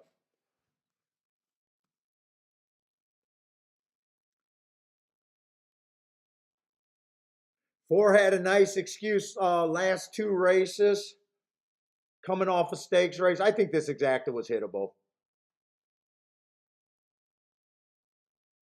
6 did what I thought. I just thought the inside of the track and it was going to be speed and stalkers, and I just thought the 6 was going to be too far back there.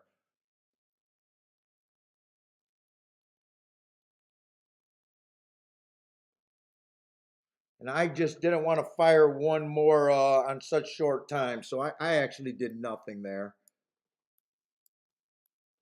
Good. I think I should have hit the last 2 races or at least the race before that.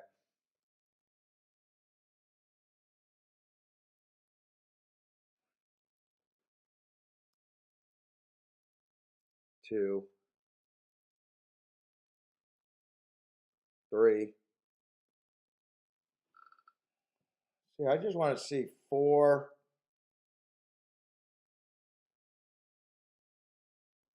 No, that's just talk. So I bet 4 races at Gulfstream. I haven't hit anything.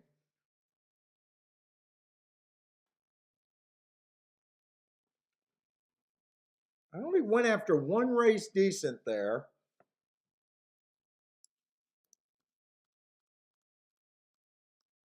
And at Tampa, I think I only played 2 races maybe.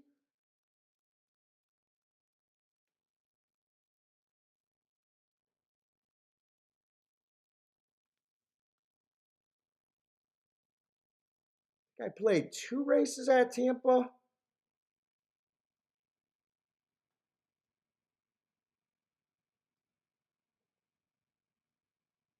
I played 2 races at Tampa and only hit 1 race for a win.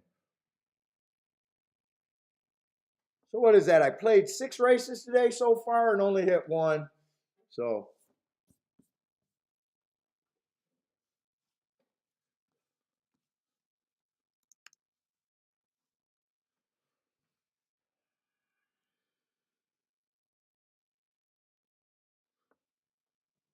but I do feel like one of those races that I played at Gulfstream, I should have hit that race. And I got a feeling if I don't play Tampa's last race, I hit this race at Gulfstream because that's kind of what I was thinking.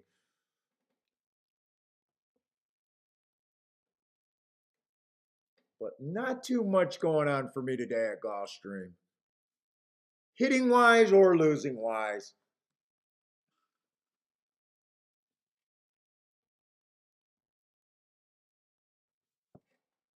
Let's see, I got enough time. I'm going to go to the bathroom real quick and check on the dog. Actually, let the dog go to the bathroom real quick. I got one more race at Gulfstream, and then we'll be looking. I don't know how many left at Tampa. Billy, you got to go potty? You still working on that big old phone I gave you?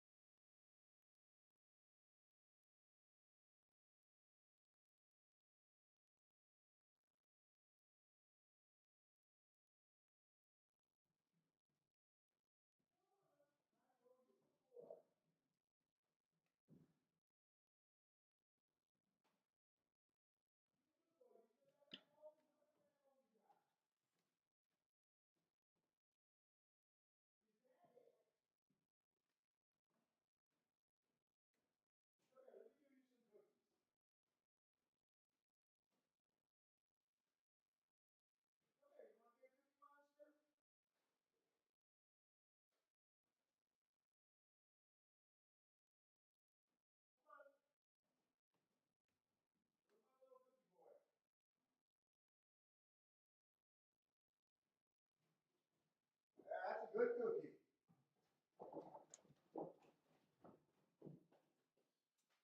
All right. Let's see where we're at.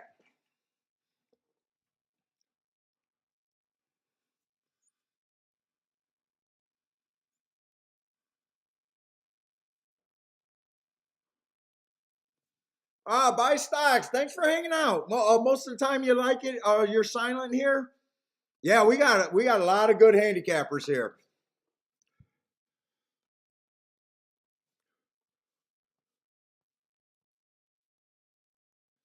Let's see.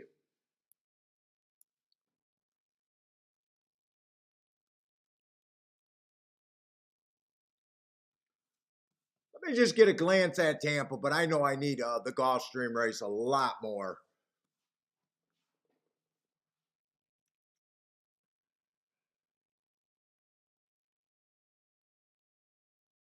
I do like the race. The eights. Oh, eight's 10-1.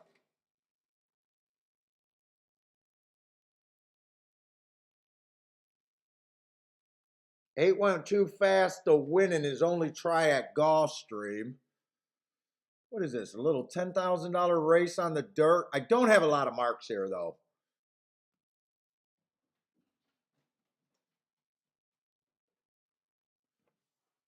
One's mostly route to sprint, but he just won sprinting. coming off the pace a little bit, but I don't have thistle downs. 2 got some speed, but his speed was at Prairie Meadows. His first race at Tampa, he was just average, average, average. He's dropping in class. Looks like a contender.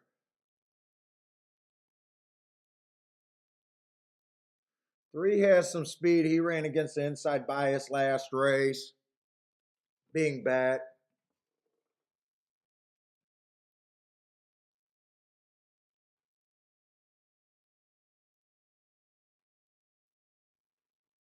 Four's 8-1 is interesting. Let's see. I think Tampa's a speed and stalker track. 2 races ago at Tampa, it was a speed favoring track.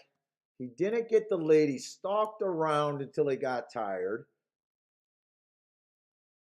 9-1. I think 9-1. I'm not doing a betting board. When I don't do a betting board, I'm always doing them in my head. My Tampa betting board got messed up.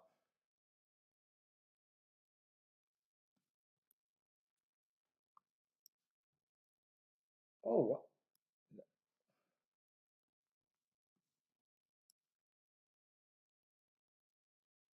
why is my Gulfstream betting board screwed up too?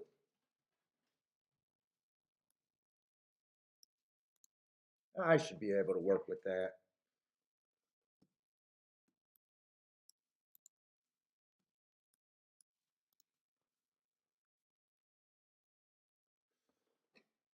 And then last race on the 4, he stalked on another speed favoring day at Gulfstream.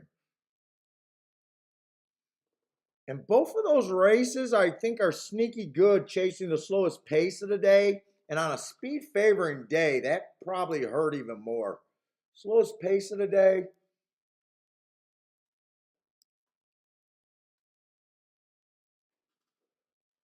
Let me just make sure I'm looking at the right horse. Yeah, Nurse Judy. 7, I don't know, just feels a little cheap or 5 feels a little cheap. So does a 6.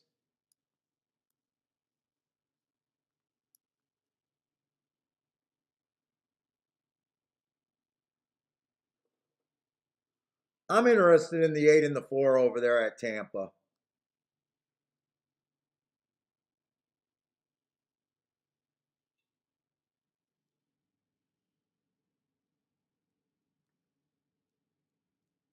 Mostly interested in the 8 and the 4. And if I did exactas, I'd be using the 2, 3, 8, and 4. But king off the 8 and the 4. Let's see, but I'd need to look at Gulfstream.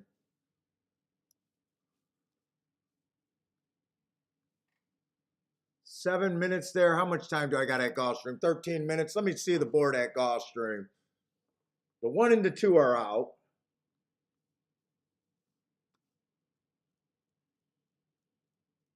I got a dirt sprint, so the inside has looked good today, and I messed up that first dirt race, or that second dirt race today, I think, where it came in 1-2. Let's see, 12-5 claimers. I do like the 3. Bad rail, stalking closing day.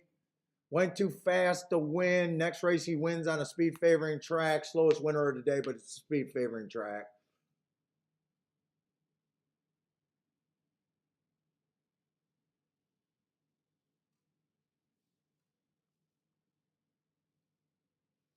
Four on the inside, I want to use him underneath and around. Who are they betting? 3, 4, 5 are going to be post 1, 2, 3.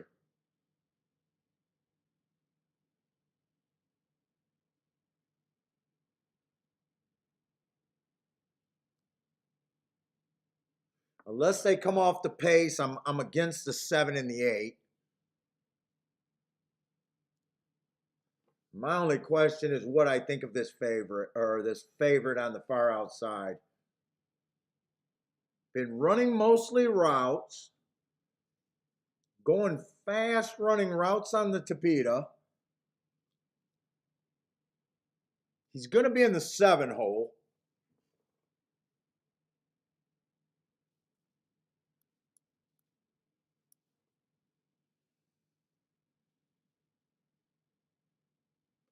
I'm definitely trying to beat him.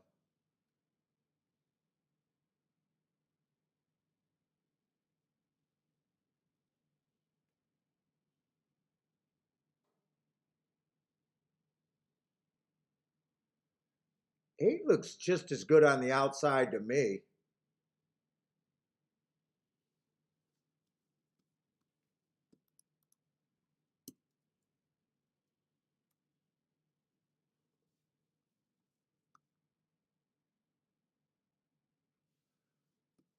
I don't think they're closing from the outside. I just don't.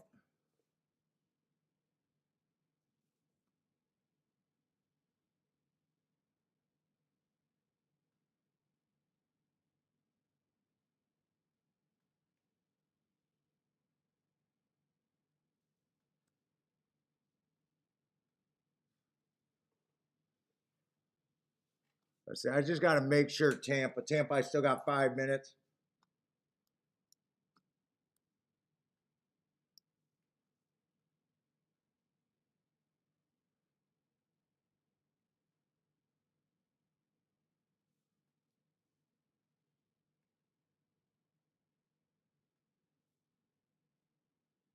Let's see. The 3 beat the 4 on a speed favoring day. There is a reason to upgrade the 4 over to 3.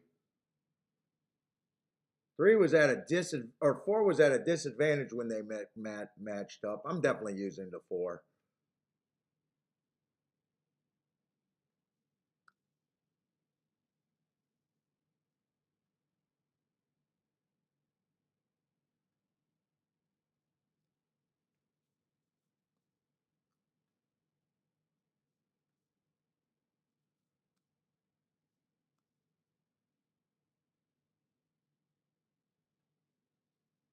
The 3 and the 5 ran together. 3 got the better of him, or 3 was faster early.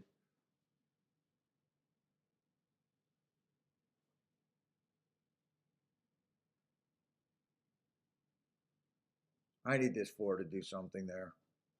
And I need to I need to beat the outside of the track.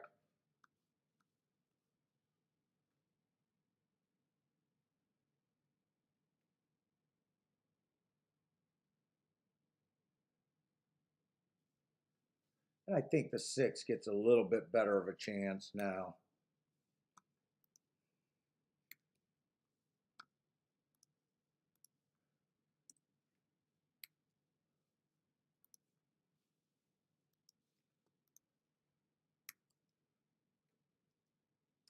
That's how I see this race. What's up, big guy?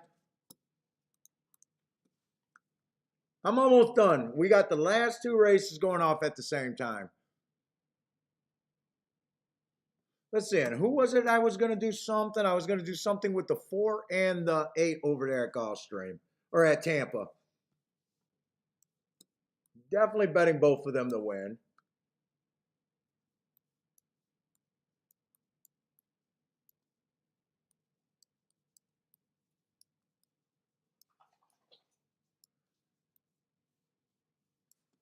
I hate it when I got races going this close together.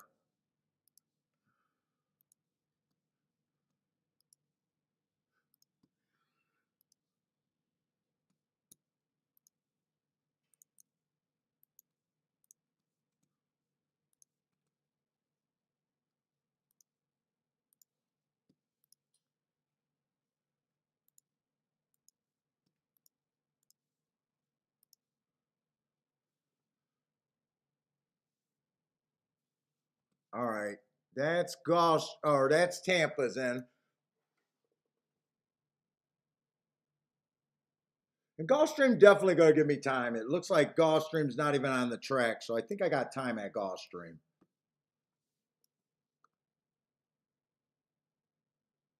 Really, with the horses that I think I'm using, I think the only way that makes sense is if I get the 4 first or second.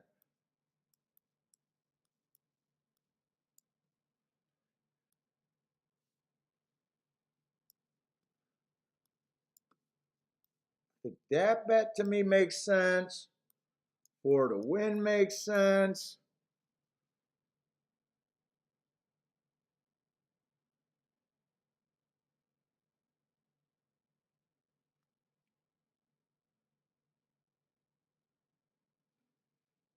I do like the 3 the best though.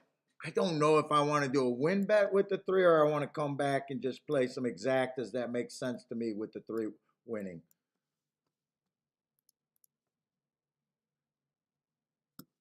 3 4 I would hit again. 3 5 19 to 1. I guess I'll take that if I can. 3 6 at 14 to 1 I probably can't play. 3 6 I think I leave off the ticket.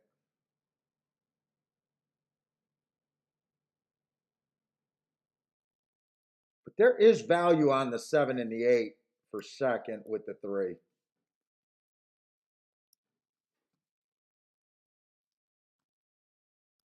Let's see, if I play this more, play this less, this would still be the bigger hit. I'd have to play this more. If it comes in 3 4 4 3, I got that even more times.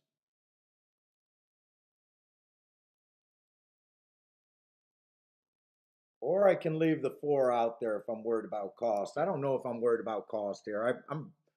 I don't even got that much money in today.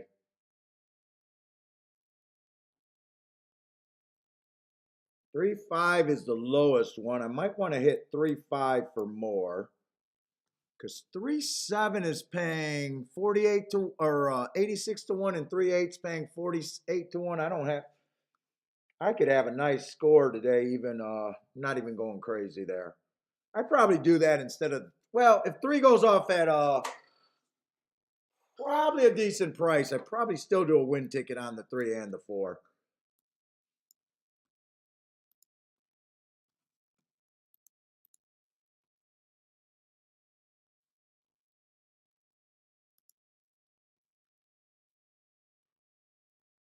Let's see.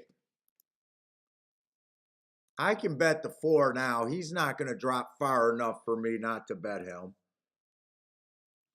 I can do the key box with the 4 now. 4 with the 3 5 6.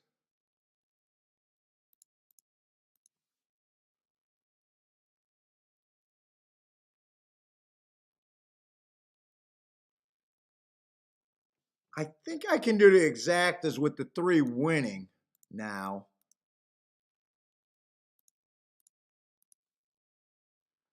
In fact, the only bet I think I can't do right now is just the win bet on the 3. I got to see what I think he's going to end up at. Let's see. I do want to get the 3 5 for a bit more.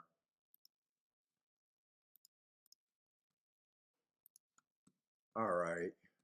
Is Tampa off?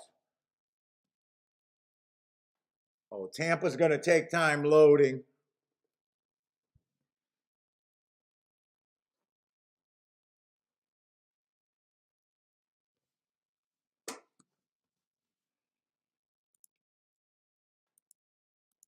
This is just the thing that I got that for more. I had to play the 3 5 for more.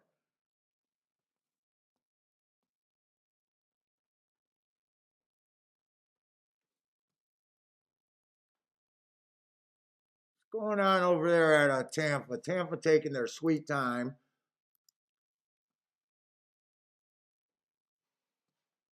Bentley's just sighing away. Bentley, I'm almost done, buddy. I'm almost done. Come here. Come here. You want to come over and get some love? Bentley, you want to come over and get some love? Come here, Dad. I'm almost done. Bring me some luck. I need some luck. We won't be able to go get food tonight. Mama's not even home. We're going to go dumpster diving. Woo, you smell good. Even though you're dirty. You dirty boy.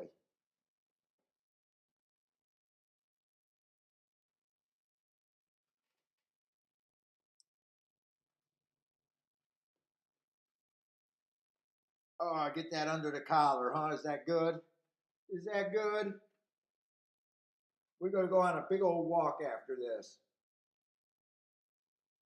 You want to go on a big old walk? You want to go on a big old walk?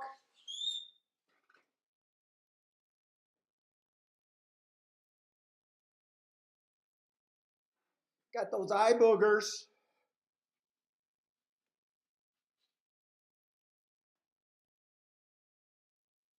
Let's see, I keyed off the 8 and the 4 over there at Tampa.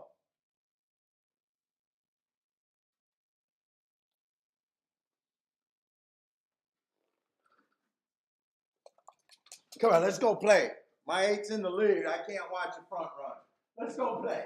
You want to go play? Where's some toys? Where's some toys? Where's some toys? Here's some toys. Here's some toys. Yeah. Come on, we gotta get my 8 home.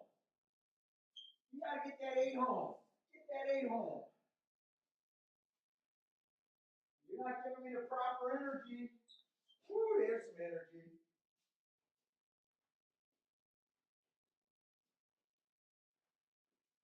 I gotta see how it looks, big.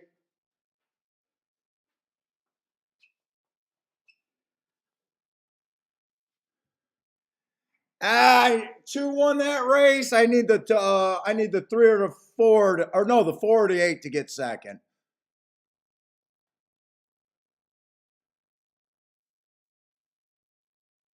If the 8 tired, I got a feeling it won't be the 8. Can I get the 8 or the 4 second?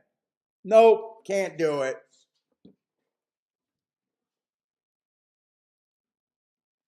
All right, my day is gonna be on a Gulfstream.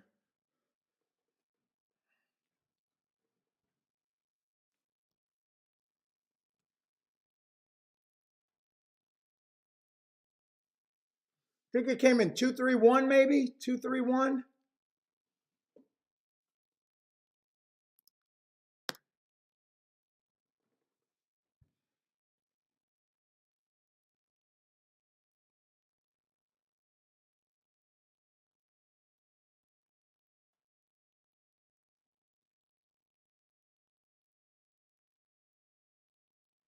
Let's see, J. Rum's taking an exacta box. 7-8-9. 7-8-9. All outside over there at Gulfstream. I need to be right about the inside here to have a shot. We're complete opposites over there, me and J. Brum.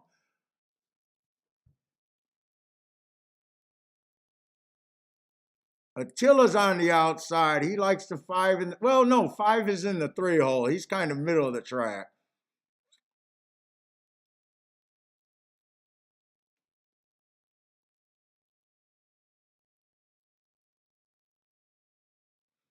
Oh, I got 4 horses across the track. This does not look good unless the rail's great. Or the pace is slow, one or the other.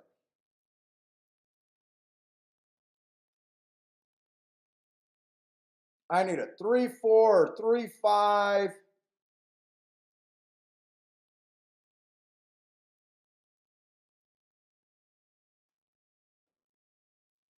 Nine's giving me all I want, or 4 to win. Come on, 4.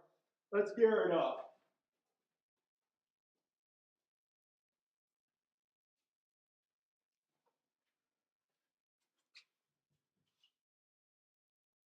Come on, 4.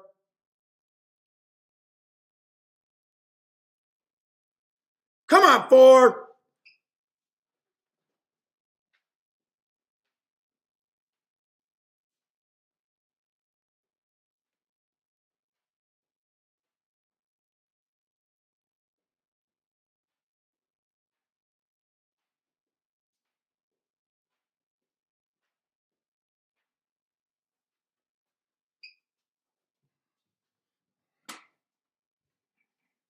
4 at least gave me a thrill. Come on, 4. Tell me they gave me the 4 horse here. Tell me it's the 4 horse. From the shit house to the penthouse. Tell me it's the 4. Let's go. I just can't get an exacta today. Tell me it's the 4. It's the 4.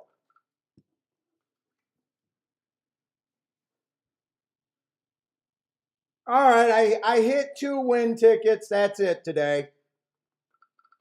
I think I made a total of 8 bets, 2 races. That's better than 20%. Finally hit a horse that mattered. And fuck, I do not know what it is about the last race of the day. I have no clue. But the people that do not stick around for the last race of the day are the most insane people around.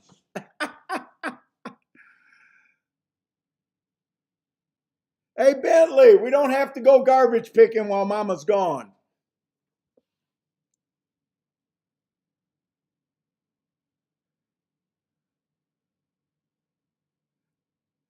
Let's see. Lloyd says, "Winners never quit, quitters never win." Yeah, just bet enough bad races until you finally cycle to a winner, right, Lloyd?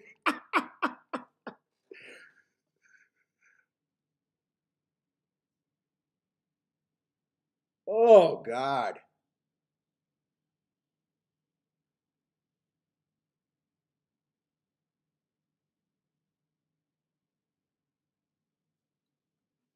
Yeah, I mean, fuck. I would have liked to hit the exacta, but the win bet is definitely good enough. Only made eight races today, so God, if I could have connected with that exact, it would have been beautiful. But really, I had no shot. And I'm a step away from losing that race, a step or two away from the 9 winning that race. Hopefully, there's no objections or nothing, and let's go.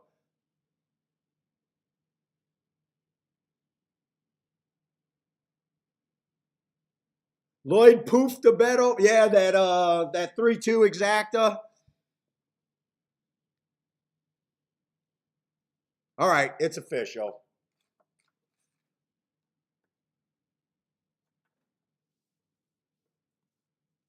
Oh, Jan's saying that's the jockey's first career win ever? First career win? I never even look at that. I didn't know I had an apprentice or anything on me.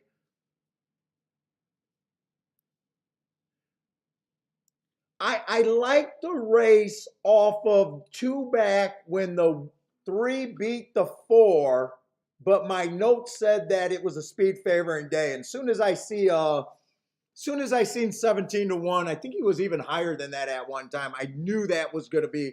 I knew my bet was going to be based on him. I knew it was going to be a win bet. I knew I was doing the key box. I still like the 3 to best. So, anyone hit that exacta? Joshua says I'm copying your bets and taking credit for it. Oh no, Joshua, you're right. I wouldn't. I was done. I was done when they made me stop doing the videos. I came and was ready to put a death nail in the show. You guys made me stay. You guys made me stay, and I appreciate it.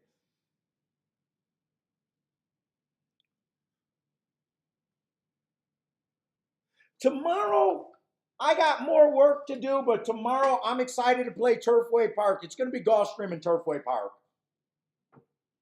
Sunday, I'm planning on doing Gulfstream. I don't know if I'm going to pick up a second. In a way, I even though I hit that winner at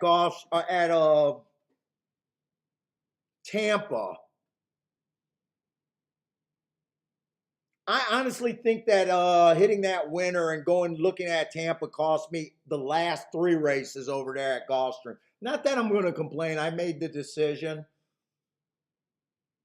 Tomorrow we're going to do Turfway and Gulfstream. But I need you guys to check me. If I'm not doing betting boards at Turfway, I better not be playing. Turfway is a dangerous track, and if I'm not doing the betting boards, I should not be playing over there at Turfway.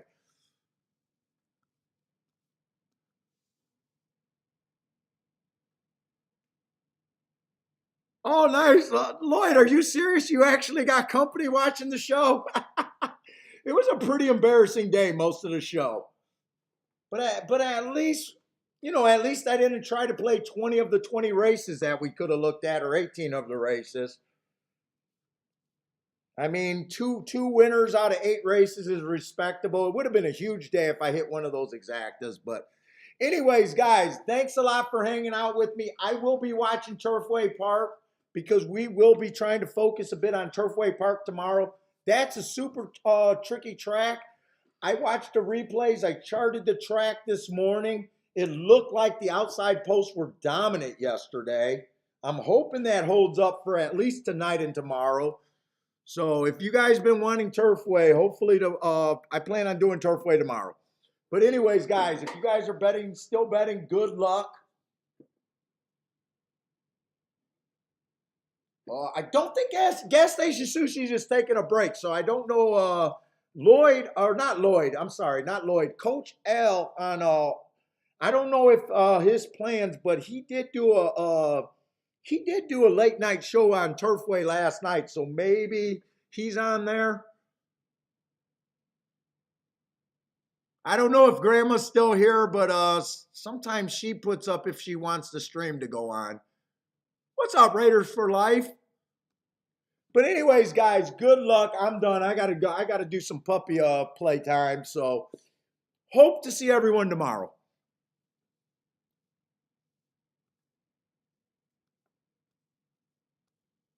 And stay safe out there as always.